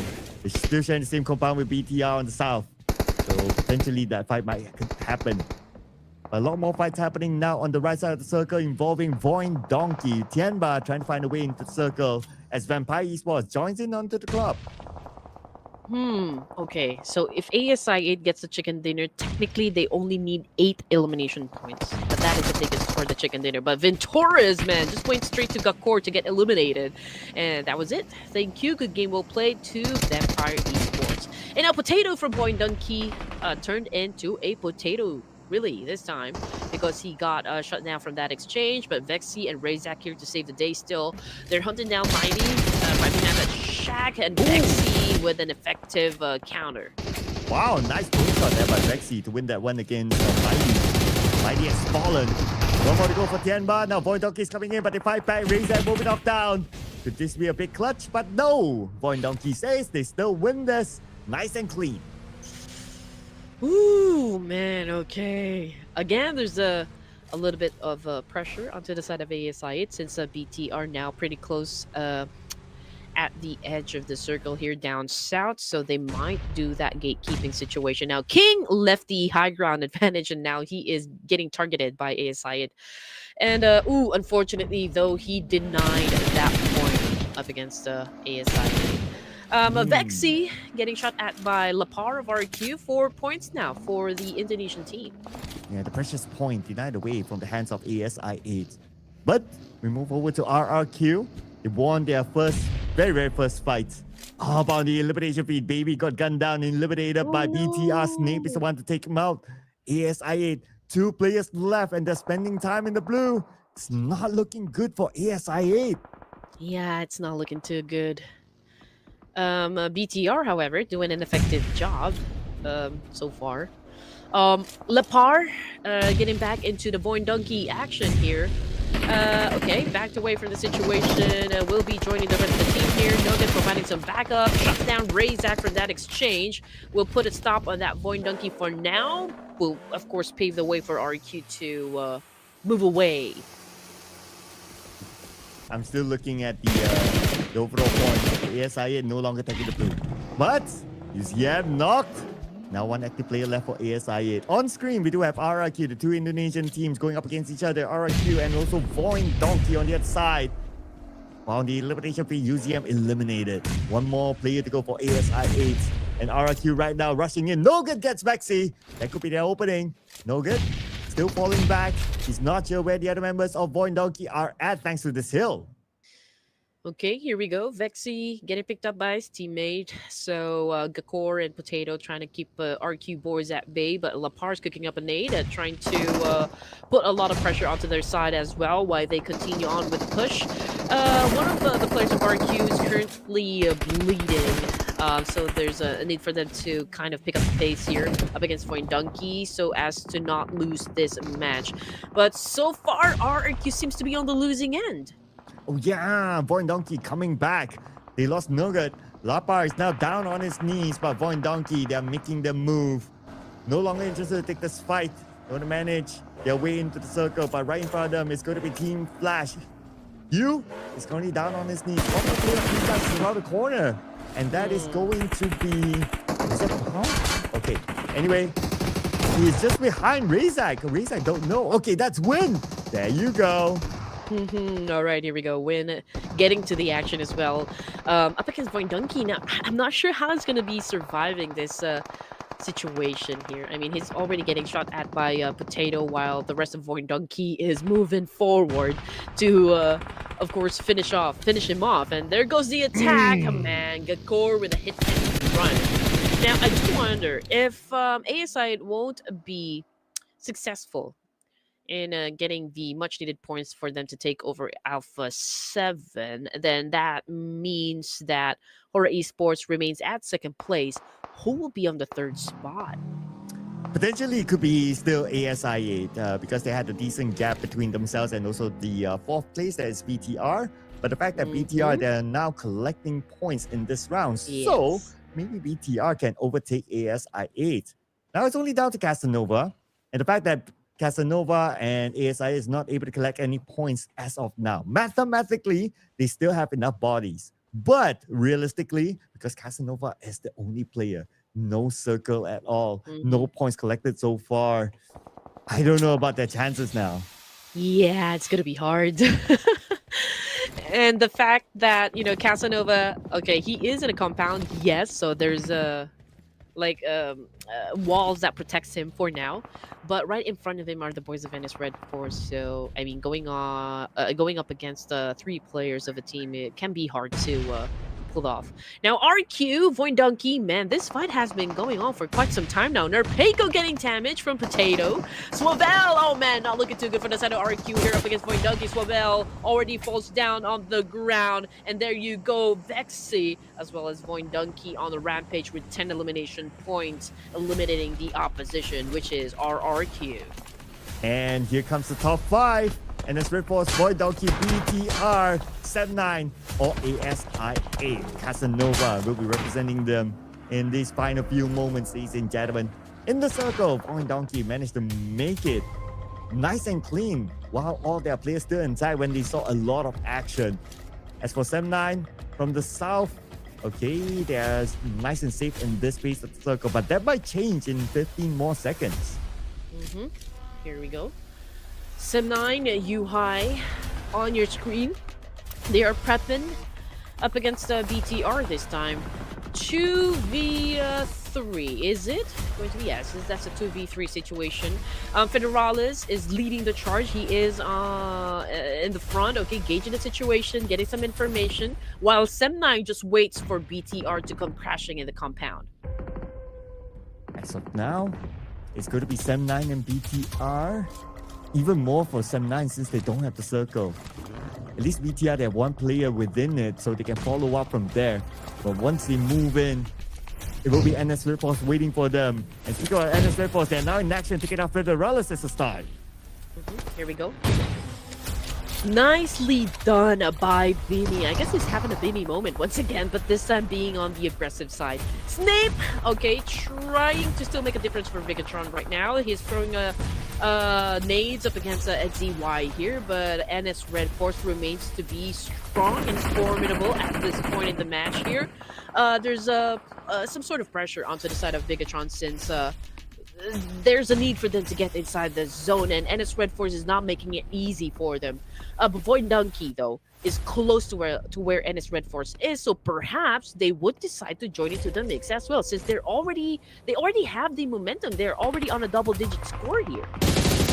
Yeah, might as well, right? And you asked for it, you got it. And the moment they switch over, XZY knocked down by a Voindunky. Voindunky now they need to reset. 2 of their players pretty low while Beanie picking up this nade. Voindunky moves away from danger, but danger will be sent towards them. Anyway, for U-High, knocked down by BTR. BTR, they also want a piece of this action. Everybody wants a piece of the action. And a piece of the chicken, of course. Here we go. Voindunky, BTR, NS Red Force in the same place here, ladies and gents. Going head to head. TZ looking to pop some heads and was able to almost killed Snape in the process, but it's a good thing Snape was able to hide just in time. Now Benny trying to find an opening knock here up against Potato, but Potato getting shot at by Casanova of the ASI 8! Oh, he needs the points. He needs the points. Okay, he'll start off by taking out Potato, so that's going to be their first point. But still, okay, mathematically still enough bodies for Casanova to do it. But it's still going to be a tall order. Even more so if these teams cancel each other right here, right now. And as Red Force just above BTR, Beanie will get Snape. Will finish off Snape immediately. Now the number of bodies are starting to count down as XY low range to knock down Drexy. And it's Red Force might be the one to bag the chicken dinner. Okay. Here we go. Voin and Donkey. It's amazing though, because this is like a late surge coming from Voin Donkey of Indonesia. Yes, they don't have the chicken dinner just yet, but the amount of elimination points they have in the bag is just outstanding. Sem9 on the other hand, okay, they're in the outskirts here. Even Vexy is outside of the zone here. And it's Red Force. So far, they want to eliminate Razak, but I don't think they have the information just yet. After this kill, then they will have that information. But now, oh, it's Casanova. Blocked out by Gachor. And if Gachor eliminates it, that's it. That's it. ASI will not be able to do it. So this is going to be a very important run here by Casanova, popping up that smoke. But he has to cut across the road while Razak is looking at Sem9. Drexy will be eliminated. Oh, the bodies are starting to run out right now. Casanova, he has to do something miraculous at this moment. Doesn't help that the fact that the zone will be on top of him. Yeah, okay, here we go. I don't know what Casanova is going to do at this point in the match here. He is getting some sort of help, you know, from Nongshim Red Force, so they might get a chance for Casanova to cross that road. I just hope that he makes it on time. Nongshim Red Force remains to be a force to be reckoned with. Right now, they're making their presence felt up against Point Donkey, throwing a lot of nades up against Razak and Warriors, so there's a need for Vex to come closer, but unfortunately, TZ spots him out and put a stop on his tracks. Oh, and TZ is coming in. He kind of knows that Razak is right in front, below that hill, and here comes TZ with the AUG. This is his target. Switches to SOK, and that is Voin Donkey eliminated. There will not be enough bodies for Casanova to do it. Here we go. Casanova just turned into a bush right now. Okay, hopefully he doesn't get spotted out by NS Red Force. Okay, I mean, if he can sneak an attack. Oh no, he just got spotted by TZ, and that is it. NS Red Force took the win. And that is chicken dinner, the final chicken dinner, taken home by Nongshim Red.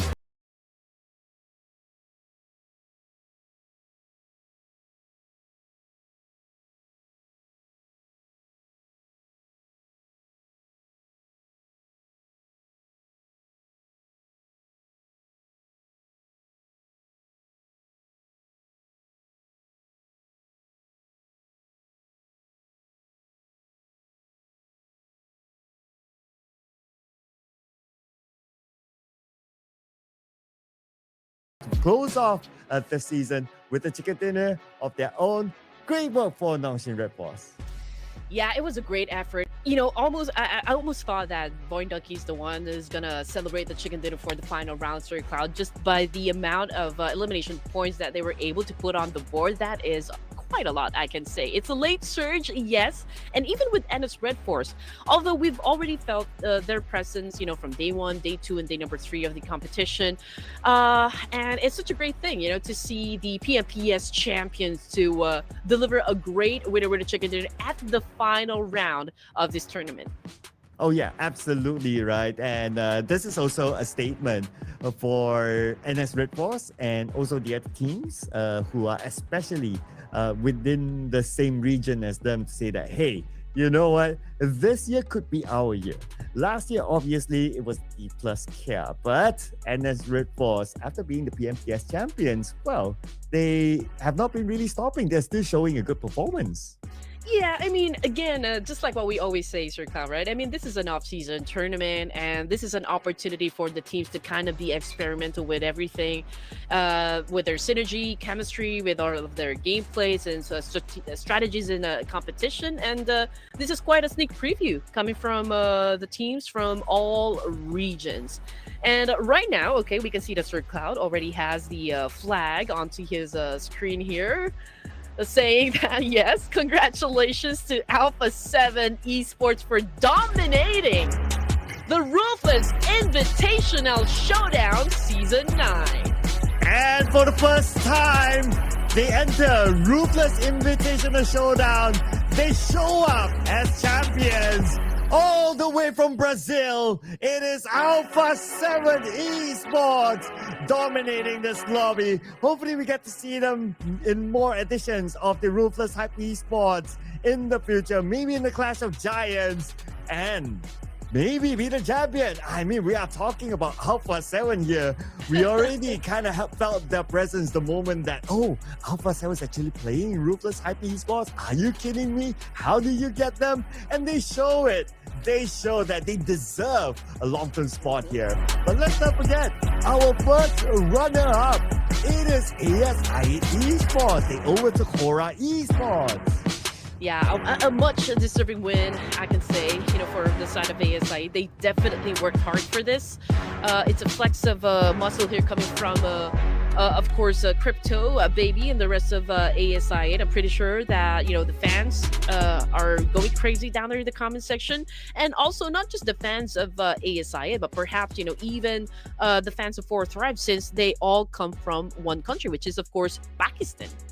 And our second runner-up, officially, it is Hora Esports, ladies and gentlemen, who gave us a very good show throughout the entire tournament. And let's not forget, potentially, there is a potential that Sky from Hora Esports might be the tournament MVP. So do not go anywhere, because who knows? Because there's a lot of other individual players who put up a good show as well.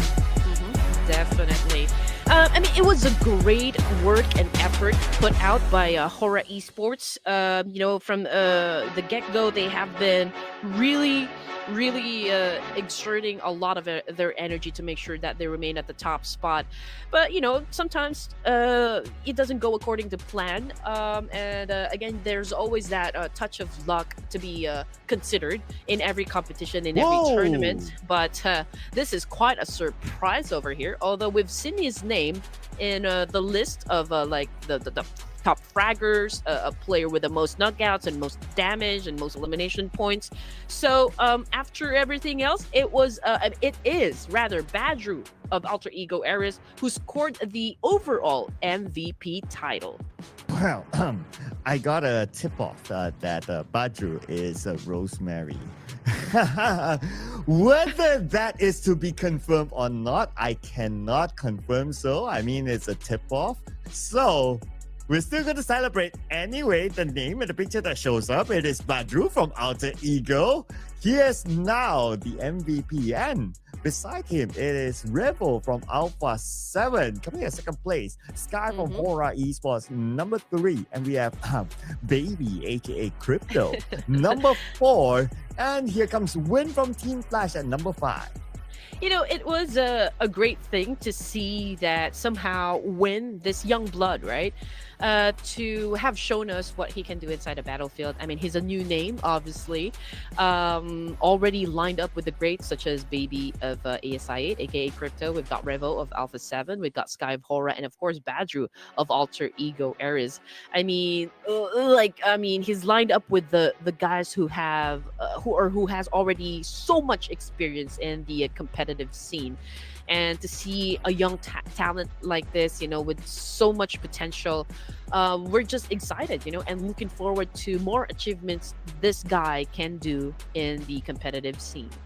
Yeah, I totally agree. I mean, really look at the overall fraggers, he's up there. And he's only at 3 eliminations behind Revo, who's at number 1.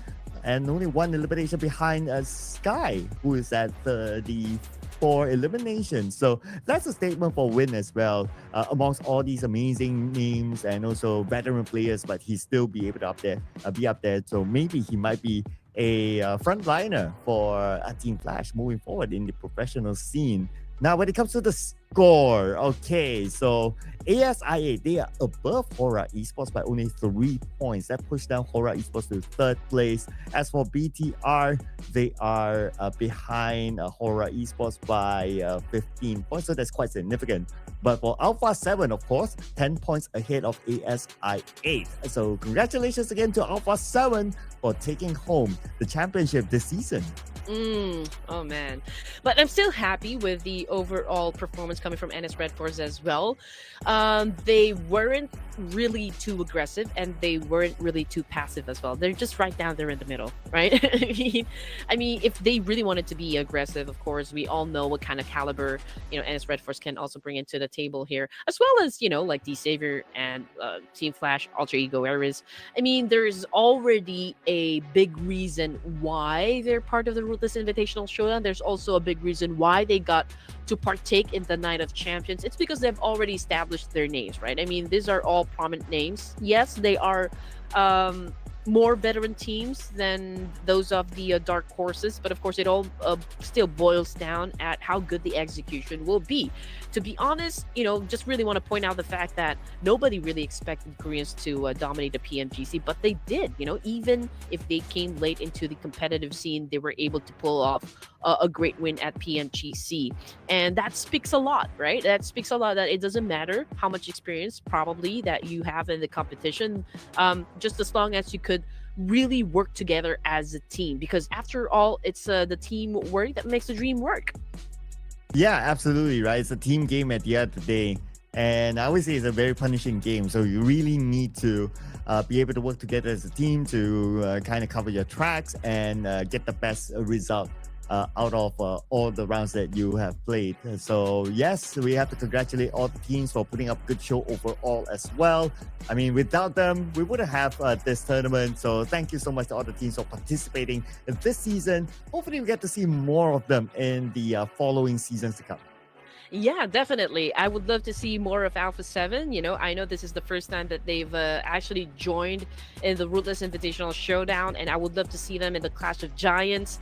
And also, we would like to congratulate, of course, all of the teams that partake in this lobby. Everyone was eager to put out a performance, not just those teams that are at the top, but also, those teams that are part of the second page and even the third page, and even the PEL teams. Now, I do understand that you guys are playing a different version or played a different version, and you guys are still in training, or perhaps you guys are dealing with the laggy internet issues, but still, you didn't back out of any situation. You are also eager to show everyone what you can do and what kind of energy you can bring into the table. And overall, everyone, I believe, enjoyed this game, enjoyed the tournament, and I'm always happy to be part of this amazing tournament to cast for you guys, to give you guys a very entertaining show. Thank you so much to Ruthless Hype Esports for always inviting us to partake in this journey. Yes, and we also thank everyone behind the scenes, the production crew as well, for putting up an amazing show for all of us to enjoy. And for all of you viewers out there, thank you so much for being together with us. We'll be wrapping up the show right now. Hopefully we get to see you again in the future, whether it is the Ruthless Hype in the Ruthless Invitational Showdown or maybe the Clash of Giants. Stay tuned to the social medias of Ruthless Hype Esports for more to come. And if you would like to, you can also follow us on our social medias. We're very easy to find on multiple platforms like TikTok, like Instagram, like Facebook, and these are our handles, ladies and gentlemen. My name is Sir Cloud, together with the wonderful Red Queen. We'll be seeing you all in the future. Good night, everyone. Good